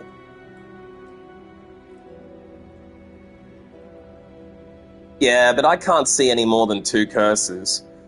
Unless I get a fucking crazy map where I get 3 chests and 3 curses. I don't know why I'm not as afraid of curses. Maybe it's because I'm a noob. Look, I'll take this to a vote if you guys want to. I don't mind what I play here. There is a viable option with all 3. Holy Water gives me a really good round 1 at least, and I can retain a few of the miracles and play them when I want. Did I get Conjure? No, not this round. I got it last round. Oh no, I do have Conjure, yeah. Yeah, I did. That's what I mean, with Conjure and an unlimited energy source, by the time I get to fucking, like, round 4, I'll have 10 plus energy. I can have 9 damage 10 times. I can skip chess, that's the other thing. The longer I think about this, with Conjure Blade, and everything I've got going on, including Diva, bottled, I can't see any reason not to have energy stacking on itself. Because think about this, by turn... I use Diva on turn 1, turn 2 I get 1, turn 2 I get 2.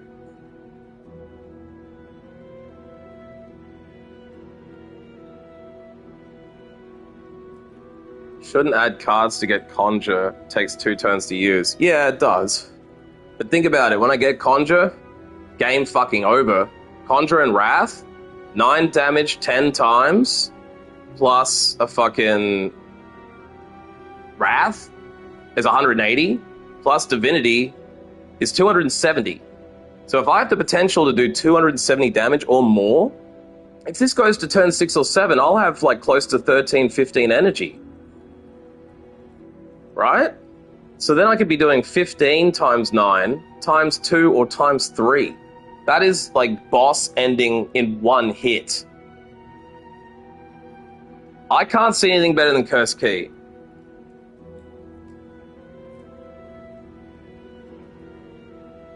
Because the miracles won't be able to pump it up as much. I could eventually pump it up pretty high with Diva. I think Curse Key is the way I break the game. So unless anyone has another opinion, I'm gonna fucking go Curse Key. It's a bit of a high-risk gamble, but I've already gambled the fuck out of this with Snecko. And I honestly feel like Snecko's gonna fuck me. And it's no matter what I do here, Snecko's gonna fuck me. And look at this. Okay, there's a forced chest. There's only one chest on this entire map. So if I play this to avoid question marks, just in case, then I could do that safely without even having to skip a chest. But I think the road to take is probably the right side. Is there a chest on the left? There's no merchant on the left. I'm not going for the gems. This is my second run with Watcher, and I don't have the confidence to go for the gems. No, I'm not going for them. So I'm thinking maybe take the right side because it's the only merchant on this entire map. There's two merchants going through the right road. Unless I could go left and then snake my way up to the right merchant and only take one merchant. Actually, there's three merchants. So maybe the road to take is left, battle, question mark, battle. You reckon right? Right will expose me to 3 potential merchants. It means I can remove 3 cards. If I get enough money. Even if I don't get enough money for 3 removes, I think I've already removed 2 cards. I might not get enough money for 3 removes. But at least can get 2. I think right is the better option. Yeah, let's go right.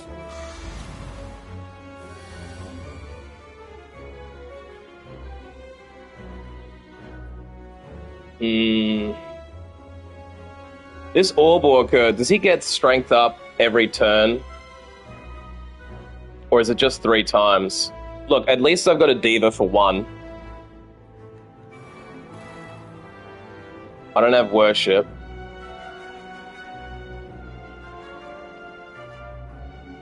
I think I just Brilliance him. And then I defend. And defend? I could Indignation and then Brilliance, but it's going to give me 20 damage. In which case, I will only be able to block 10. Actually, Vault. Maybe I Indignance and then Vault. And just pray. Yeah, that's the way.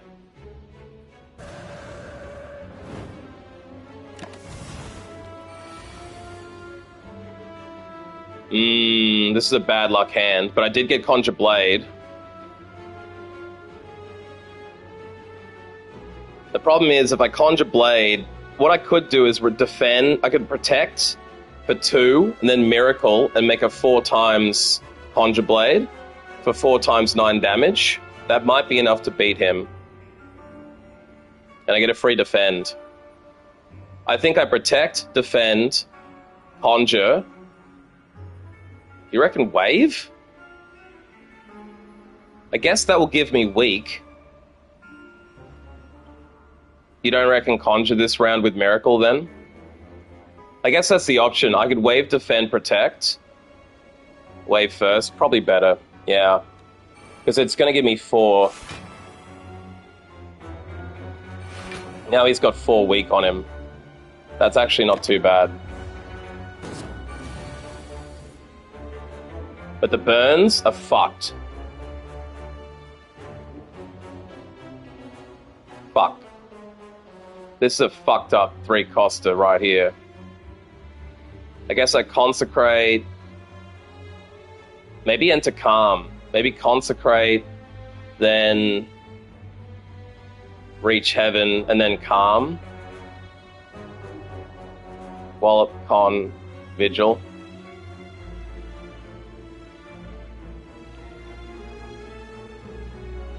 Probably better than shuffling for another through violence, you're right. Yeah. And I got a free defend anyway. Yeah. The thing is, though, I don't necessarily need... Do I need to Yeah, I do. Yeah, the free defense not going to get me through. Wallop. Consecrate. Defend. Vigil.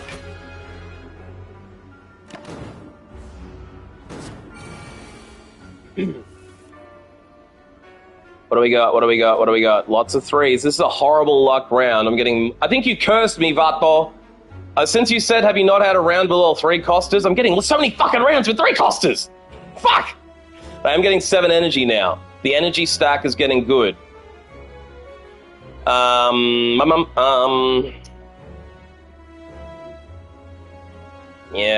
you're right. Free wave. Just trying to think with the 7 energy I have. I could, do I have another attack? I don't think I can afford to eruption. Wave Sanct to see what draws. Yeah.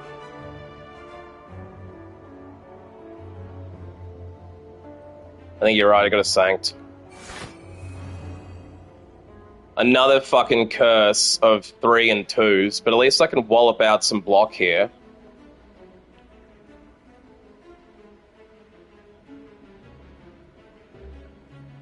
I'm thinking maybe wallop Sash. I think wallop Sash is the only option right now. But I could Brilliance him. It's just going to be slightly less damage. So I think we wallop and then Sash. Yeah. I'm still going to take a bit of damage though. 4 damage.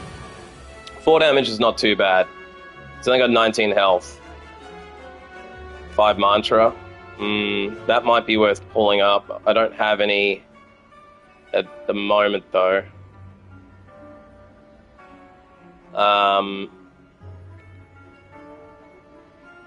Indignant Strike. Indignation Strike. Yeah.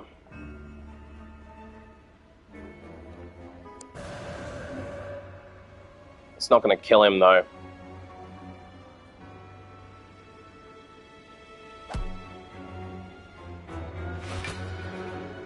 Yeah, see, all this extra energy makes dancing through stances so much fucking easier. Now I just think I play all the rest of the cards. Defend, defend, and worship.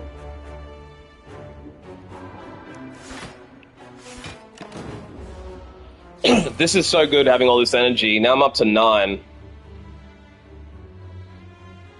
Def. Yeah. We can take him out right here. Cool.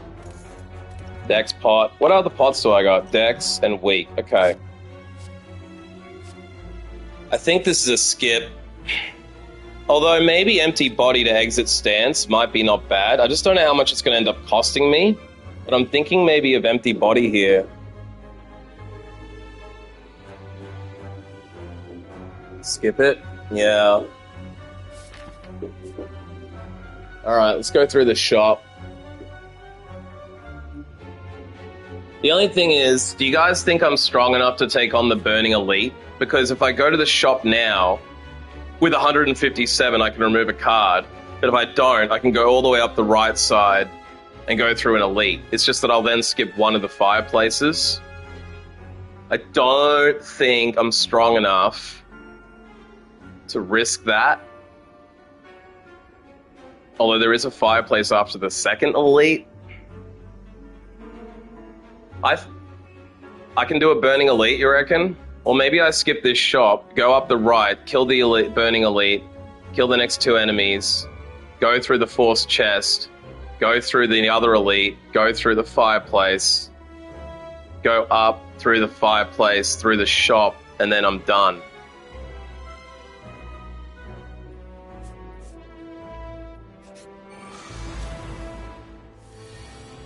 Oh man, last game Vato, I got Judgment. For 1 cost, you can kill an enemy under 30.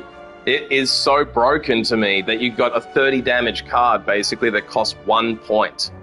Like, as long as the dude's below 30 energy, it's insta-kill. Like, what the fuck? Why is Judgment so fucking cheap? And why is it so good? I can't see any downside to Judgment unless you're playing with a Snecko.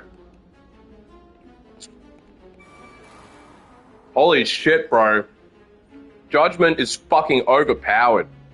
If you could Judgment and retain it, that would be really good. If retain was permanent, I got so disappointed last run when I realized that retain, when you send the cards out of your discard to retain them, they're not permanently retained, they're only retained for one turn. If it was permanent retain, holy balls.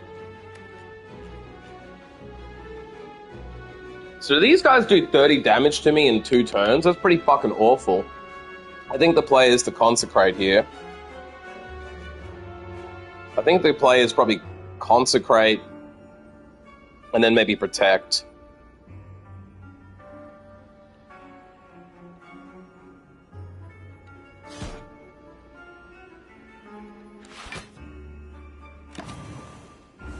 Yeah, con prot.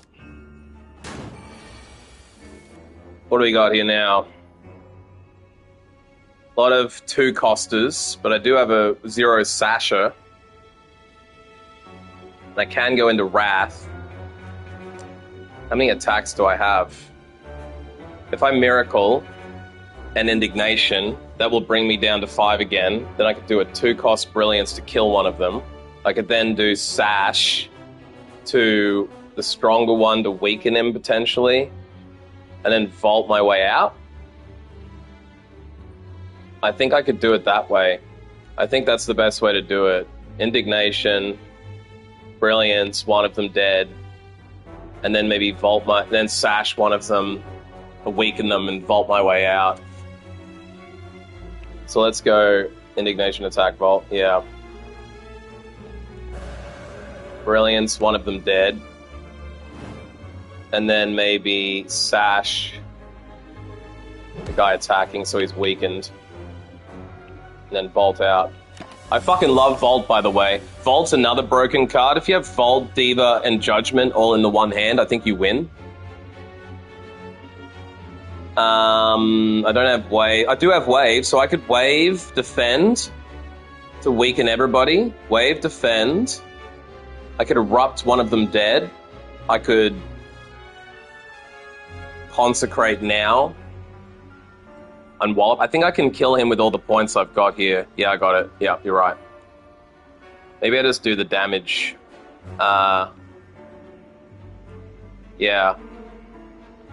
So what's the weakest one I've got? 12. Kill him. Erupt him. Wallop him. Booyah, Kasha! Choose a card in your discard and return it to your hand for 0 cost. Can I double Diva with this? Or no, can I double Diva with this?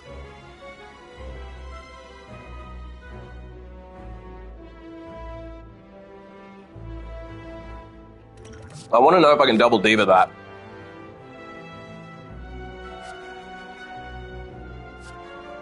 Study could be okay. I can't double Diva. What would you use Liquid Memories on then? Maybe just a really decent attack card, like the Through Power one? Powers don't discard. They don't? Interesting. By the way, you gotta remember here, I do have a mummy hand, so every time I play a power card, something randomly turns to 0. So I'm thinking picking up Study is worth it. Well, it kind of would be bad in the sense that Insight could get more expensive, but it also means that it randomly turns something into a 0 cost. So every power card I play gives me a chance to turn something into 0 cost. So think of it this way. I play Power, I play Study to get the chance of turning a 3-cost card into a 0 card, or a 2-cost card into a 0 card. I was trying to get as many power cards as I could at this point, because when I've got Mummified Hand, I'm kind of short on power cards. I think probably I only have 1 or 2? How many power cards do I even have?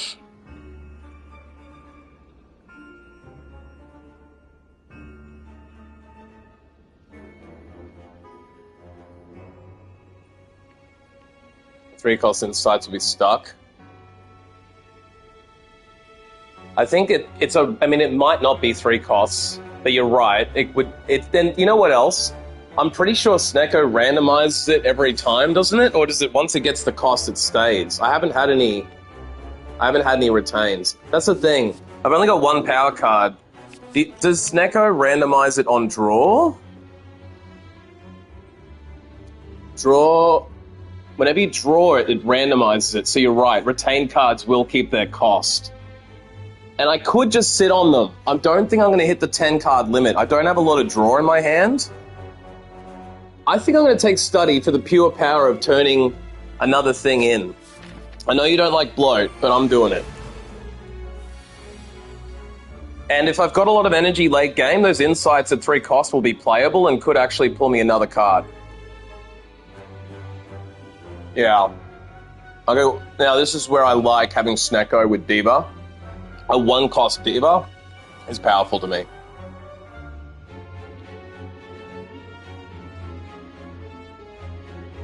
I think the play here is Indignation, enter Wrath, strike, reach Heaven, then play the Miracle, consecrate, and then Vigilance. Basically burn every card I have except for Sash Whip. Because at least if I play it that way, I can play all my 0 attacks at the higher damage, and then switch over to Vigilance. Yeah, Vigil attack all possible. But I think Indignation first, even though it's the high cost.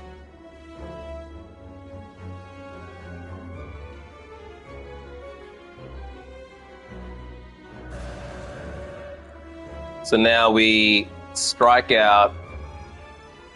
I mean, they're basically the same health and he's attacking. So do I go for the one attacking? Probably. Nah, I know you would, but I want to do the damage. And now I can Miracle and kill him altogether. And consecrate. And then, I have to kill these 2 in the next turn, I think, right? 50% HP only. Now, do I even Vigil now? Should I... What's coming? I mean, I could leave Wrath. That's probably safer. Because next turn, they're almost certainly going to attack me, right? So I don't really want to be enraged next turn.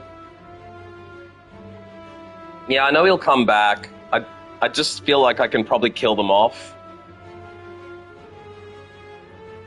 Yeah, I think you're right. I should Vigil.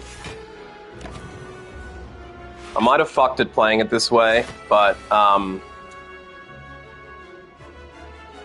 think I get 2 turns. This turn and the next turn. He can still buff while he's dead? How the fuck do these... I've never killed one like this. I never fucking knew they could buff while they were dead. That's bullshit. He's dead. You can't buff when you're dead. This game is broken. Fuck this game. Fuck this game. That's fucking bullshit, bro. That is fucking bullshit. And follow through came up as a 2-coster, so it's just gonna cost me. Study for 1, and I might get a 0 cost on something of high value. But I think I burn the Brilliance first. I don't think Study first, I think Brilliance first, because Study could make 0 cost Brilliance, and I don't want that. It's the only 1-cost card I have. I think I Brilliance out. And where the fuck did the... Brother... Okay. Now I just assume the best thing to do... Okay, so it gave me Wave. I think Wave Def Wallop. Yeah.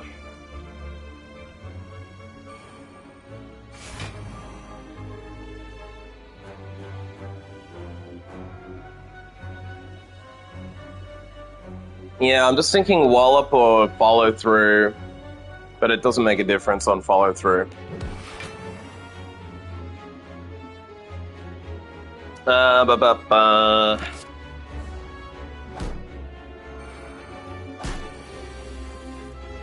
Now, this is where I got confused.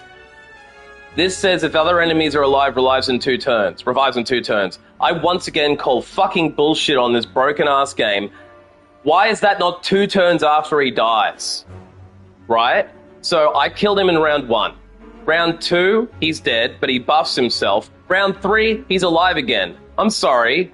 2 turns after round 1 is round 2, round 3, you revive in round 4. As far as the way that I interpret the English language, revives in 2 turns, that's round 2, that's round 3, then you come back in round 4. You need 2 turns to revive based on that language. Revives in 2 turns means it takes 2 turns to revive. Not, it revives on the second turn. It should say revives on second turn, not revives in 2 turns. That is incorrect fucking English.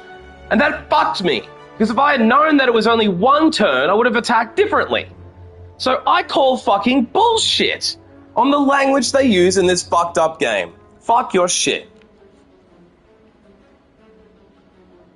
At least I get a 0 cost vault. I guess, what the fuck do you even do with these bitches? I guess I just start to weaken them all? For fuck's sake.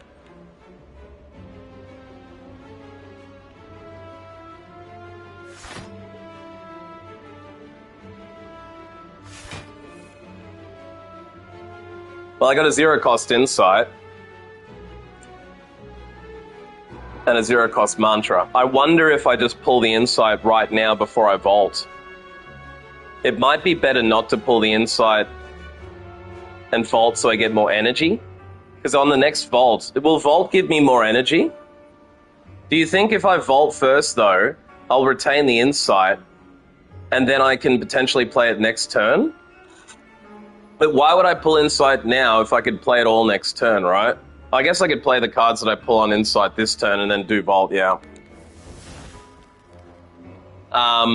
Nothing is coming next. It's a full reset. The draw pile's empty. Oh, yeah, I looked at it too late. You're right. It's not a bad pull anyway. I think I defend, double defend, and then vault. It's kind of pointless. It's probably good that I burned those defends out. Yeah, is there any reason I wouldn't through violence now? Now that I'm looking at it, for some reason it's 1 cost. I don't know why that happened. I didn't see that there before. Yeah, but it's 40 damage, so I can't... If I do this now, it's going to kill one of them. I guess I may as well.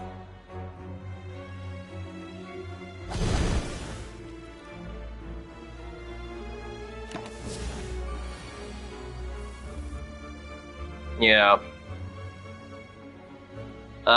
Free defend. I don't have waves, so I may as well burn the defend now. Maybe insight. Here's what I was saying before, man. Oh, hang on. I already burned that insight. Where did that insight come from? Oh, that's study, so it's just giving me 1 every turn. Yeah, that makes sense. Con follow-up. Yeah.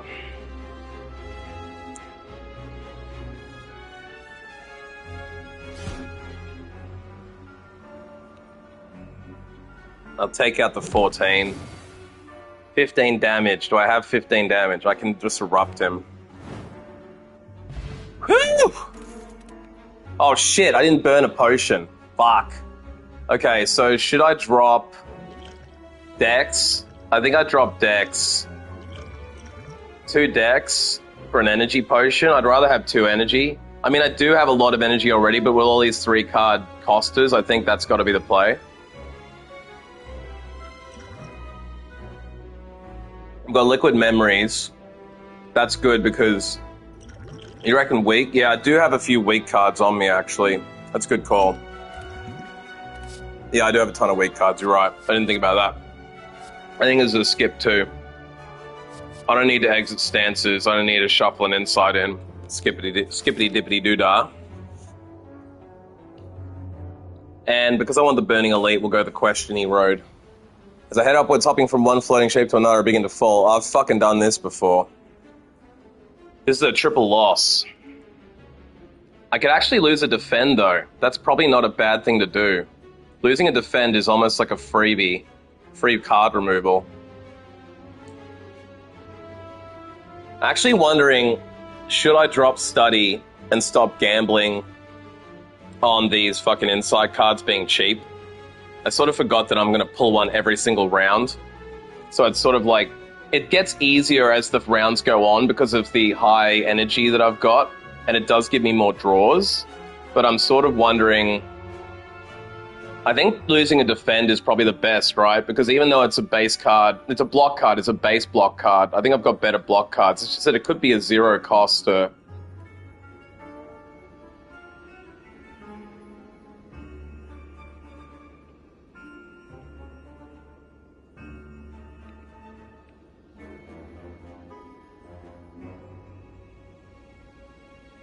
I think, like, study might be creating me more fucking problems than it's worth. I do like the ability to draw extra cards, but I also have Vault. I'm also gaining 5 block out of a defend. But the odds are the lower cost cards are going to end up being more expensive. On that same notion, losing study could be a drama.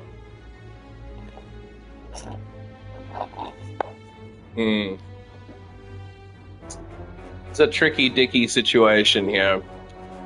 I mean, I picked up study because I thought I needed more power cards. I'm going to drop a defend.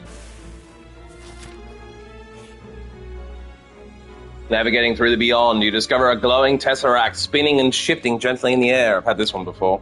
Sharp pain flows through me, followed by a vivid flash of a distant memory. Whose memories are these? I think, based on the fact that I'm Sneckoed and I don't need bloat, adding more colors and losing health is bad.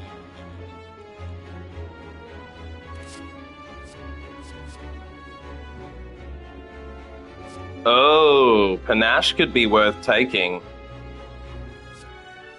Actually, Madness and Panache could be both worth taking.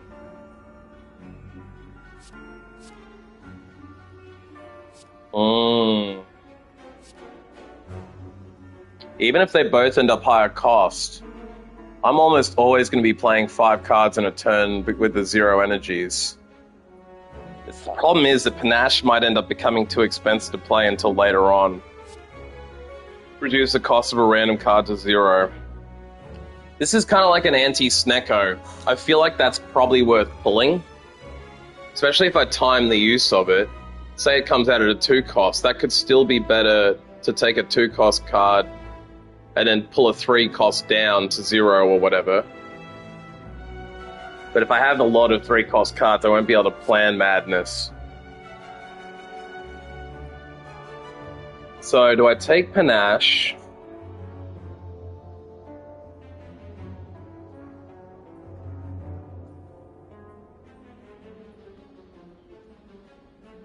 I think Panache works because it's a power card. Panache works, so it will help me. Actually, by playing Panache, it is a power, so with Mummified Hand Relic, that will then turn my... That will turn another card into 0. That will do Madness for me. I'm taking Panache.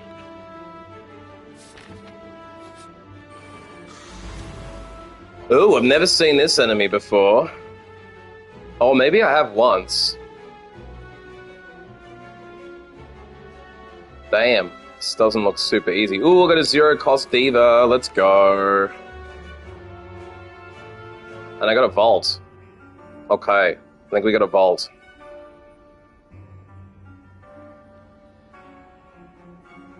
Do I have any attacks that I can play? So maybe I Consecrate, Sash, Vigilance, and then Vault.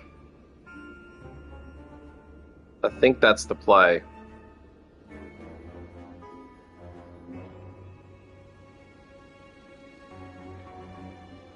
Yeah. Consecrate. Sash.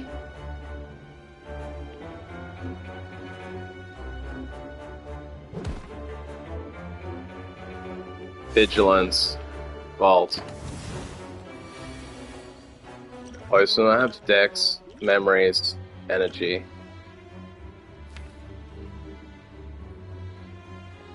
Could bring Brilliance back. What's the best card I have to bring back? Maybe...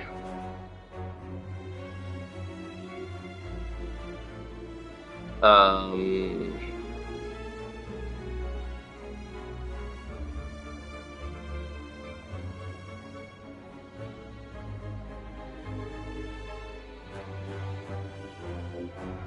Probably Brilliance. Brilliance is probably the one I want to bring back. But I don't think I need to use that potion yet.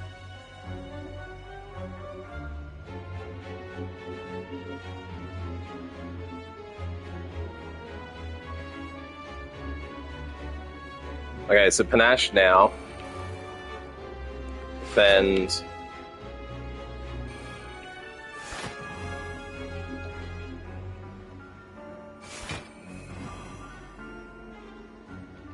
Oh, this is working out nice. I got so much weakness going. Oh, this is a great toyn. This is going good. This elite is dying quick as. It's annoying that she brings her daggers back and they don't get weakened by my relic. I didn't realize that. So if I enter Wrath for nothing, I can wallop, vulnerable her.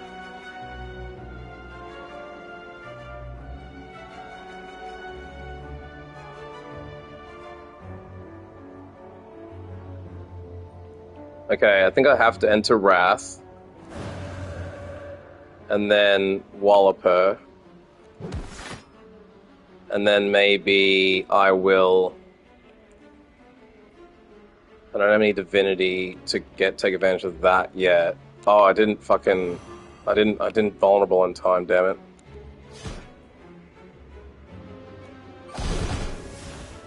Oh, nice. She's nearly dead.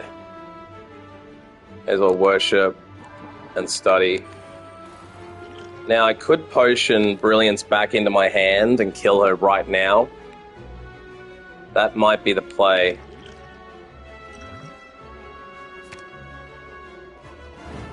Yep. Oh, I got the happy flower. So now every 3 turns I get extra energy. That's fucking crazy.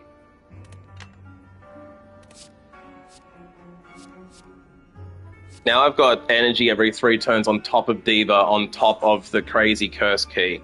My energy is going to be fucking nuts.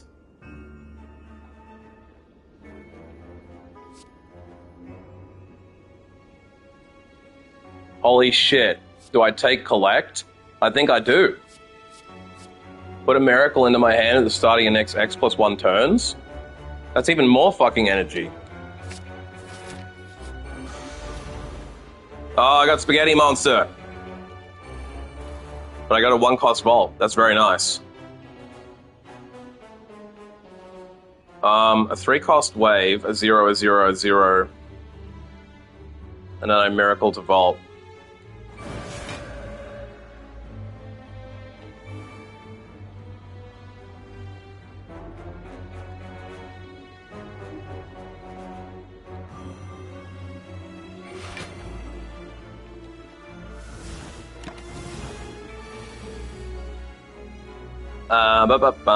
Panache. Here we go. So I think I Panache, Brilliance, follow up, then Reach Heaven, and can't exit my stance though. I'm gonna take 30 damage. I think I'm gonna have to take damage this round.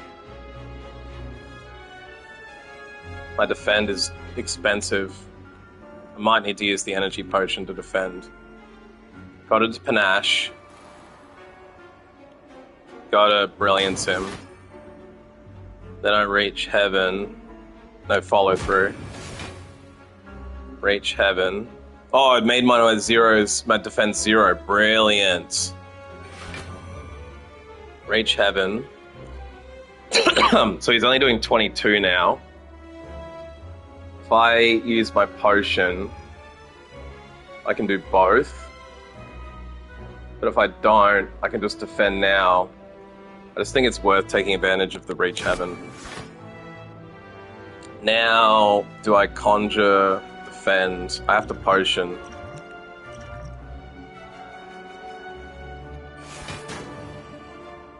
And I got the extra 10 damage on him in the weaken. Okay, I think that's probably about as good as I can get. I don't think it's worth taking a 1 expunger. Ooh, free study.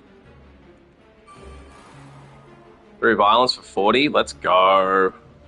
I got any mantra on me? I don't. Oh, that was 60 damage. Let's go. Why am I so weak? Did he have like a bounce back effect on me? I guess he just did a lot of damage. I think I'm dead now from 20 health. Jesus Christ. Was he bouncing me back on thorns or something? How the fuck did I get to 20 health? I wasn't paying attention. I have to look back at the stream. So I was on 60 health. He was doing 22. What happened next? 48 damage. Well, that explains a lot. 48 damage is fucking stupid.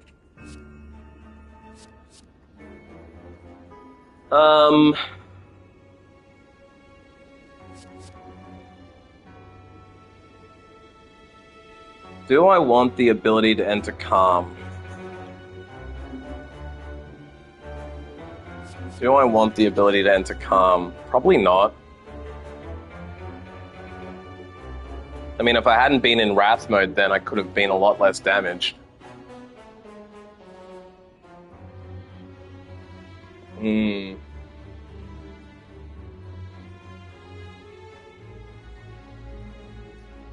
Fuck it. Ah, this dude dies in 5 turns. This is the transient. I had no idea I'd have to fight him. I mean, I got a shot at killing him if I wrath.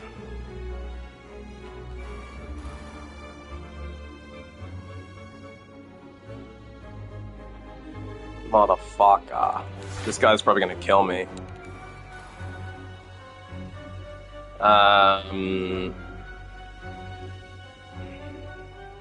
I can't afford to enter wrath. I just cannot. I think I'll take 3 miracles, thank you.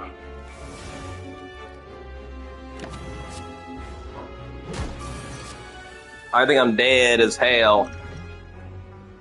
I think I'm dead as hell.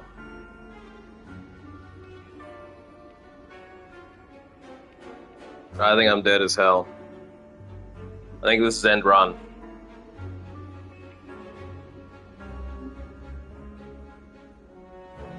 I cannot block 40 damage. I have not nearly enough block to block 40 damage. Yeah, this is end game. This is 100% end game. I needed Vault to come out. I needed something else to come out. I needed something to come out.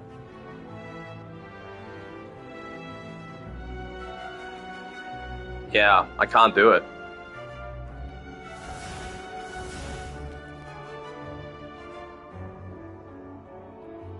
I don't think I have any mantra, do I? Nah, I'm fucked.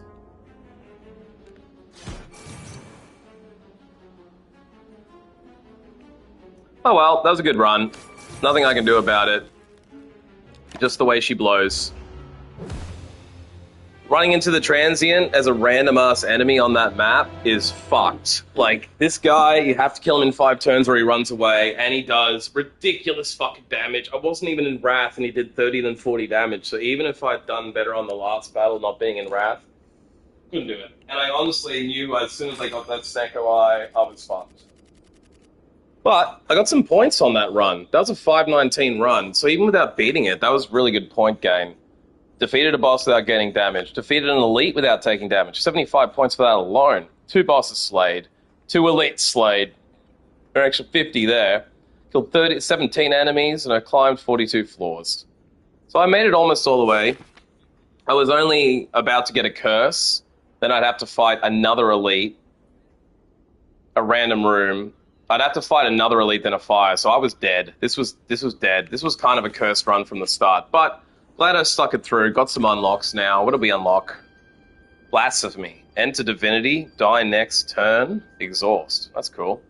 Gain 2 mantra. Gain 4 block. Another mantra card. That's cool. That'll stack with prey. Enter divinity and die next turn is fucking crazy, yo. That means it's like an all or nothing. You have to finish it now or it's over. That is crazy card. For a divinity build, that is a fucking clutch card to have in there. At start of your turn, gain 2 mantra. That is fucking crazy good power. These 3 cards make a divinity mantra run 50 times more viable. I think now that I've played it once through, I understand it a lot better, and I can easily play it better with those cards. Well, that's enough from me, everybody. It's late in America. It's getting towards Christmas for all y'all. I've just been through my Christmas day. This was my second Christmas alone ever. I have done it once before in my 20s. I'm now in my 30s, and this is the second time in my life I have been 100% alone on Christmas. I have not talked to another person who's not online. I have not seen another person apart from walking around the corner earlier today. So I've had 0 conversations in person. I've had 0 Christmas presents given. I had 1 present from my daddy. Thanks, Dad. It wasn't given to me in person, though. I haven't exchanged gifts. Hey, Justin, you're still here. I fucked up a little bit, but I also got sneckoed right to hell. And I also got really fucking rooted by the fact that I had a double elite path, and the transient really was the worst enemy to catch in between 2 elites. So I'm comfortable saying that based on the fact that I didn't know Snecko Confusion lasted forever, I made that last a lot longer than it really should have, and I nearly made it all the way to the final boss, but that transient really cooked me. I think I could have made the other elite, because I had the 25% less health thing, but the other spaghetti monster was horrible. He did 48 damage to me because I was in Wrath and I couldn't get out. And Snecko do be like that. You know what else be like that? When he wants to do 24 damage and you're in Wrath, you don't get a calming card, and then you have to fucking take 48 damage. That's pretty much a run ender. Especially because I had only 1 block card. So I had 5 block against 48 damage. That is literally a half health hit in 1 round. That is unrecoverable. So I understand what people have been saying. I think you were one of them that said the Watcher is the most fun, but you make 1 mistake and you're dead. It's like walking on glass. You know what I mean? It's fucking crazy. So yeah, I think overall, the Watcher is fun as hell. I'm glad I got 2 runs in. I'm not surprised I didn't win yet. And as I just unlocked those 3 cards, I'm like, fucking hell. If I had those 3 cards on my first run available, I would have been done so much better, right? Because Divinity triggered and then you die is crazy, but having mantra build at the start of every round, that is nuts. And also having another mantra card in the mix, there just wasn't enough mantra for me to get in that first run. We did learn our lesson about going into Wrath. Yeah, I'd say, yes, teacher, I did learn my lesson. I won't enter Wrath unless I'm really sure I can chill my way out of it, or cool or calm my way out of it. I think also I was almost going to take a couple more cards along the way that allow you to exit stance or enter calm. And I think my learning lesson is, even at the risk of bloating your deck, you kind of should be taking exit stance cards or calm cards, because if you don't have the ability to leave Wrath, that kind of shit can happen to you. So I think maybe working a scry or 2 into your deck is probably necessary, but I don't even think I saw a scry card on that run. Maybe 1. So the amount of card variation is nuts. So without scry, you really need to be taking those stance leave cards. And I'm curious about Mark. I don't know how many Mark cards there are. If I look in the compendium quickly, how many cards can Mark? If I look at the type, maybe. I think I just want attack cards. Where are my attack cards? Attack. Mark. Is there Mark anywhere here? Mark! I'm looking for Mark! Marky Mark! Mark Wahlberg. Is Mark a skill? Mark might be a skill. Here it is, pressure points. So I only have one card that can mark right now, which means I just have to collect them randomly or buy them from shops. That's probably what balances mark out. The fact that you can only get one card that marks. There must be other ones locked potentially. 3 of these locked skills might be marked cards. It'd be cool if they were. I don't know if they actually are or not. I could Wikipedia it. But yeah, if I could get more mark, I think a mark run would be interesting. A mark scry maybe combo. I don't know what you would mix with mark. Maybe just AoE attacks and strength build. Maybe fasting and mark would work well together, because you wouldn't need as much energy. But there's only one mark card. God damn. So I guess mark is just, you have to build, you have to get lucky, or yeah, you really just have to get lucky to draw more than one mark card. So I guess there's no point in planning towards a mark run. You just have to come across the cards, and if you get a lot of marks, then start building towards AoE build. I think mark plus any AoE attacks would be very, very worthwhile. But yeah, what I was saying is, thanks to everyone for stopping by. I didn't really have a bad Christmas Day because I was talking online and playing games all day. And that's kind of been my strategy for this time of year, given there's no work. I can't go shovel dirt for a living right now. There's no business consulting. I can't do any consulting right now. There's no family in my state and country that I'm willing to get to. So I can't leave the country or fly to a different state for $1,000 this time of year. It's so fucking expensive to get just 2-hour flight away. It'd be like $600 to $800 to fly up if it wasn't Christmas Day. And if it was on Christmas or Boxing Day itself, then I could fucking probably get there for $500. Crazy prices. So not really rich enough to afford to do any of the travel. Not really willing to go see my family in the other states anyway, because, look, my aunt is in Sydney. She didn't even call me today. My mother is in Brisbane. She didn't call me either. My sister's in Brisbane. She didn't call me either. They're all within an hour or two of me by flight, and none of them called me or bothered to come see me. So I'm like, look, I can't really do the family locally. Can't get to my dad in America. But at least my dad sent me a gift card. I'm going to use that to buy an OBS card so I can do the capture thing. After I end the stream, I'm going to order that card from Amazon. I think it's about $200 Australian. It's on sale, 30% off for Boxing Day, so that's nice. So I'll pick up an OBS card for $200. And then they'll be paid for by the Christmas gift. Then I'll use that to stream even better. Put my PlayStation through the computer and have my face cam and all the other effects on stream. So I'll be able to have all sorts of cool effects crapping down. I can also have posture checks pop up on screen so I don't sit there for 8 hours without changing my posture, reminders to drink water, all the other kind of healthy shit. And there should be like sound redeems and alerts and stuff if you want to go onto Twitch to do those. I don't think I can activate them through YouTube, but I might be able to make a trigger in chat if you say certain words. So I'll figure out all the mechanics of it in the next week or two. I've already got it set up. I just want to make it work proper. But yeah, my little end of stream story was, I hope everyone's having a decent holiday. I know you, Justin, had some sickness and cancellations in your family, so I'm sorry about that. I will probably stream again tomorrow on Boxing Day, because it's going to be 37 fucking degrees in Australia Celsius, which is close to 100 degrees, if not 105 Fahrenheit. And I don't really want to go trekking around in Boxing Day sales in that fucking heat. And I don't really want to buy anything apart from the capture card.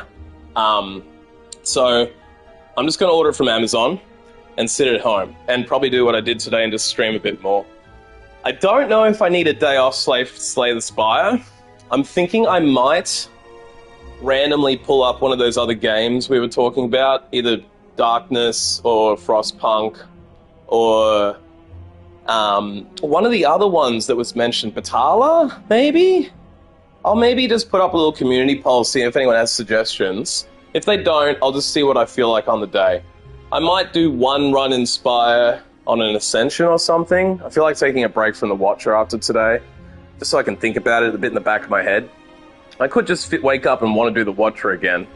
But then I'll probably just switch games for a day. I'll do a 50-50 stream where I play half one game, half the other game. So if anyone wants to see anything in particular, drop me a comment on the video, drop me a comment in the community. You can Twitter me, you can do whatever that you want.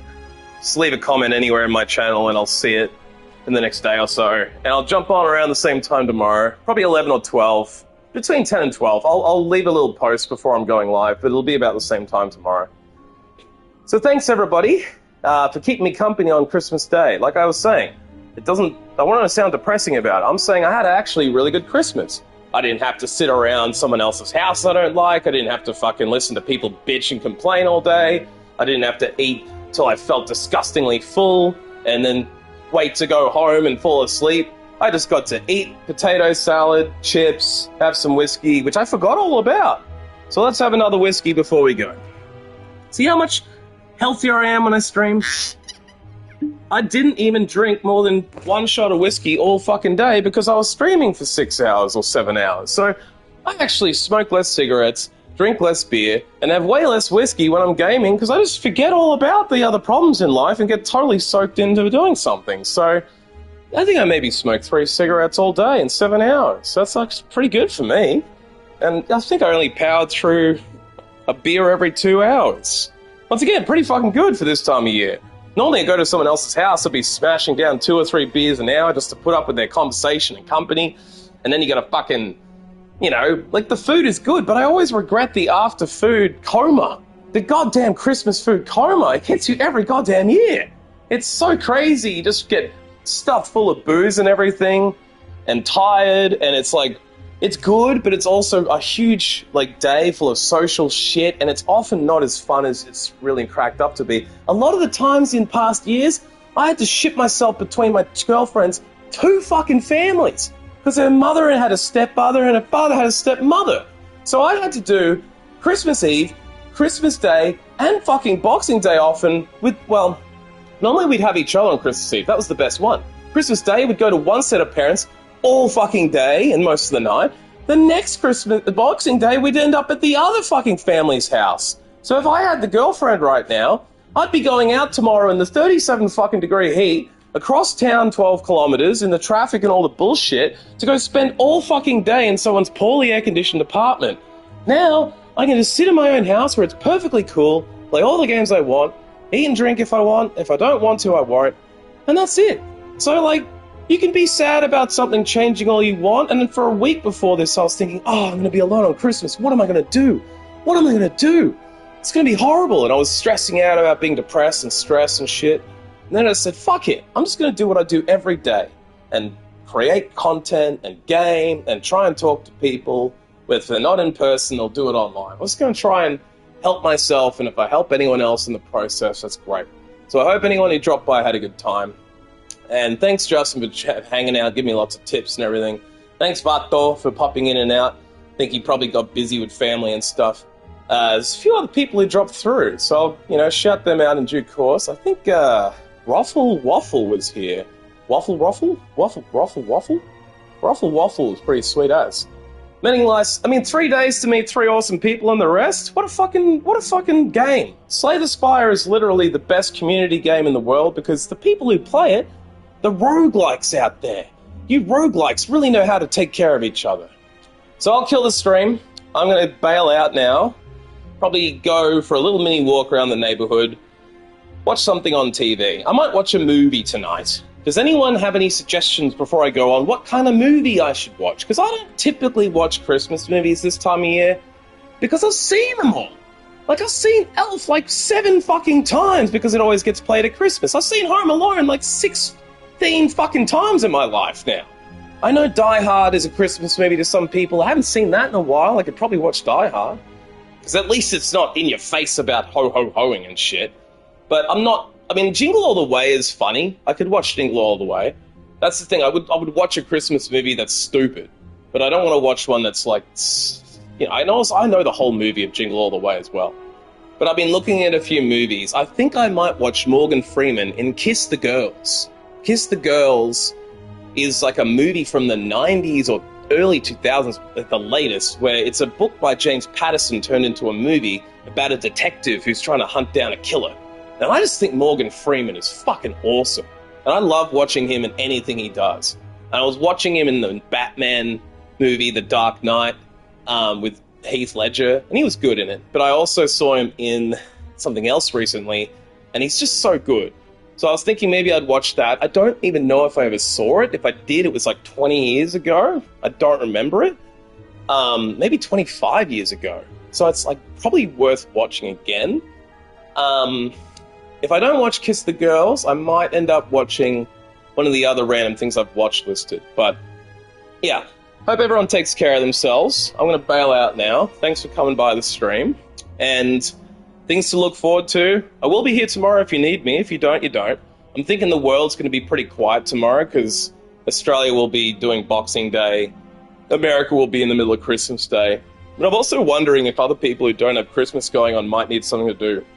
Or people escaping their family might need somewhere to go for a bit. So I'll jump on, air it out. If I'm feeling it, I'll stay. If I'm worried, I don't. I'll probably at least do 4 hours tomorrow, though. It'll probably end up being 6 or 8 again, because I always get fucking distracted and lose track of time. But that's good. That's kind of the whole point of this time of year, is just to distract yourself and get through it. Take the good when it comes. If it's not doing great, distract yourself until the world goes back to normal again. Because honestly, the hardest fucking thing in the world is change. And this whole time of the year is just change.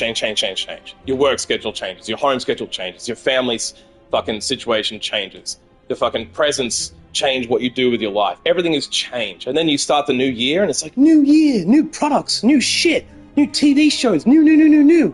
So it's just more change. And then things even settle out a little bit after all that burns off. But I personally get super fucking allergic to end of year recaps. So I'm not looking forward to the next week. And it has been like that for the month of December already, where it's just like, look at what you did this year. Look at the recap of what happened this year. Rehash everything that's happened. I'm like, that's fucking...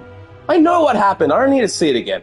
And then when you get to the new year, it's like, oh, look, we've got a new year. New season of this is coming out. And then everyone fucking loses their mind about whether it's going to be good or bad, you know? Before it's even come out. So I just find all that shit really annoying. I just like it to go right back to normal. Normally by February. Yeah, hope everyone's doing well. I'm going to go watch a movie and take a walk around the block. Whatever you're going to do, take care of yourself. And if you need me, drop me a comment. But if not, I'll be around this 11 o'clock Australia time tomorrow. Conversions are in my YouTube page.